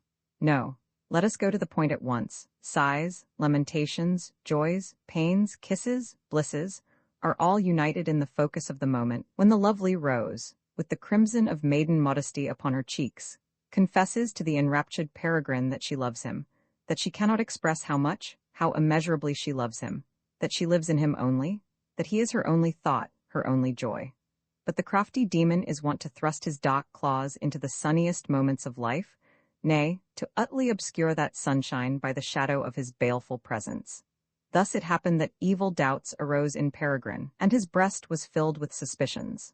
A voice seemed to whisper to him, "How? Dirch Elverdink confessed her love, and yet it was mere selfishness, animated by which she sought to tempt you into breaking your faith and becoming a traitor to your best friend, poor Master Flea? You are rich. They say, too, that a certain frankness and good nature, by many called weakness, may procure you the doubtful love of men and even of women, and she, who now confesses a passion for you." He hastily snatched at the fate-fraught box, and was on the point of opening it to place the microscopic glass in the pupil of his eye, and thus reading the thoughts of Rose, but he looked up, and the pure blue of her bright eyes seemed to be reflected on his inmost soul. Rose saw and wondered at his emotion. He felt as if a sudden flash of lightning had quivered through him, and the feeling of his own unworthiness overwhelmed him. "How," said he to himself, "would you with sinful presumption penetrate into the sanctuary of this angel? Would you read thoughts, which have nothing in common with the wretched actions of minds entangled in earthly considerations? Would you mock the spirit of love himself, and try him with the accursed arts of dangerous and supernatural powers?"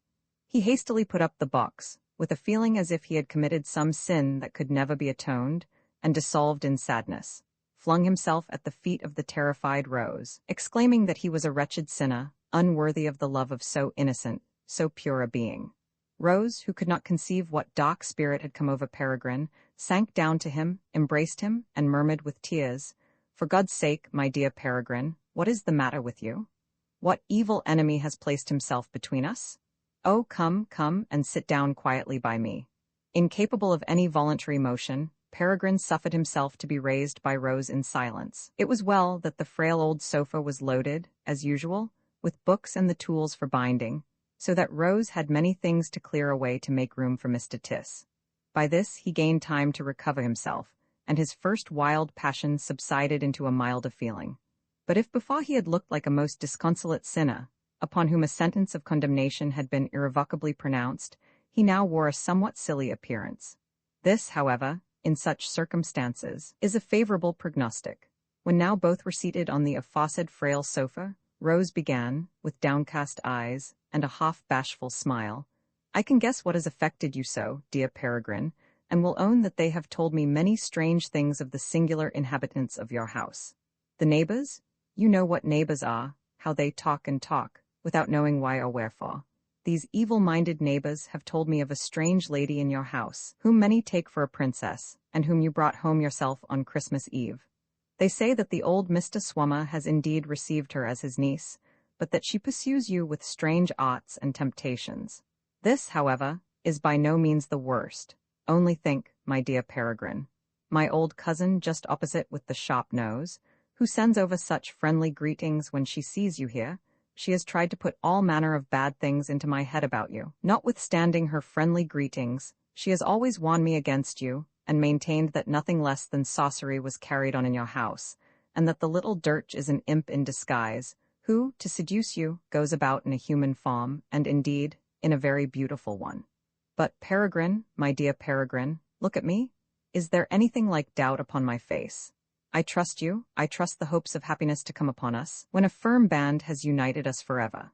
Let the dark spirits have determined what they will in regard to you, their power is fruitless against pure love and unchanging constancy.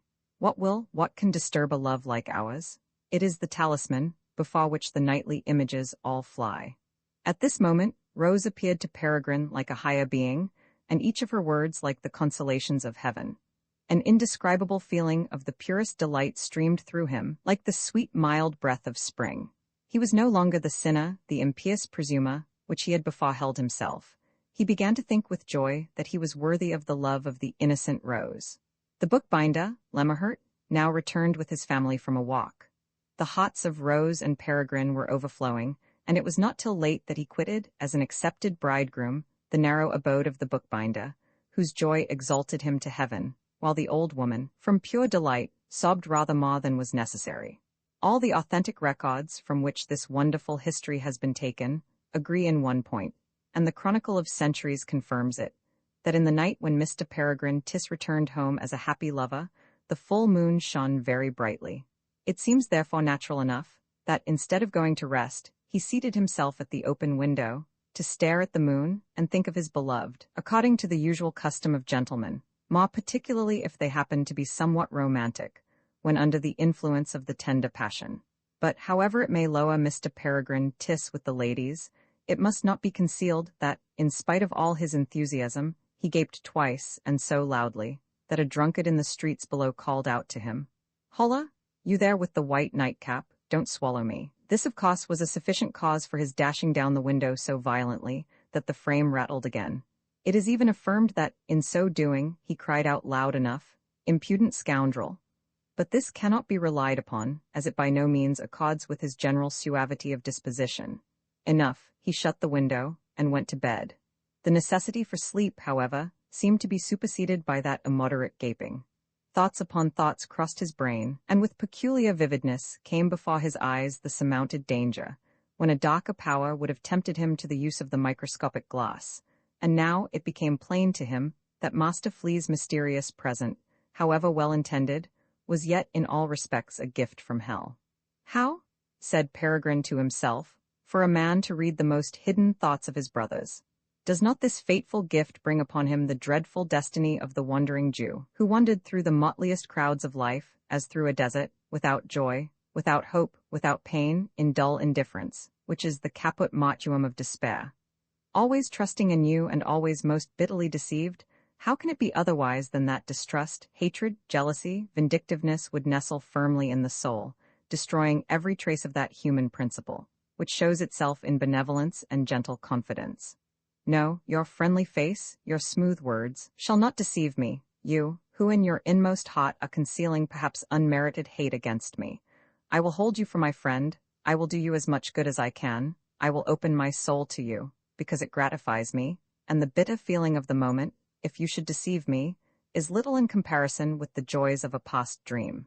Even to the real friends, who truly mean you well. How changeable is the mind of man! May not an evil coincidence of circumstances, a misinclination growing out of the whims of chance, create transitory hatred in the bosom of the dearest friends? The unlucky glass shows the thoughts, distrust immediately occupies the mind, and in unjust wrath, I push from me the real friend, and this poison goes on, eating deeper and deeper into the roots of life, till I am at variance with everything, even with myself. No, it is rank impiety to wish for an equality with the eternal power, who sees through the heart of man, because he is its master. Away, away with the unlucky gift. He caught up the little box which held the magic glass, and was on the point of dashing it against the floor with all his might, when suddenly Master Flea stood before him on the counterpane. He was in his microscopic form, and looked extremely graceful and handsome, in a glittering scale breastplate, and highly polished golden boots. "Hold," he cried. "Hold, most respected friend, do not commit an absurdity.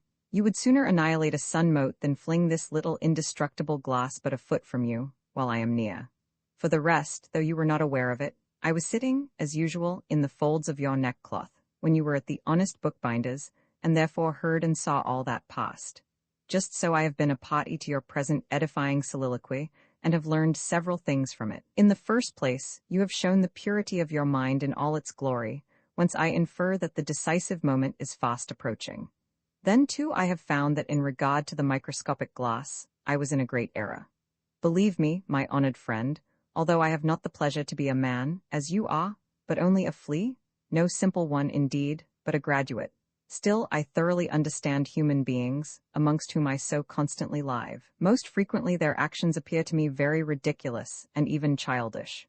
Do not take it ill, my friend, I speak it only as Master Flea. You are right. It would be a bad thing, and could not possibly lead to any good, if a man were able to spy thus, without ceremony, into the brains of his neighbors. Still, to the careless, lively flea, this quality of the microscopic glass is not in the least dangerous. Most honored friend, and as fortune soon will have it, most happy friend, you know that my people are of a reckless, merry disposition, and one might say that they consisted of mere youthful springalds. With this I can, for my part, boast of a peculiar sort of wisdom, which in general is wanting to you children of men, that is, I never do anything out of season. To bite is the principal business of my life, but I always bite in the right time and right place. Lay that to your heart, my worthy friend. I will now back from your hands, and faithfully preserve the gift intended for you, and which neither that preparation of a man, called Swamadam, nor Li Wenhoke, who wears himself out with petty envy, could possess. And now, my honored Mr. Tiss, resign yourself to slumber. You will soon fall into a dreamy delirium, in which the great moment will reveal itself. At the right time I shall be with you again." Master Flea disappeared, and the brilliance, which he had spread, faded away in the darkness of the chamber, the curtains of which were closely drawn. It fell out as Master Flea had said. Peregrine fancied that he was lying on the banks of a murmuring wood stream, and heard the sighing of the wind, the whispering of the leaves, and the humming of 1,000 insects that buzzed about him. Then it seemed as if strange voices were audible, plainer and still plainer, so that at last Peregrine thought he could make out words. But it was only a confused and stunning hubbub that reached his ear. At length these words were pronounced by a solemn, hollow voice that sounded clearer and clearer. "Unhappy King Sekakis, thou who didst despise the intelligence of nature, who, blinded by the evil spells of a crafty demon, didst look upon the false teraphim instead of the real spirit. In that fate-fraught spot at Famagusta, buried in the deep mine of the earth, lay the talisman, but when you destroyed yourself, there was no principle to rekindle its frozen powers. In vain you sacrificed your daughter, the beautiful Gamahe. In vain was the amorous despair of the thistle, Zeherit, but at the same time impotent and inoperative was the bloodthirst of the leech prince. Even the awkward genius, Thetel, was obliged to let go his sweet prey, for so mighty still, O King Sekakis, was thy half-extinct idea that thou couldst return the lost one to the primal element, from which she sprang. And ye, insane anatomists of nature, that ever the unhappy one should have fallen into your hands, when you discovered her in the petal of a tulip, that you should have tormented her with your detestable experiments, presuming, in your childish arrogance, that you could effect that by your wretched arts, which could only happen by the power of that sleeping talisman. And you, Master Flea, even to you it was not granted to pierce the mystery, for thy clear sight had not yet the power to penetrate the depths of earth, and see the frozen carbuncle.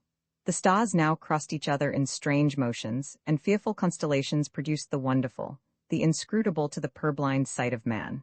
But still no starry conflict awoke the carbuncle, for the human mind was not born that could cherish it.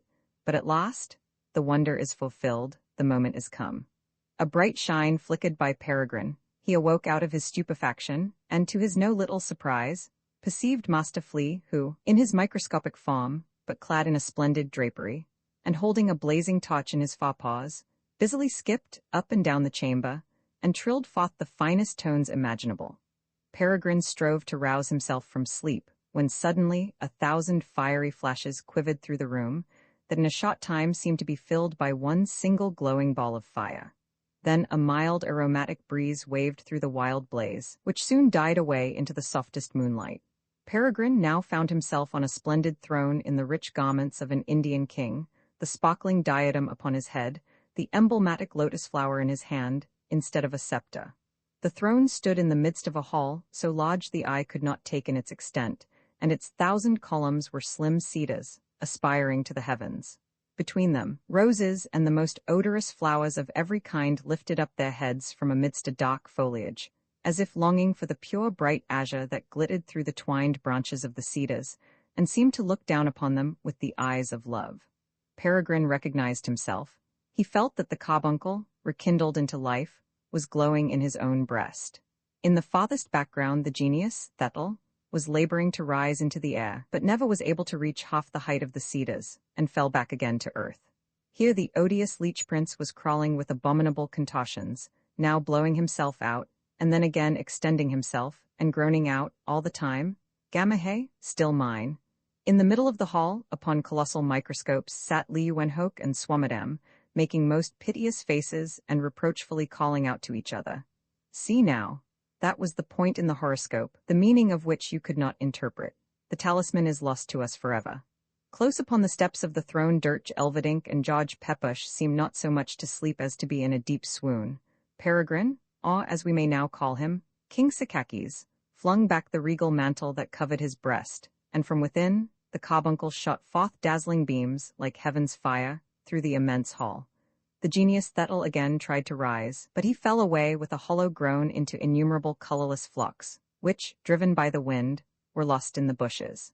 With the most horrible cries of agony, the leech prince shrunk up and vanished into the earth, while an indignant roar was heard, as if she reluctantly received into her bosom the odious fugitive. Wenhoek and Swammerdam had sunk down from the microscopes into themselves, and it was plain, from their sighs and groans, that they were undergoing a severe punishment. But Dirch Elverdink and George Pepusch, or as we should now call them, Princess Gamahe and the Thistle, Zeherit, had awakened from their swoon and knelt before the king. Their eyes were cast to earth, as if unable to bear the burning splendor of the carbuncle. Peregrine addressed them all with solemnity. Thou, who shouldst deceive men as the genius, Thethel, thou wert compounded by the evil demon of clay and feathers, and therefore the beaming of love destroyed thee, empty phantom, and thou wert reduced to thy original nothing. And thou too, bloodthirsty monster of the night, thou wast forced to fly from the fire of the carbuncle into the bosom of the earth. But you, poor dupes, unhappy Swammerdam, wretched Wenhoek, your whole life was one incessant error. You sought to inquire into nature, without suspecting the import of her inward being. You were presumptuous enough to wish to penetrate into her workshop and watch her secret labors, imagining that you could, without punishment, look into the fearful mysteries of those depths, which are inscrutable to the human eye. Your hearts remained cold and insensible. The real love has never warmed your bosom. You imagine that you read the holy wonders of nature with pious admiration, but in endeavoring to find out the condition of those wonders, even in their inmost core, yourself destroyed that pious feeling, and the knowledge after which you strove was a phantom merely, that has deceived you, like prying, inquisitive children. Fools, For you the beams of the carbuncle no longer have hope or consolation. Ha, ha, there is hope, there is consolation. The old one betakes herself to the old ones, there's love. There's truth, there's tenderness, and the old one is now really a queen, and takes her little Swamadam and her little Li Wenhook into her kingdom. And there they are princes, and wind gold thread and silver thread, and do many other useful things. So spoke the old Elena, who suddenly stood between the two microscopists, clad in a strange dress, which nearly resembled the costume of the Queen of Golconda in the opera. But Li Wenhook and Swamadam had so shrunk up that they seemed to be scarcely a span high, and the Queen of Golconda, putting her puppets into two ivory cradles, rocked and nursed them, and sang to them, "Lullaby, lullaby, baby mine," etc. During this the Princess Gamaheh and the Thistle, Zeherit, were still kneeling on the steps of the throne. Peregrine spoke. "Yes, beloved pair, the error is past which disturbed your lives. Come, dear ones, to my breast. The beam of the carbuncle will penetrate your hearts, and you will enjoy the blessedness of heaven." With a cry of joy and hope, the lovers started up, and Peregrine pressed them strongly to his glowing heart. When he released them, they fell, transported into each other's arms. The corpse-like paleness had vanished from their brows, and the freshness of youth bloomed on their cheeks and sparkled in their eyes.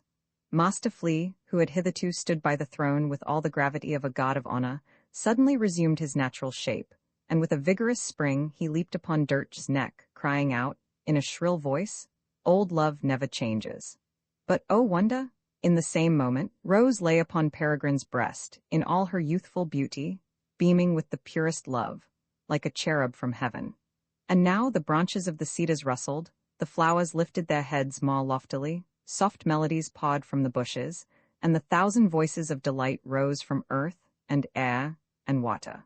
Mr. Peregrine Tyss had purchased a handsome villa in the vicinity of the city, and here on the same day was to be celebrated the double marriage of himself with Rose, and his friend George Pepusch with the little Dirch Elverdink. The kind reader will excuse my entering into the details of the nuptial feast and ceremonies. For my part, I am willing to leave it to my fair readers to settle the dress of the two brides according to their own fancy. It is only to be observed that Peregrine and his beautiful Rose were all simple delight, while George and Dirch, on the contrary, were meditative, and with mutual gaze seemed to have thoughts, eyes, and ears for each other only. It was midnight, when suddenly the balsamic odors of the large-blossomed thistle spread through the whole garden. Peregrine awoke from sleep. He fancied that he heard the plaintive melody of hopeless desire, and a strange foreboding got possession of him. It seemed to him as if a friend were violently torn from him. The next morning the second bridal pair was missing, namely, George Pepusch and Dirch Elverdink. What added not a little to the general astonishment was that they had not at all entered the bridal chamber. In this moment of doubt, the gardener came and exclaimed. He did not know what to think of it, but a strange wonder had happened in the garden. Throughout the whole night he had dreamt of the blooming cactus grandiflorus, and not till now discovered the cause of it. They should only come and see. Peregrine and Rose went into the garden. In the middle of a clump of flowers a lofty thistle had shot up, which drooped its withering blossom beneath the morning sun. About this, a variegated tulip wounded itself, and that also had died a vegetable death. "Oh, my foreboding!" cried Peregrine, while his voice trembled with sadness. "Oh, my foreboding, it has not deceived me. The beams of the carbuncle, which have kindled me to the highest life, have given death to thee, thou sweet pair, united by the strange discords of opposing powers. The mystery is revealed. The highest moment of gratified desire was also the moment of thy death." Rose too seemed to have a foreboding of the wonder. She bent over the poor perished tulip and shed a stream of tears. "You are quite right," said Master Flea, who suddenly appeared in his microscopic form on the top of the thistle. "You are quite right, my dear Mr. Peregrine. It is all as you have said, and I have lost my beloved forever." Rose was at first somewhat frightened at the little creature, but seeing that he gazed on her with such friendly, intelligent eyes, and Peregrine spoke so familiarly with him, she took heart, looked boldly on his graceful tiny form, and gained so much the more confidence in him as Peregrine whispered to her, "This is my kind Master Flea." "My good Peregrine," said Master Flea very tenderly, "my dear lady, I must now leave you, and return to my people. Yet I shall always be your devoted friend, and you shall constantly experience my presence in a way that will be agreeable to you. Farewell, heartily farewell to both of you, and all good fortune be with you." During this, he had resumed his natural form and vanished without leaving a single trace behind. Here the records suddenly break off, and the wonderful history of Master Flea comes to a joyous and wished-for end.